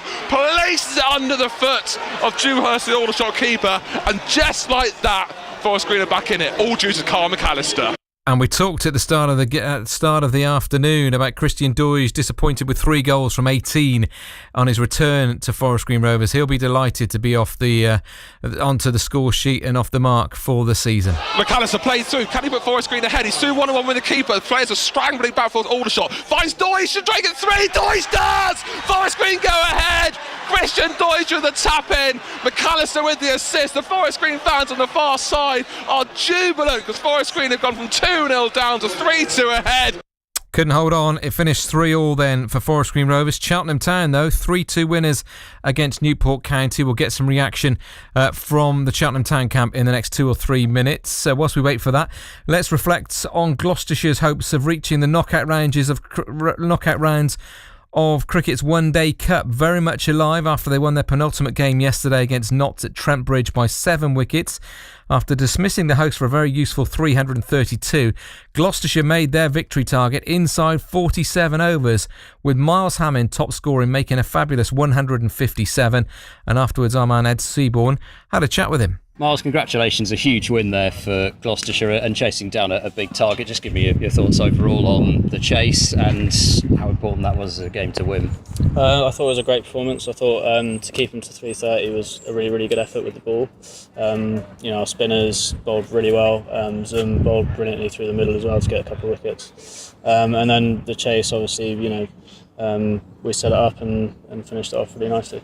In terms of those wickets at the back end of the Nottinghamshire innings, being able to drag that back when it looked as though they were heading for 350 plus, I guess that gave you great momentum going into the second half. Definitely, yeah. I mean, wickets in that last 10 are so important to halt a team. We would have taken 330 definitely at the start, middle half of their innings. I think to keep them to 330 was a great effort. I guess you're probably as good a person as any to talk about how the pitch. Obviously, it was a good one for batting on, but at the same time, were there any sort of demons in it, or what was the key to your success in your innings? There are no demons in the deck. It's a very, very nice deck. It's probably one of the better decks we played on all year in the white ball stuff. And yeah, there was a bit of hold for the spinners, bit of spin when the spinners sort of took a little bit of pace out of it. But here, you just can score so quickly. The outfields were really quick. Even to that big side, it was, you could score plenty of runs to that side, and with the short edge as well. So. And I guess from your point of view, not just getting to 100, but really kicking on and making it into a big 100. How pleasing is that for you? Yeah, really pleasing. It's funny when you stop thinking about trying to get to 100 or 150. You sort of get there without having to construct it or whatever. You just get there. And in terms of support, I guess Cameron Bancroft, Ollie Price, a perfect foil for you in a way with your attacking shots, and they played really important knocks as well. Oh yeah, those two are just absolute guns. They're just run makers. They always get runs, and I wish I had a little bit of that in me. But I think we're a great foil. Bangers, me and Bangers up the top, and then obviously Ollie coming in as well at 3 is we're back very, very well together. I've really started to build some momentum towards the back end of this competition, and the win today, that you're going to have a chance on the final day to get into those knockout games. Yeah, fingers crossed. Win against Leicester would be nice, and we'll see how it goes. Obviously, losing 3 guys to the Lions, and Zermaj and Ollie, so we're going to have to pick up a bit of the slack, and the rest of us are going to have to do an even bigger job. And just on those 3 players who've been picked for the Lions, obviously massive for the club, and to have 3 picked for the Lions is obviously massive from a club point of view. But just talk to me about that, and also from the point of view of your teammates. How pleased are you for them? Oh, we're all unbelievably proud of those guys going up to the next level and playing for the Lions. It's huge for them. It's huge for the club. Long may it continue. Hopefully they do really well for the Lions, and then we can see them going a step further as well. Yes, and big call-ups to the Lions squad from that Gloucestershire squad. Well done to everybody involved there, and particularly well done to Miles Hammond, top scoring in that week in that 157 against Notts at Trent Bridge to chase down that victory target of 333 to win. And they did it with 3 overs to spare as well. Fantastic result that was for Gloucestershire. Their last game then in the One Day Cup is at home to Leicestershire on Wednesday. Their hopes of making the knockout round still alive. So let's hope that they can go on and win on Wednesday. If you can't make it, you can listen to Ball by Ball commentary on your smart speaker, your mobile and online via BBC Sport from 11 a.m. You can just say play BBC Gloucestershire Cricket and you should be able to hear commentary of that on Wednesday as well, or check it out and trace it down via the BBC Cricket pages online as well. So good luck to Gloucestershire. That's against Leicestershire at home on Wednesday from 11. On BBC iPlayer. Am I taking too much on here? Freddie Flintoff reunites with his Preston cricket team. Thank you. All right, lads. I've missed you. For their greatest adventure yet. India. Everything's so different. I've never been anywhere like it. Biggest cricket playing nation in the world. You can feel the team spirit. It's back. Freddie Flintoff's Field of Dreams on tour. We're representing England, but we're representing something far bigger than that. We're representing Preston. Starts Tuesday on BBC iPlayer. Now then, whilst we wait to hear from the Cheltenham Town camp, a 7-year-old member of the Gloucestershire Golf Union has hit the headlines after making a hole-in-one during his first ever 9 holes on a golf course. Young Walter is coached by his dad Tim at their club in Ross-on-Wye, and Walter's beaten his dad to golf's ultimate feat. So this week, I went along to meet this young star in the making. What a drive. How long have you been playing golf, Walter? 3 years. How often do you play? 4 days a week. 4 days a week on a golf course. There are lots of adults who'd love to play golf for 4 days a week, so you must really love golf. Yeah. And who's your hero? Who do you like to watch? Scotty Scheffler. The world number 1. He won the Masters. Did you watch him win Olympic gold? Yeah.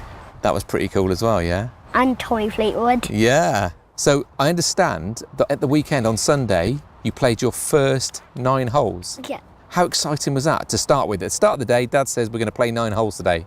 Good. Yeah? Got your clubs together? Were you up early? Yeah. Yeah, excited? Yeah. And then you got to the 7th hole, and what did you do? Hole-in-one. You got a hole-in-one? Yeah. That's amazing. People who are 70 have never had a hole-in-one. You're just 7, you've got a hole-in-one. They're the double size as me. Yeah, people double size of you have never got a hole-in-one, and you have. That makes you pretty special, doesn't it? Yeah. What was that feeling like when you hit the ball? Did you think it was going in? Yeah. High, fringe, roll on the green, in. So up in the air, hit the fringe of the green. Yeah. And then rolled along and dropped in. Yeah. Did you know it dropped in? Could you see from where you were? Yeah. What did you do? We jumped up and down. And what was everybody saying to you? Because your dad was caddying, wasn't he? Yeah, it was amazing. I was with Johan and Aiden. Yeah? They were proud of me too. I bet they were proud of you, really proud of you. What did they say? Well done, Walter. That was a brilliant shot.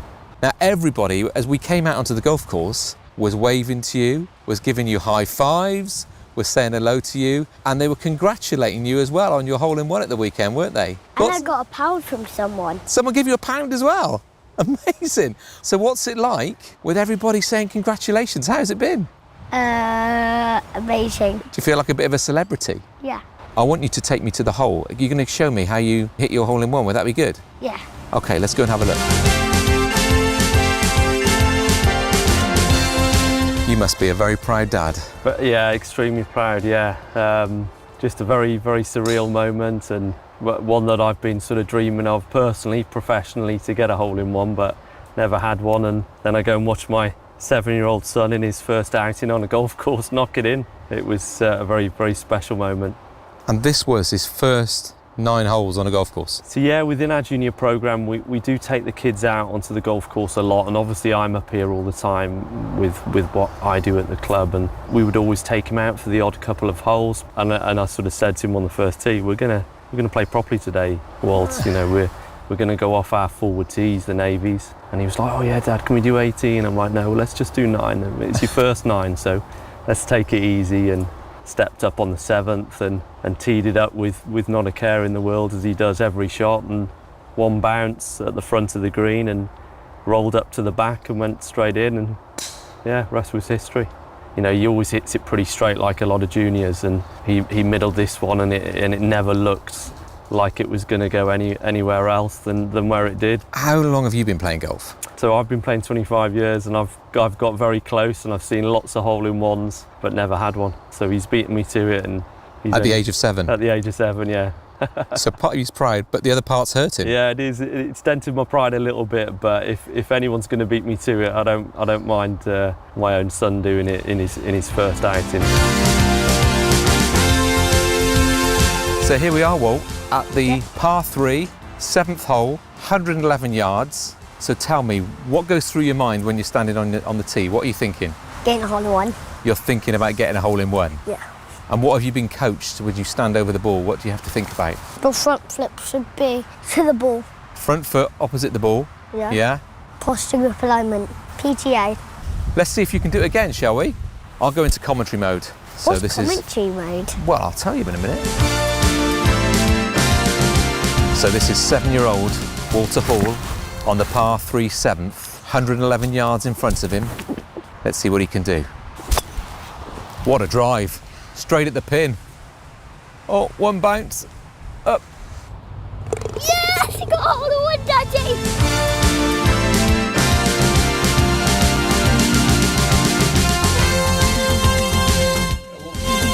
Little Walter, 7-year-old member of the Gloucestershire Golf Union, getting his hole-in-one on his first round at Ross on White. And by the way, there was one more question I had to ask Walter's dad, Tim. And what's the normal par for somebody who gets a hole-in-one? How do you celebrate in the clubhouse? Well, you should buy everybody a drink in the clubhouse, and we sort of did obviously contemplate that. And it's a lot of pocket money. Yeah, it was a lot of pocket money. He hasn't quite earned that in the shop either, so we got drinks for the people that were in there, and I said to him, I'm like, how do you want to celebrate this? He says, Daddy, I just want everyone to come over and have a pizza party, please. Yeah, it was a late night on Sunday.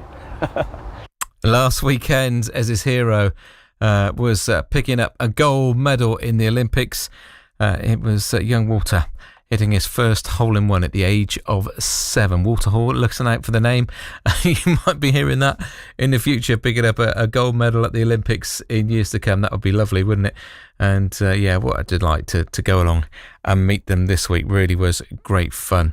If you're just joining us, the news from our other non-league sides today. Gloucester City came from 3-0 down to get a 3-all draw. They're scoring 3 goals in 7 minutes in the second half.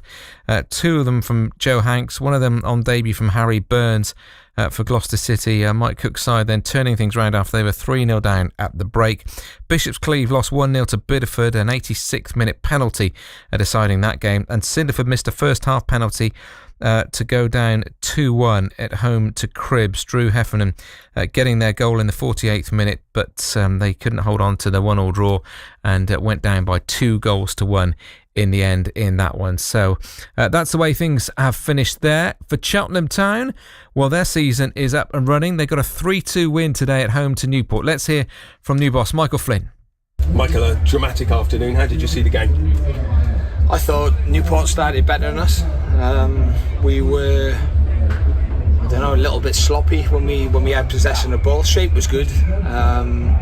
They seemed to be on the front foot a little bit more. Then, you know, we took control of the game, complete control, scored the 2 goals, and then a crazy 5 minutes from us allowed them back into the game, give them the impetus, and they deservedly got back into it. So go in half time frustrated because we were in complete control. In the second half was quite even, but I think I'm going to say they probably just edged it on the 2 chances. You know, I know Ryan should have scored as well. It was, you know, easier. It was harder to miss. Sorry, but you know, it was a let off. I think it was James Clark who, you know, was free in the box, and if he puts that away, I think it's game done. So yeah, it's a good 3 points. I think it's the first time we won in the league for the first game of the season in 10 years. but it showed the character and the fitness of the players to keep going and get the winner right at the end. So in terms of that, I was delighted. But there's lots to improve on, and it was a very, very good test today against the Newport team who played some good football. And a number of the players will look back on this day with great pleasure. So a debut goal for Liam Dawson, 2 debut goals for Joel Colwell. Yeah, I thought Joel Colwell was he was excellent. He faded a little bit for 20 minutes in the second half, but he was still looking for the ball. He was dropping deep to get play started. He was bombing forward, so no wonder he did fade a little bit, but that bit of play right at the end was a great goal for us. And look, you take the 3 points. I'm not going to say they fully deserved it, but I think they'll be harsh done by that they didn't get the draw. You talked about the 2 goals that you conceded. Did they particularly frustrate you? Of course they do. There's no need to dive in. The sloppy pass. But look, we've won the game. We've stuck together. I thought Lewis Payne was excellent.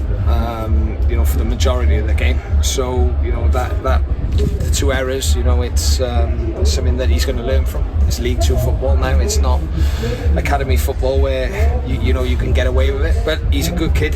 He'll take it on board, and then we'll go from there. But the other goal I thought was a bit fortunate, really, because Scott's got in a good position, has bounced back off him and fallen straight to their feet. But again, they reacted quicker than us, and like I said, at that point, I think although we give them the 2 goals, I thought they probably definitely deserved one of them.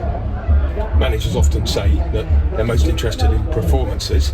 If you'd have been given this performance at 3 o'clock and someone had said they'll play like that, would you have said, I'll take it? Look, I'm going to break the mould then and say that I'm not. I'm only interested in results. I don't. There's managers who've got moves over styles of play.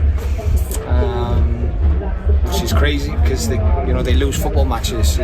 So we want to play the right way. I think we played some excellent football today at times on a dry pitch, so which probably didn't help them either because they want to play football. But I'm only interested in result. I couldn't care how we played today.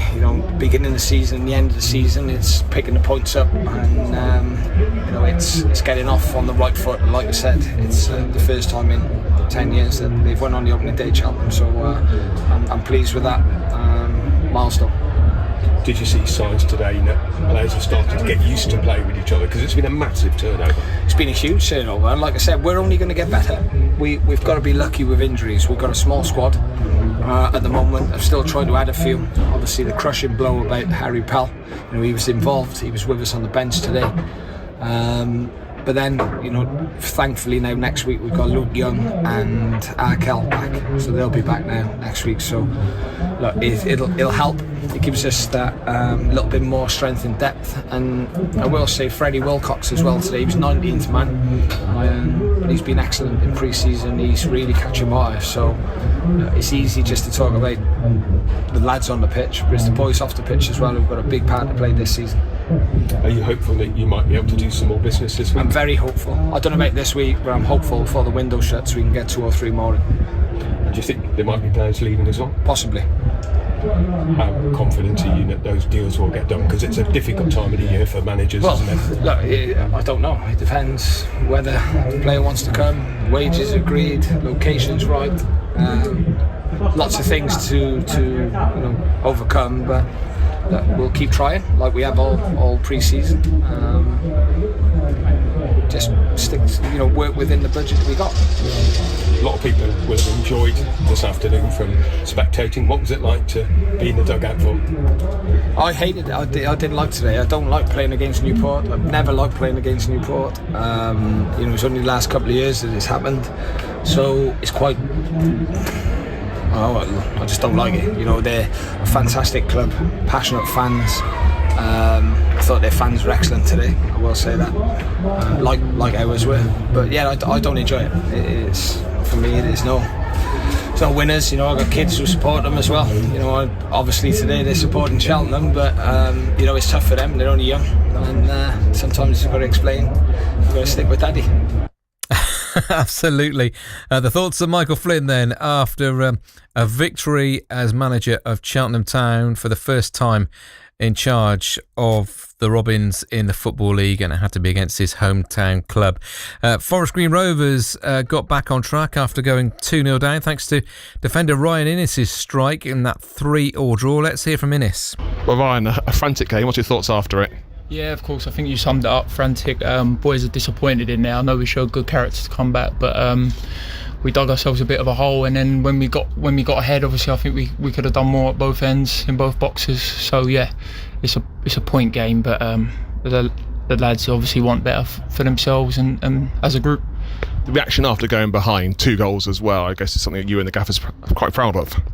Yeah, of course. Obviously, it's about perspective, isn't it? Obviously, we didn't show much of that last year, but this is we're off to a new footing, and yeah, we can be proud of that. But also, it's about showing that spirit to get there, and then obviously seeing it over the line and taking the 3 points home. In the defence, it looked to be a bit disjointed in the first 20-25 minutes, but you certainly came through, especially in the second half. Yeah, we haven't got time, obviously. Listen, we're 2-0 down after 25 minutes. We'll look back at it and obviously do better and aim to do better. But like you said, obviously we grew into the game, but at this level, any level, you can't take 25 minutes to get started. So we've had a word with each other, especially at half-time, and like you said, the reaction was there. So part of the build-back was from that goal. Go on, talk us through it.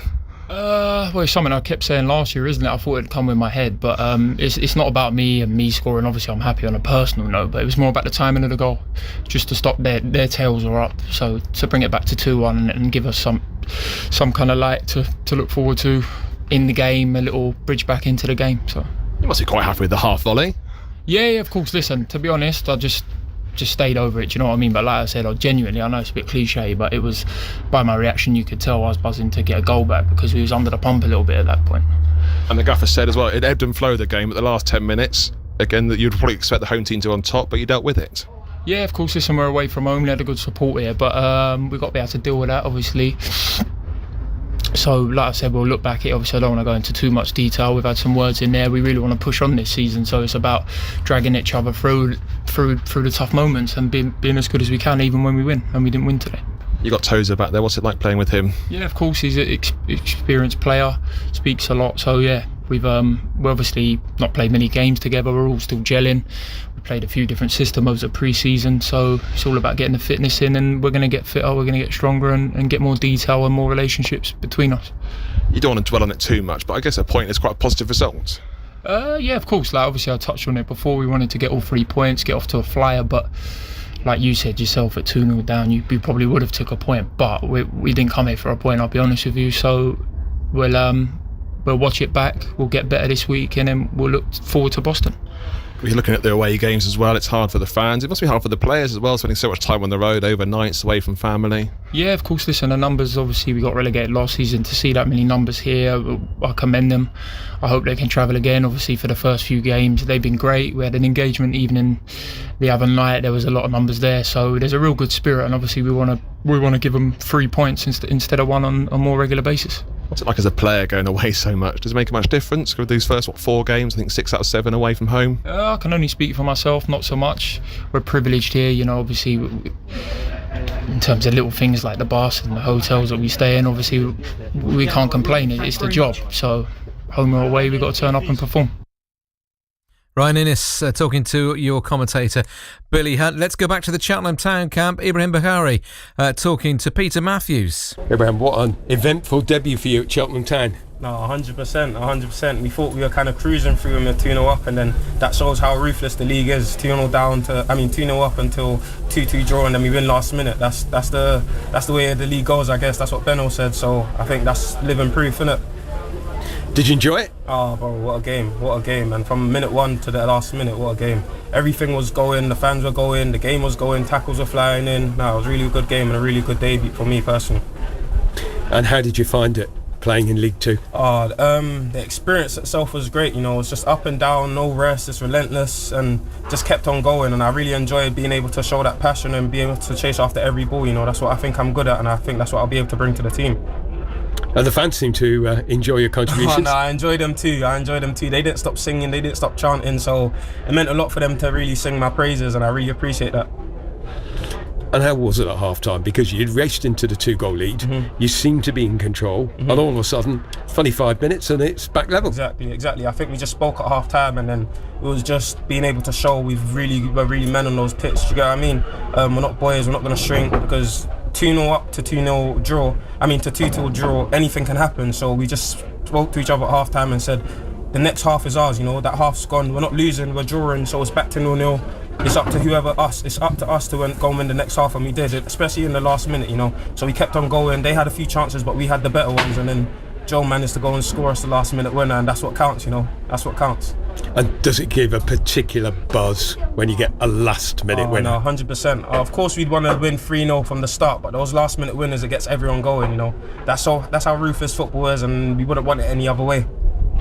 Tell us a little bit about yourself, because Cheltenham fans obviously had their first sighting of you in a league game. Some of them will have seen you last week and in the pre-season friendlies, but first time many fans will have seen you today.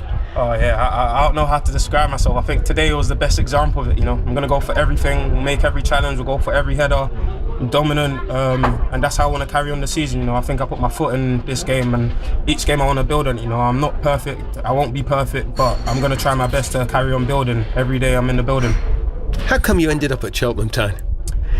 To be honest with you, I had a failed transfer in February to MLS team, Austin FC, and then I kind of didn't play for a while until pre-season again. So I was at Woking first, and then Cheltenham came in. I was about to sign at Woking, and then the manager spoke to me here, told me about my chances here and how much he believes in me, and I don't think there was a brainer from there. It was a no-brainer to come here and sign. And so far, settling in okay? Oh, it's been brilliant. All the boys have been looking after me. I think the group of lads that we've got here are probably the best in the league, in terms of how they speak to you, how they look after you. Everyone's at a different point in their career. There's some people at the end of it, there's some people at the start of it, and we've got a good mix of young and old players and leading us through, especially Benno, we got man in the match today, and he was a perfect example of how it is to be an older person in the changing room and lead us through, especially when the tempers are flaring, and especially when the game's up and down like you saw today. It was the best example of being able to show like you're a leader in a team, and I think everyone did that to a T. Going to sleep well tonight? I'm going to try my best to, yeah. Ibrahim Bahari at Cheltenham Town, back in action live here on BBC Radio Gloucestershire on Wednesday night at Plymouth Argyle in the first round of the League Cup. I'll see you then. Before then, I'm with you actually for the daytime show from 10 through till 2 on Monday and Tuesday. Whatever you're up to, enjoy the rest of your weekend. It's going to be a hot one tomorrow.